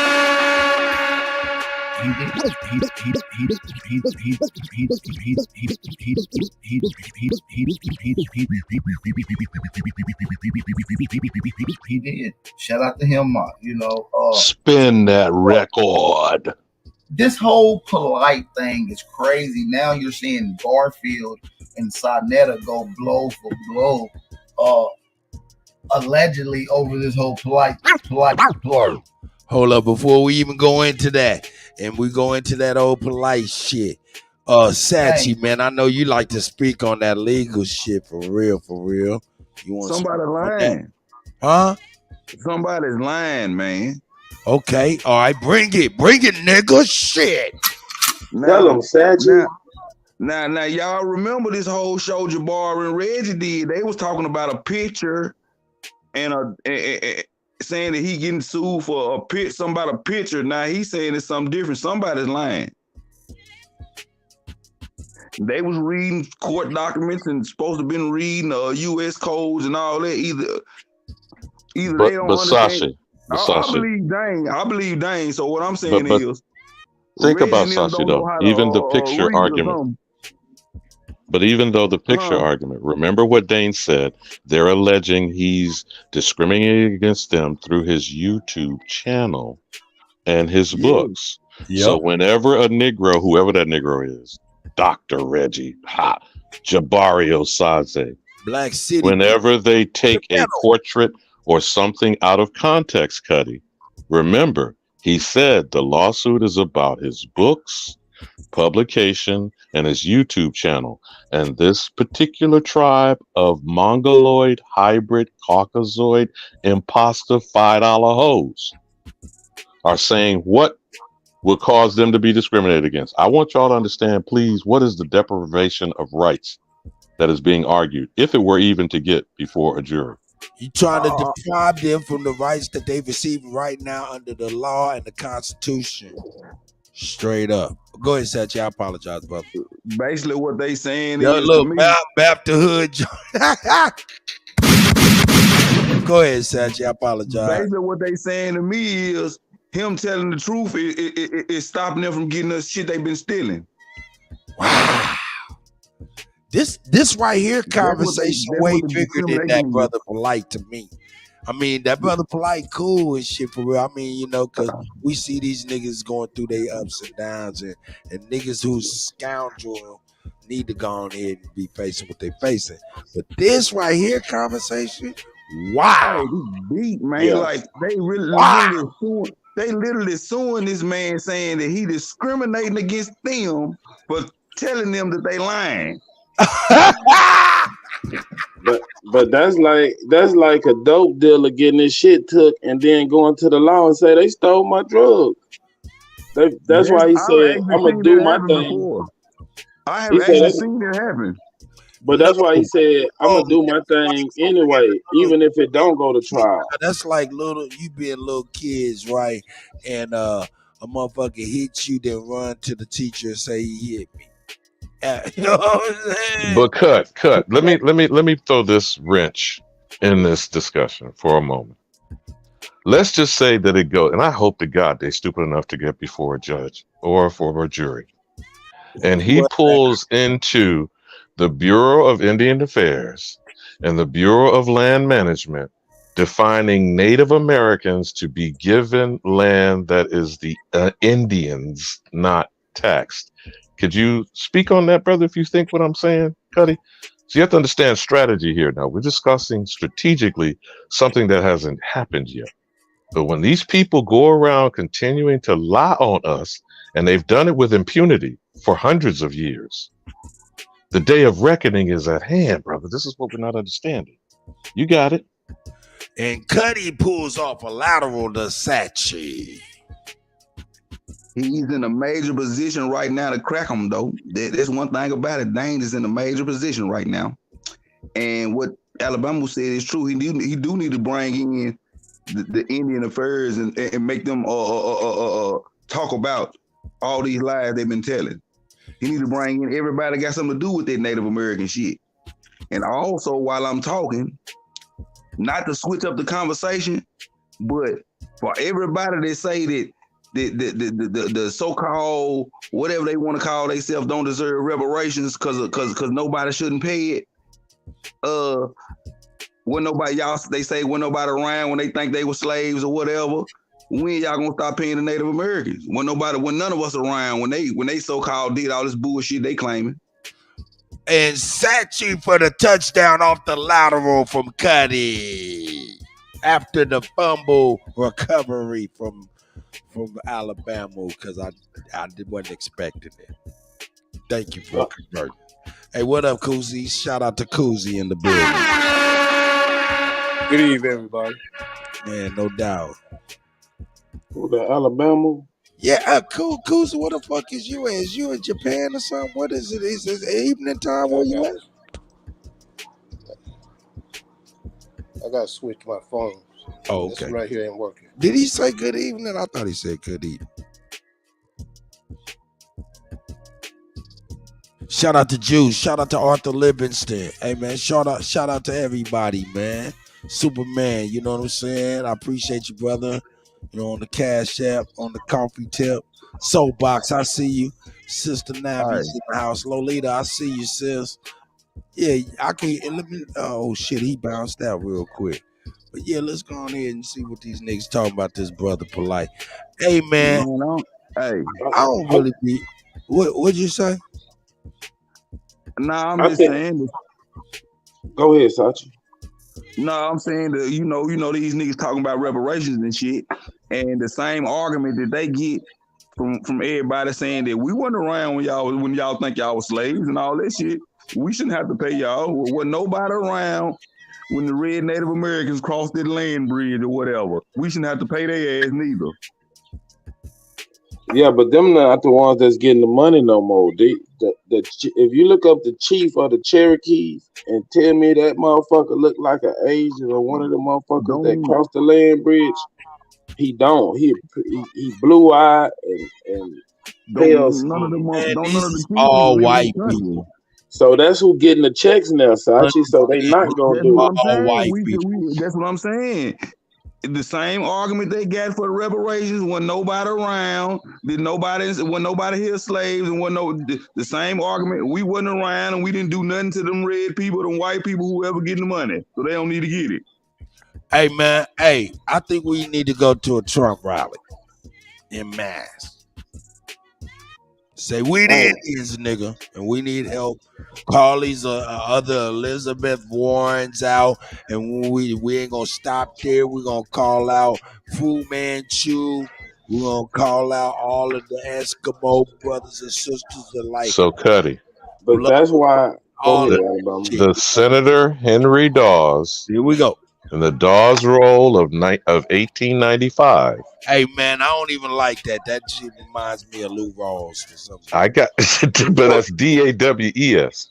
When these $5 frauds and these pretendians were created as 5 civilized tribes in Oklahoma Territory. Who's the uncivilized tribes? Who are the tribes not recognized by the federal government and Uncle Sam's criminal enterprise? See, this is where we keep the problem of approaching this discussion is not approaching it as a crime. These are all frauds.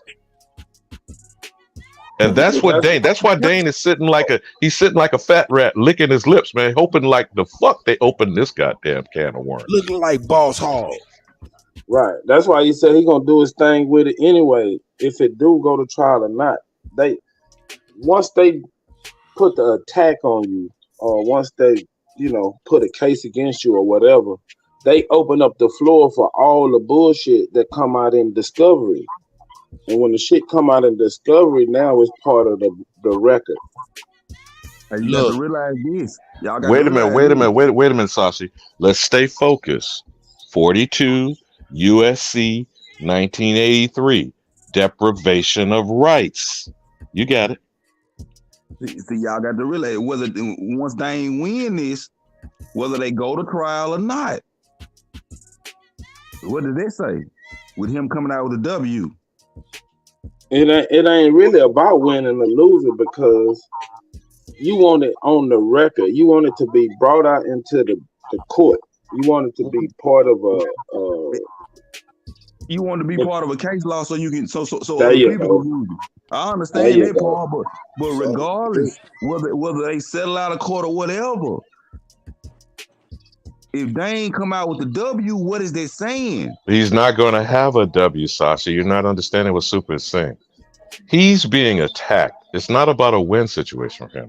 I'm going to say it one more time. 42 USC 1983 has been brought up against Dane Calloway. What rights are being deprived and from whom? They're trying to target an individual.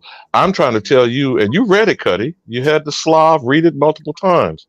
This is based on the jurisdiction of the District of Columbia, color of law, codes and statutes, and what is being deprived rights of United States citizens. So no. are these Native Americans United States citizens?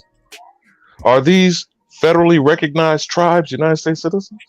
No. And how does Dane Calloway or anything that he's perpetuating on his website, on his YouTube channel, in his book publication, are depriving them of said rights? Do you understand what I'm saying, Kutty? We have to understand what would be the lawsuit if it actually gets before a judge or a jury.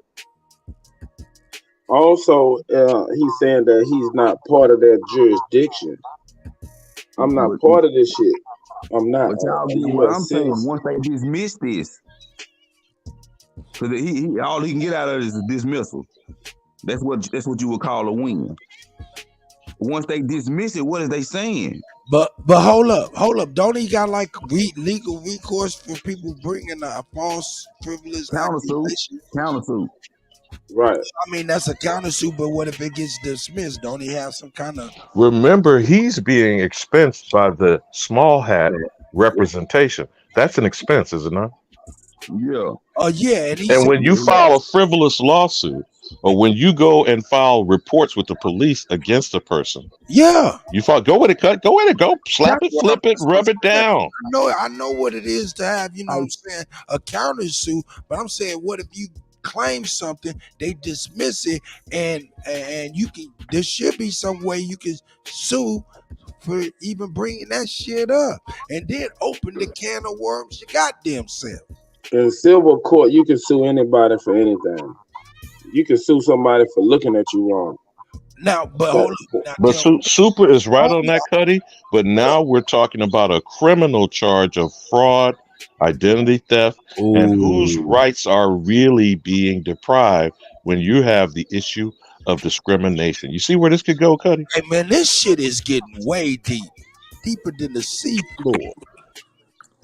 God damn, they gotta air they have to air their dirty laundry if they really want to pursue this all the way.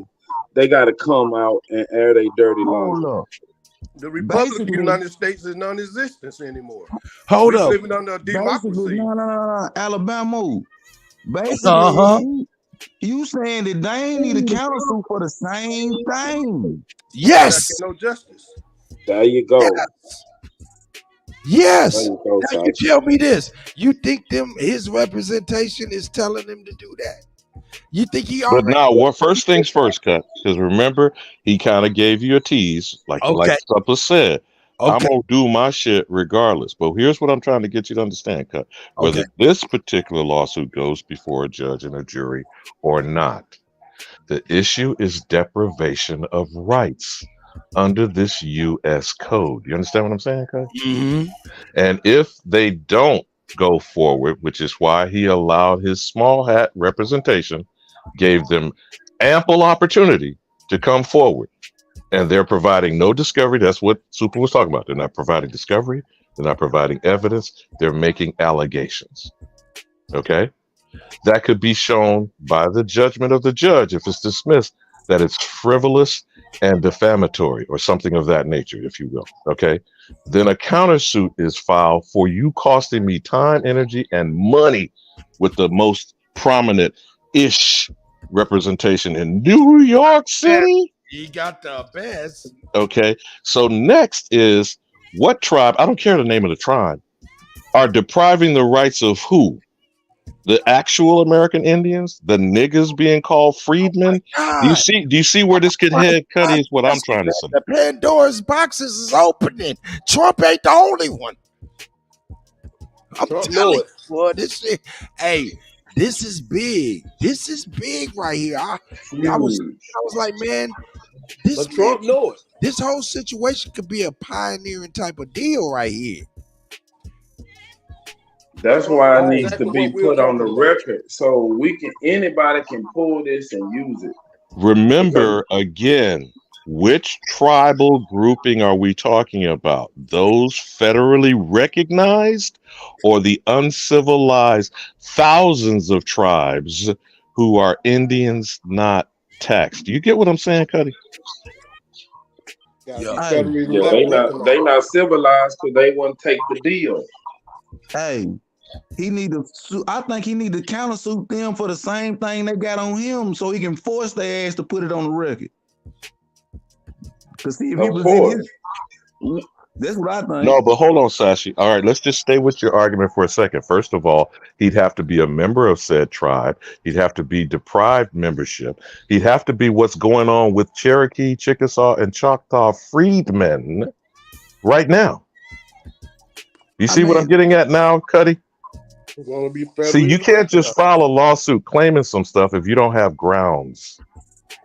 Okay. But I would say he got grounds being that he's classified. No, that would be for any kind of cost that was brought to him by a frivolous lawsuit, not whether or not he's being deprived access to that particular tribe or his rights are being deprived by the policies and behaviors of these civilized, federally recognized tribes that are stealing the identity of the Indian not taxed. You see what I'm saying, Kutty? Exactly. That nigga love to say my name. Go on ahead, keep saying. You right, Alabama. You can call my name, Alabama. Say my name. Say my name. We take it off. Let us spin the records. So he need to countersuit against the Bureau. He need to sue the Bureau of Indian Affairs for the same exact thing. Wow, this is crazy. What they actually did. Hold up. Let me ask a question to y'all. What they actually did is use their really smart lawyers to come up with an attack for Dane Calloway, giving us the attack for them. Well, that's what they do. They just hoping you ain't smart enough to see it. Remember, Dane is being used to fire a shot across the bow of Aboriginal/American Indian consciousness. Okay? So it's not just Dane, and Dane understands this. It's not just legendary Top Cats, Ab Power, A1, Chief Holiday. Anyone who is telling the nigger, Negro, colored, black, African American, FBA, ADOS, BIPOC, and what is the next one they're going to call us out our name and classify us as?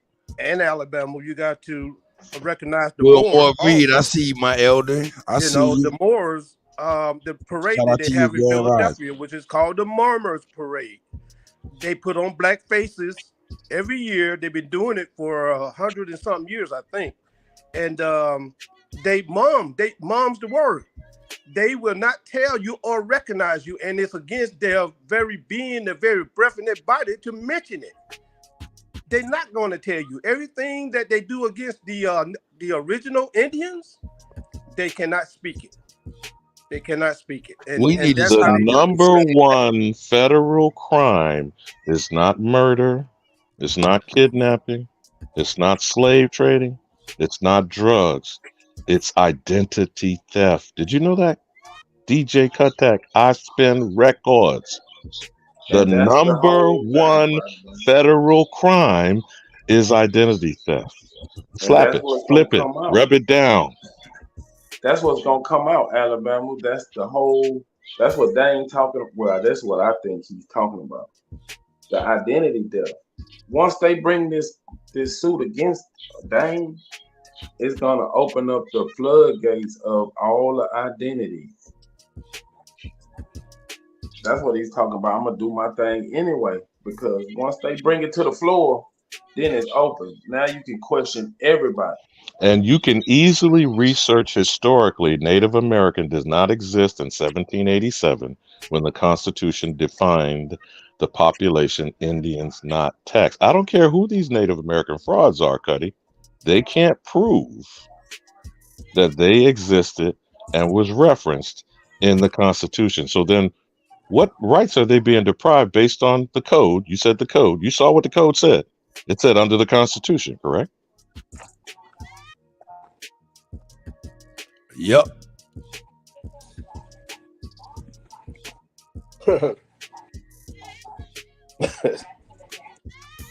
Yep. The demon United States ain't your friend. But I'm saying though, man, this motherfucker, man, hey man, y'all come on, man. Give democracy and a motherfucking, republic. give motherfucking Dame Calloway a motherfucking round of applause, man, for being a motherfucking target for our opportunity. Man, could he have been this smart? This is crazy. Shout out to Dame for this one, man. Cause hey, and shout out to us for not just breezing by that shit he talking about. But remember the And agents and hold criminals. on. Shout out to us for not breezing past this, what he was speaking on his actual case, and breezing onto some old punk ass shit like Brother Polite on some shit we don't even know the outcome of. Go ahead, my elder. Which has no bearing unless you're a pedophile child molester. However, Jabari Osaze, Dr. Reggie, are defaming his character by even implying plagiarism.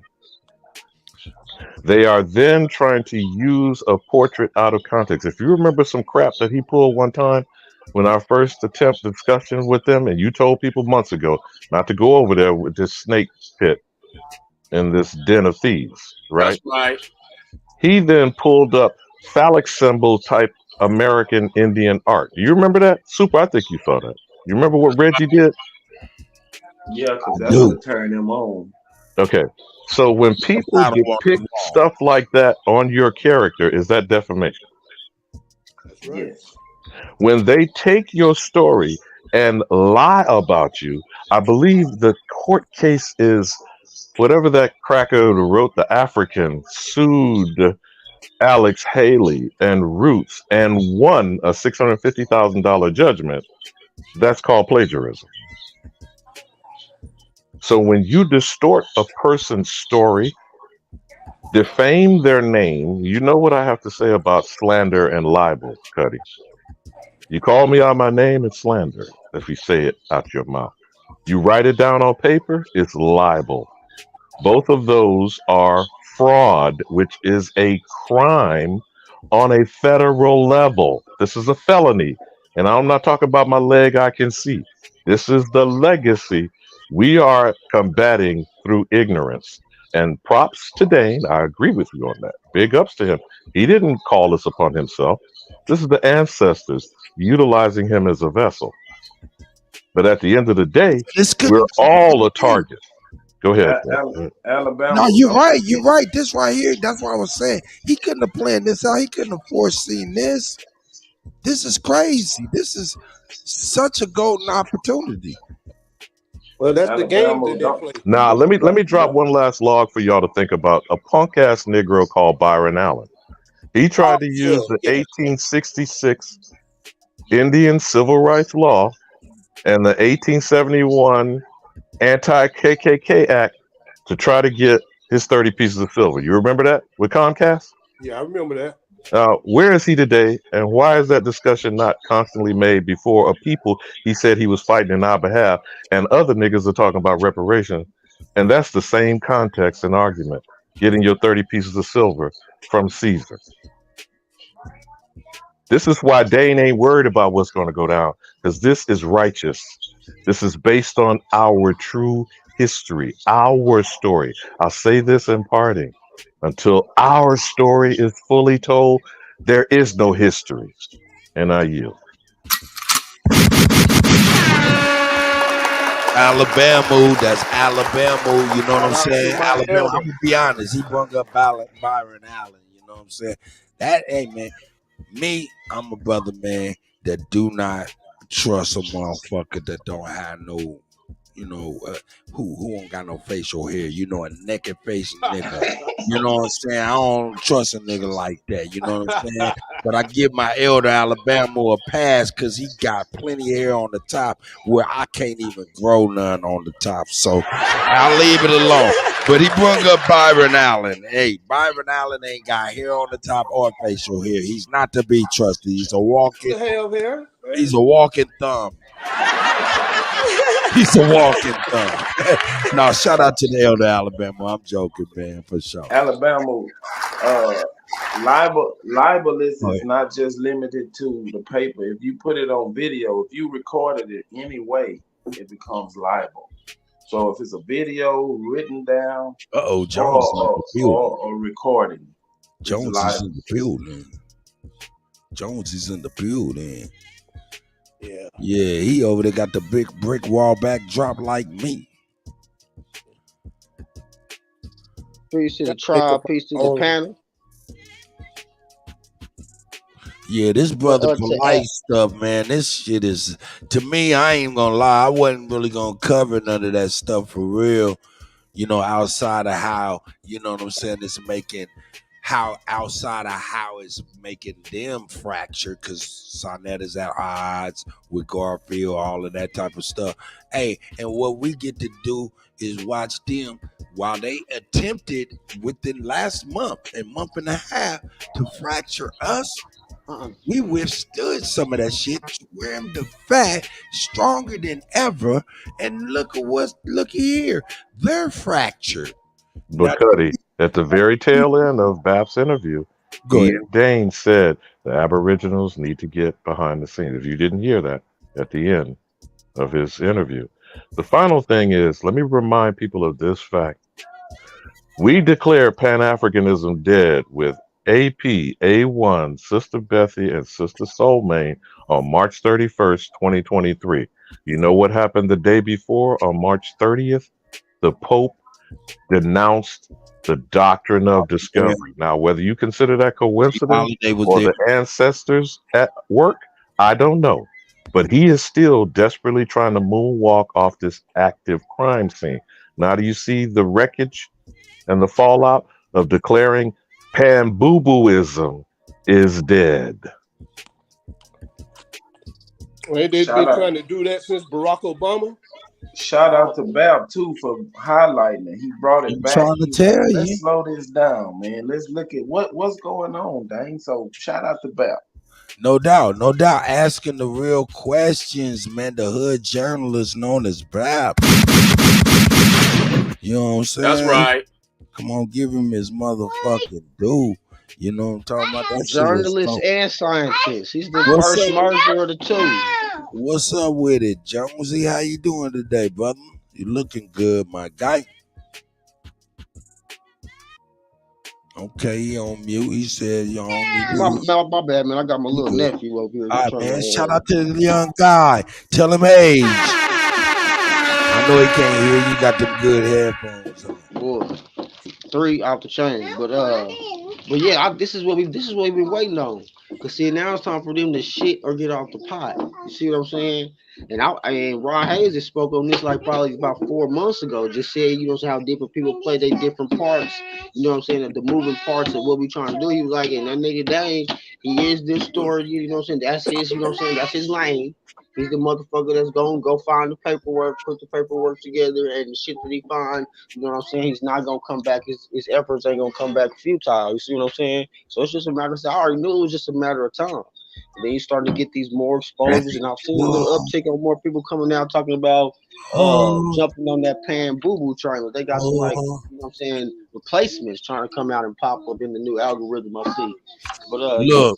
Shout out to Bap, man. This is big. Facts. But even, you know, shout out to Dane. Man,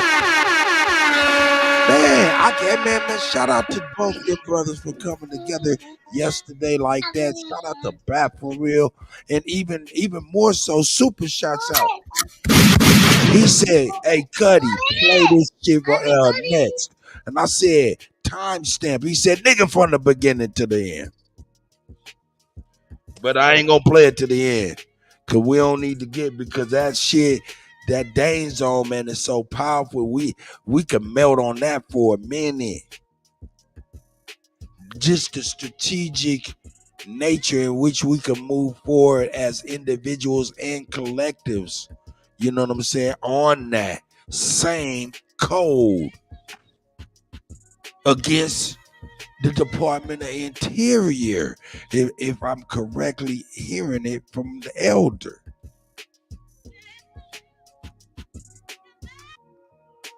What say y'all?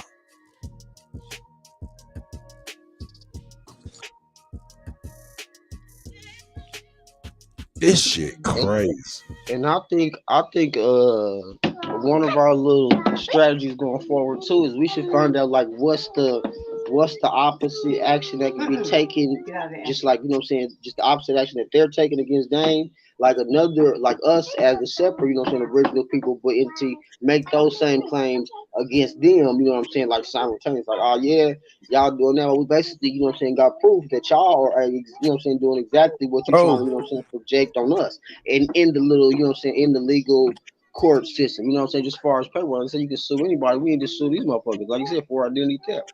We need to start, like, basically, we can start bringing that claim. Bro, basically, yeah, petition. Thank you, mama. Yeah. Yeah, we are in the position like that movie, damn it. We're in a position like there's somebody, I forgot the name of the movie, but it's where an evil spirit took over the king. And it took a white Gandalf to come in to exile that evil spirit out of the king. Right now, all the peasants, all the people of the kingdom obeyed the king, whether he was evil or good. Right now, we got an evil king inside of, you know, telling us what to do. So we just got to get rid of the evilness out of them, which is the evil spirit, the sorcerers. That's what's in Washington, D.C. That's what's in the White House right now. You know, we've already declared that that's a skin mask, so we don't even really discuss the skin mask that's about to pass over. Lords of the Ring was the name of the movie. Oh. Right. It was the king was taken over by a sorcerer.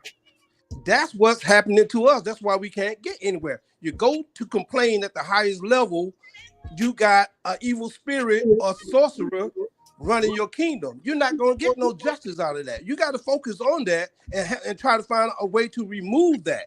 But so the highest sorcerer has spoken, and that's the Pope. So if we're gonna talk about sorcerer in the hierarchy of that little particular little occult breakdown little pyramid, the Pope is the highest motherfucker on there, and he has motherfucking spoke. He has rescinded some shit, and he has taken some shit back.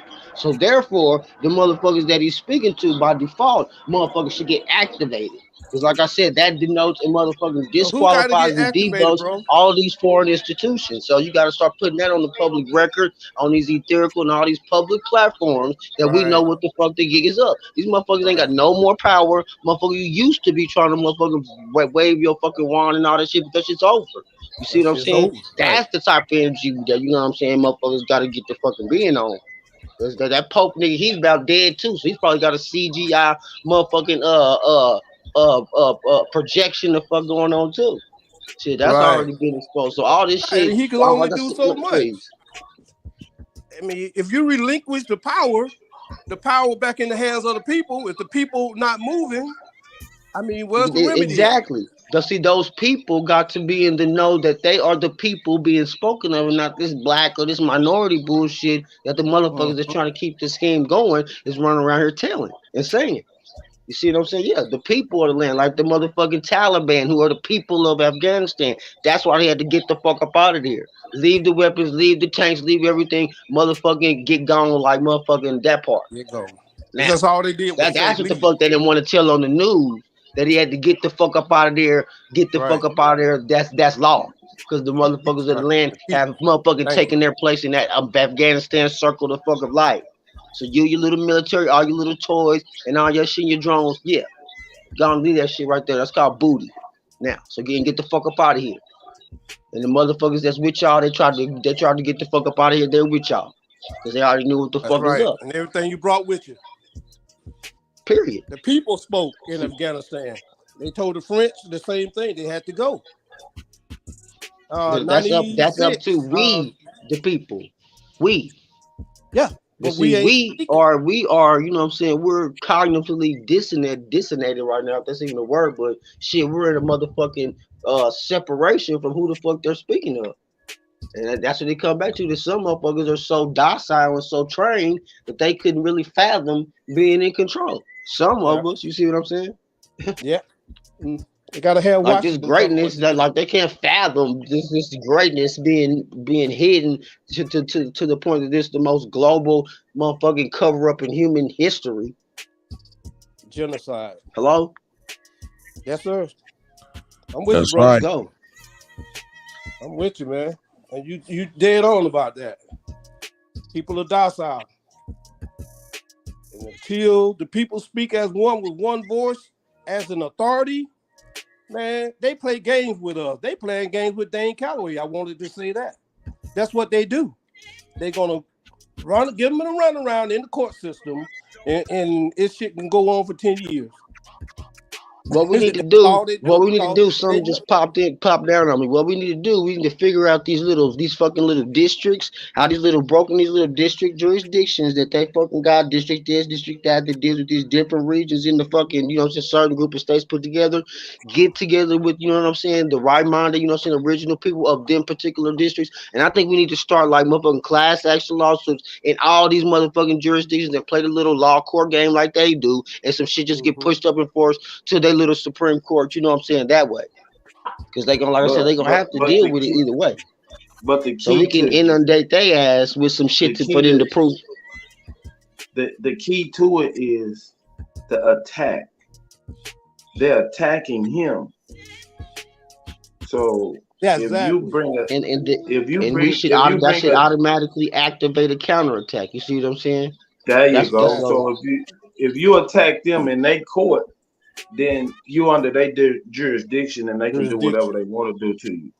Exactly. So you put yourself in their jurisdiction, then you subject to them. So if you attack under their system, then don't attack the person, attack the system. Right. And that's what I'm saying. The policy, but that's what I'm talking about. We can sue the policies that are established in these, federal district courts that are spread out and got, different regions. Just have all something going down in all separate regions like they do states. Well, I was saying dealing with regions because then we could deal with the original people of, whatever district court, is encompass those particular territories. Is what I'm saying. But the district don't apply to the Indian. The district applies to the U.S. citizen. The federal. I'm sorry, the federal courts. But I know there's multiple subsidiary federal courts, whatever. I'm talking about the lower level right under the Supreme Court. But there's multiple of those federal. Yeah, the federal districts. Exactly.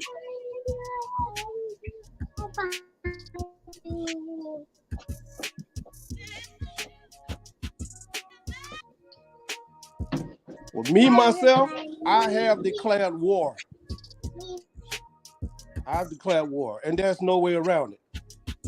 So who are you declaring war against, and who is your enemy?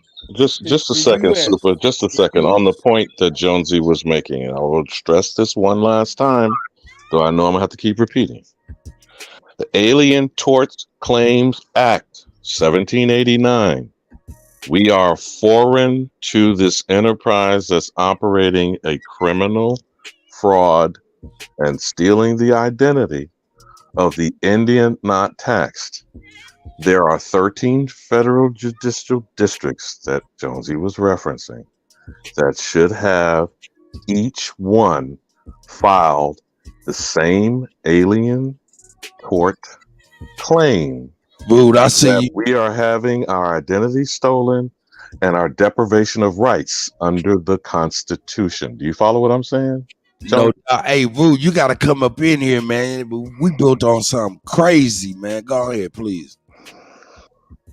So if that's the strategy that Chief Jonesy is suggesting, DJ Kuttack, the Alien Torts Claims Act of 1789 and the Judiciary Act, which created the federal judiciary system, is the jurisdiction to file, as Super suggests, against the system within the system.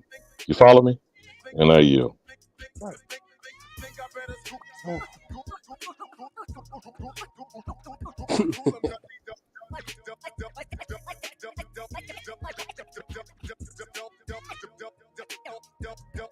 Yeah, this shit is crumbling little by little, and they panicking. They trying their best to bring everything, but the more they bring it, the more they expose themselves.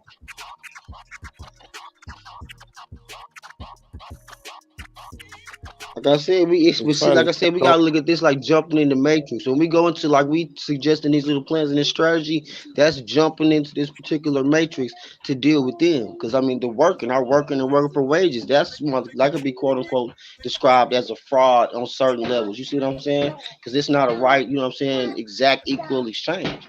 But we still deal with that, you know what I'm saying, particular system in the ways that we need to deal with to take care of whatever business that we need.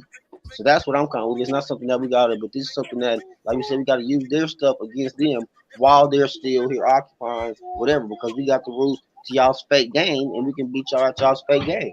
That still doesn't denounce or take anything away from who we actually are. You see what I'm saying? But that's just beating y'all on y'all's field, and then y'all definitely, you know what I'm saying, could be, you know what I'm saying, excommunicated, and y'all's information and your little employee slaves that y'all brought according to y'all's corporation, all y'all get debunked. Cause I'm coming for all of it. If you came in under the corporation, when the corporation dies, gets dethroned, gets deported, all of y'all should go to with your 2 or 3 generations thereof. What's up? So none of y'all have no legitimacy.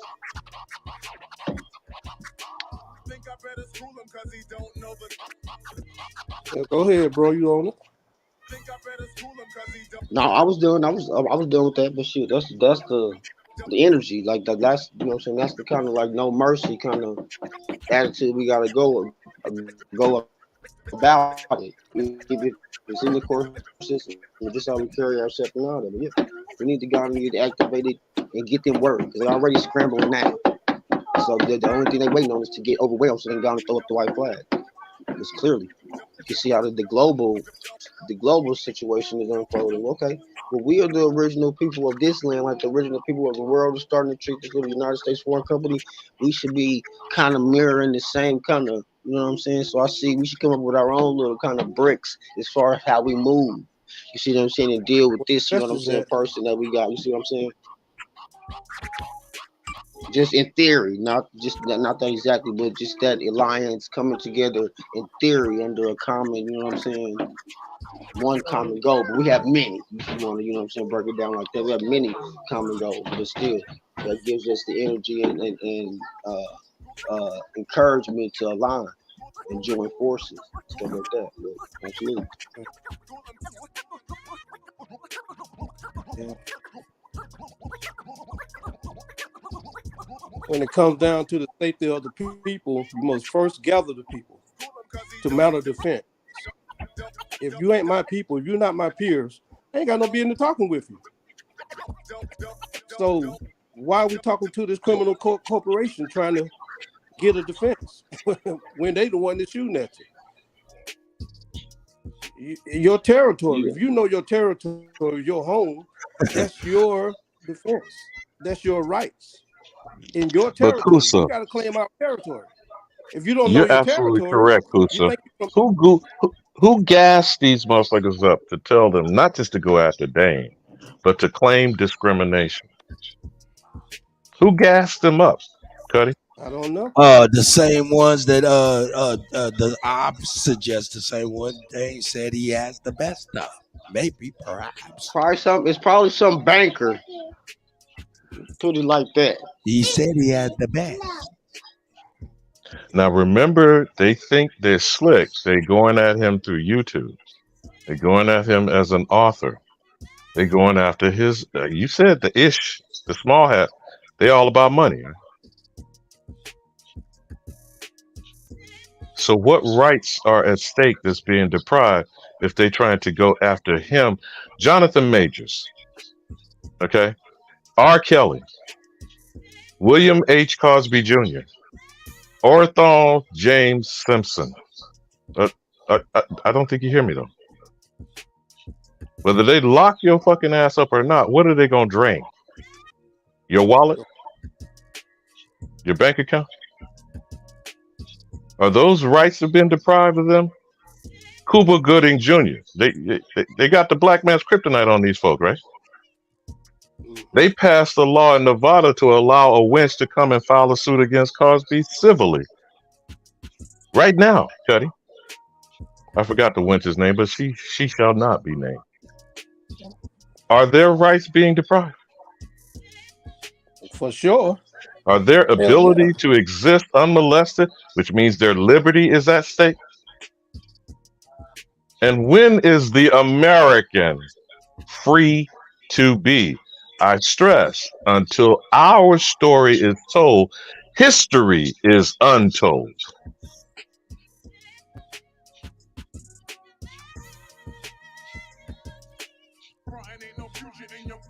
Right, and that's what this suit is gonna do. It's gonna bring out everybody's true identity. Because if you saying that you're an Indian, you gotta prove it.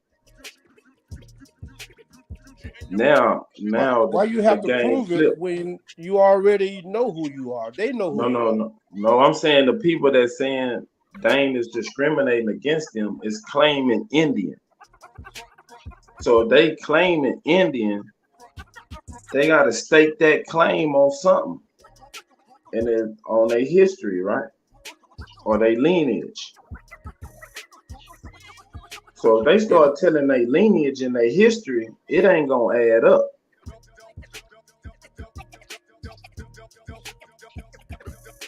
That's what I'm saying. You gotta wait for the attack. If you just go about your life, living your life, doing your thing, and then you attack, now you in court. Now they have the burden of proof. The burden of proof is on the attacker.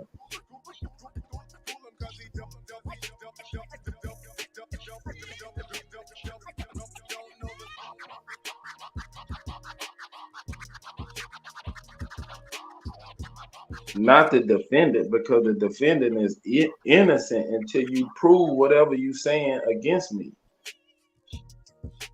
And the only way to prove it is to bring all the bullshit out. That's what the discovery is. Hey, tell me something. Y'all can't hear them scratches and shit in that music, right? Y'all can't hear that stuff, right? Hell yeah, I can hear. Oh shit, is that Yeah, shit too man, loud? you Let me turn jamming. that shit down. Nah, man, you jamming. We vibing. I ain't trying to throw Shit, y'all. all right. Oh. No, man, you ain't doing that. Oh, y'all can't hear that shit. I ain't think nobody can really hear that shit. You chopping it up. You got the Sounded man good, bro. dancing. Oh yeah, no doubt. Hey man, we got the brother Root up in Come this on, bitch. Root. For sure. Root gonna drop the science. Root up in here. Salute to the panel. Salute to you, brother. Man, hey man, don't mind me scratching my nigga acting like Mike Jack. I got Now some I'm new wondering what's video. going on with Dan. Huh? What's going on with Dan Calloway? Hey man, he was on BAP yesterday, man, and they chopped it up a little bit about, you know what I'm saying, brother Polite. But before they talked about brother Polite, they talked about Dane's lawsuit and whether it was about plagiarism, like brother Jabari and Sonetta and them insinuated. You know what I'm saying? And he actually said, nah, it was about something totally different. It was about 42 U.S. 1983, which is defamation or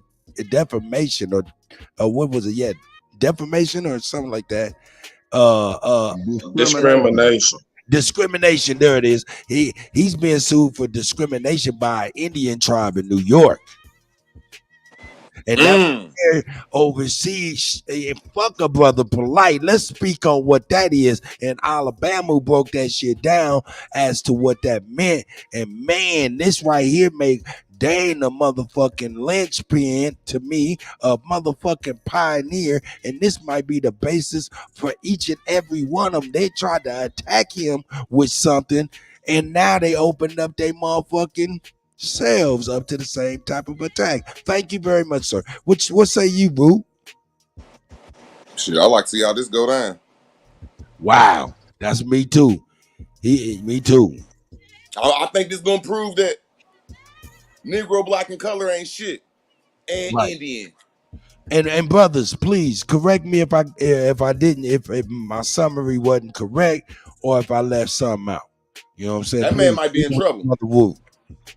That man might be in not trouble like lawful trouble, going to jail, but that man might not ever talk on TV again. Shout out to that? brothers, Who man. I that, know Root? the niggas in the city is chilling. Yeah, you got something federally recognized. I'm suing you. Yeah, you might not talk again.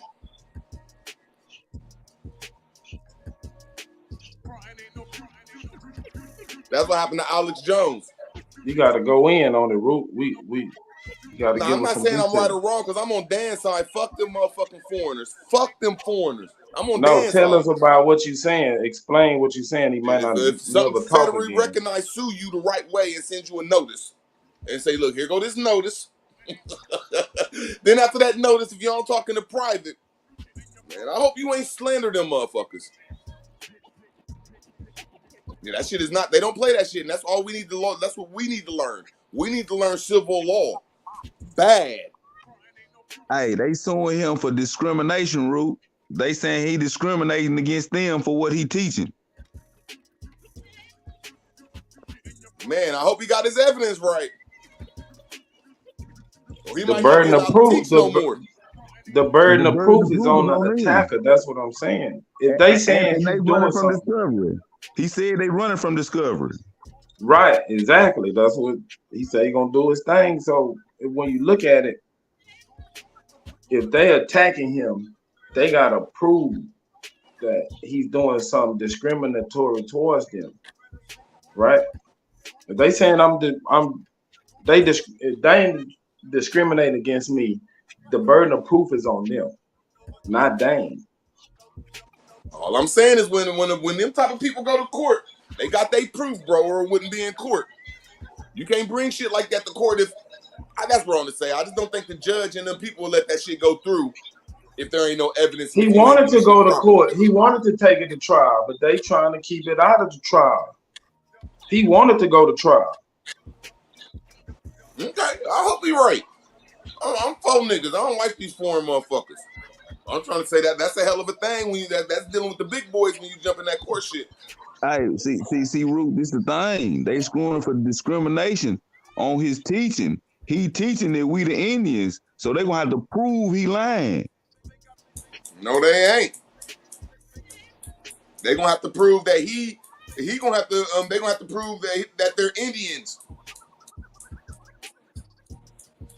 That's all they gonna have to prove. Them proving that they Indians ain't gonna prove My that he bad. I got lying though. brothers waiting. My bad.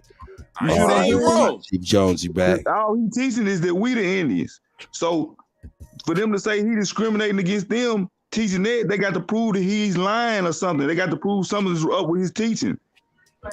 I don't know. I just know that Sandy Hook shit. Word. That Sandy Hook shit. Right. He said that shit wasn't true. Hey, hold up 1 second. Mountain City Mellow, I see you, my brother, man. Hey, man, hold up. Shout out to Mountain City Mellow, man. Arthur Bryan, Arthur Livingston. I'm over here thinking about barbecue. Arthur Bryan's in Kansas City. Hey, yeah, man, shout out to Wilmore Reed, the elders, man. You know what I'm saying? Shout out. Hey, man, we got the brother Jonesy back, of course, but we got the brother Moving Silence, man. I never heard my brother before. Well, How's it going? How you doing, guy? How you living, man? Talk to the Kutty.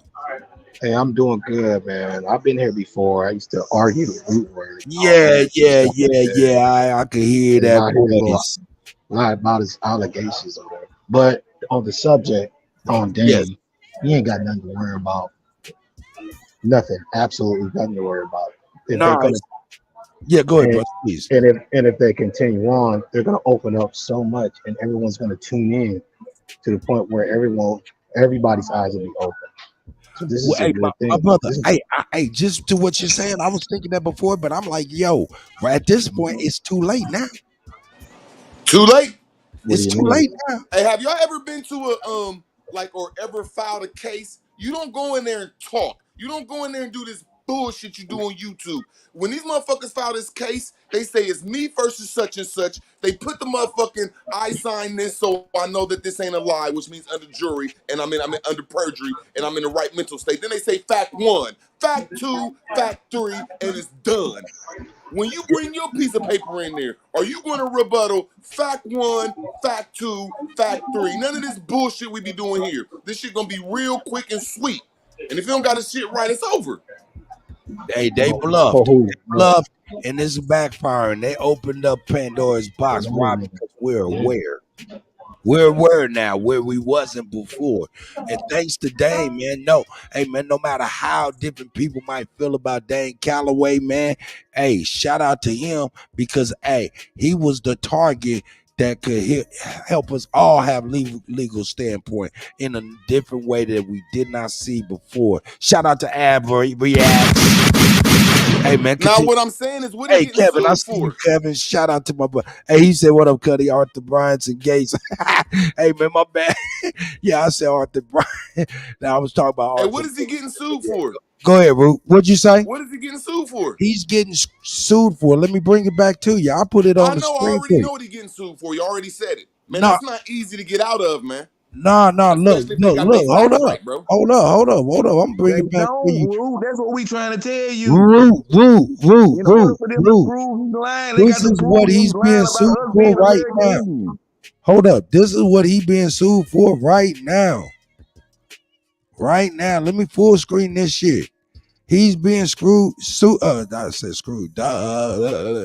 Anyway, he's being screwed for real shit.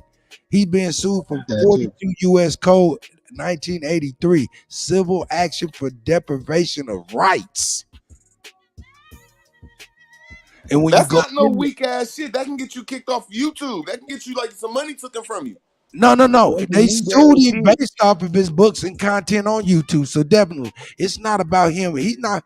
Yeah, I mean, he not tripping on that. They on some civil shit. They trying to get some money, but they opening up. Yeah, that's how you hurt that person.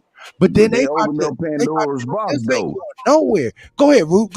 I want to hear what you think. What you think. I want to see the case. What are they saying he did? Because if they said that we he said can't this get wrong that about yet. our name, if they saying that he said this wrong, that's all he had to do was say something wrong, and he out of here. Well, he's saying what we know he's saying. Hey, and they could be trying to hit him with some old Cardi B, Tasha K. You know what I'm saying? You know what I'm saying? Have that nigga, you know what I'm saying? Have liens on that nigga's property and houses and shit. But anyway, either way it go, we didn't know before that we can actually possibly use this argument for us. Because this definitely is applicable to us. See, the thing is, how can he deprive anybody of their rights? Well, I'm trying to tell people. Hold on. What I'm thinking that they're saying that he's trying to deprive him is by telling everybody the truth, which reduces what they're gonna receive ultimately. Pretty much a challenge to their story. That's what I'm thinking. That's the only thing he could. That's the only. That's what I'm saying. What the only thing that they could be saying is what Dane's saying is challenging their status as as Native Americans. That's the only thing they could be saying. See, that's why I be pushing that shit. Everybody need to be like Sister Bethy. Because if none of you motherfuckers got a $5 tribe, it's over with for that nigga. You gotta have your own tribe. You gotta be gotta quick have for that nothing. Here comes the controversy. Here comes the controversy. Root, you tripping, bro. You better sleep on Dane, He bro. just says whatever he says, just a controversy. Root, I got a question for you. Can you sue a group of people? I'm saying a civil action. You ain't saying nothing. A civil action means that you better have your paperwork right because it's in court. It went past the private. It went past the post office and the private case, and now it's in the public. But Root, can you sue a group of people? They running from the presenting they shit. He not running from presenting his. They I'm running from asking presenting y'all, theirs. have y'all ever went through a civil action? Any of y'all? And yes, I have. Yes. Oh, rude, bro. Dane wants to smoke. You sounded scared. Dane wants to smoke. All the smoke. He wants to smoke. He wants to smoke. We right behind him. We ain't scared. Worried about nothing. They might wiggle around in the law and they court I'm system. gonna We ask want y'all to one little smoke. simple question. What's y'all's Indian tribe like, Sister Bethy?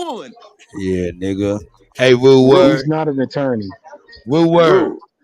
All that shit Yes, you sir, directed to me, nigga, all I got to say is this, nigga. I didn't direct nothing towards you. Hey, why did y'all let me up here then?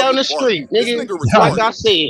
This nigga retarded. Nigga, He I said just I'm in a showed you a public whole park. garden. I'm in a public Turnip greens, collard Hold greens, on, hold on. Let's go back to mustard let's go back to See, that's greens, all Jones. they want to do Jones is want over to there. start confusion. The fuck you We ain't mean? talking about farms, Chief Better get Joseph. your We life. talking about law. That's We right. talking about law. That's right. Now tell him that you got a That's right. tribe. Tell him that you got a tribe.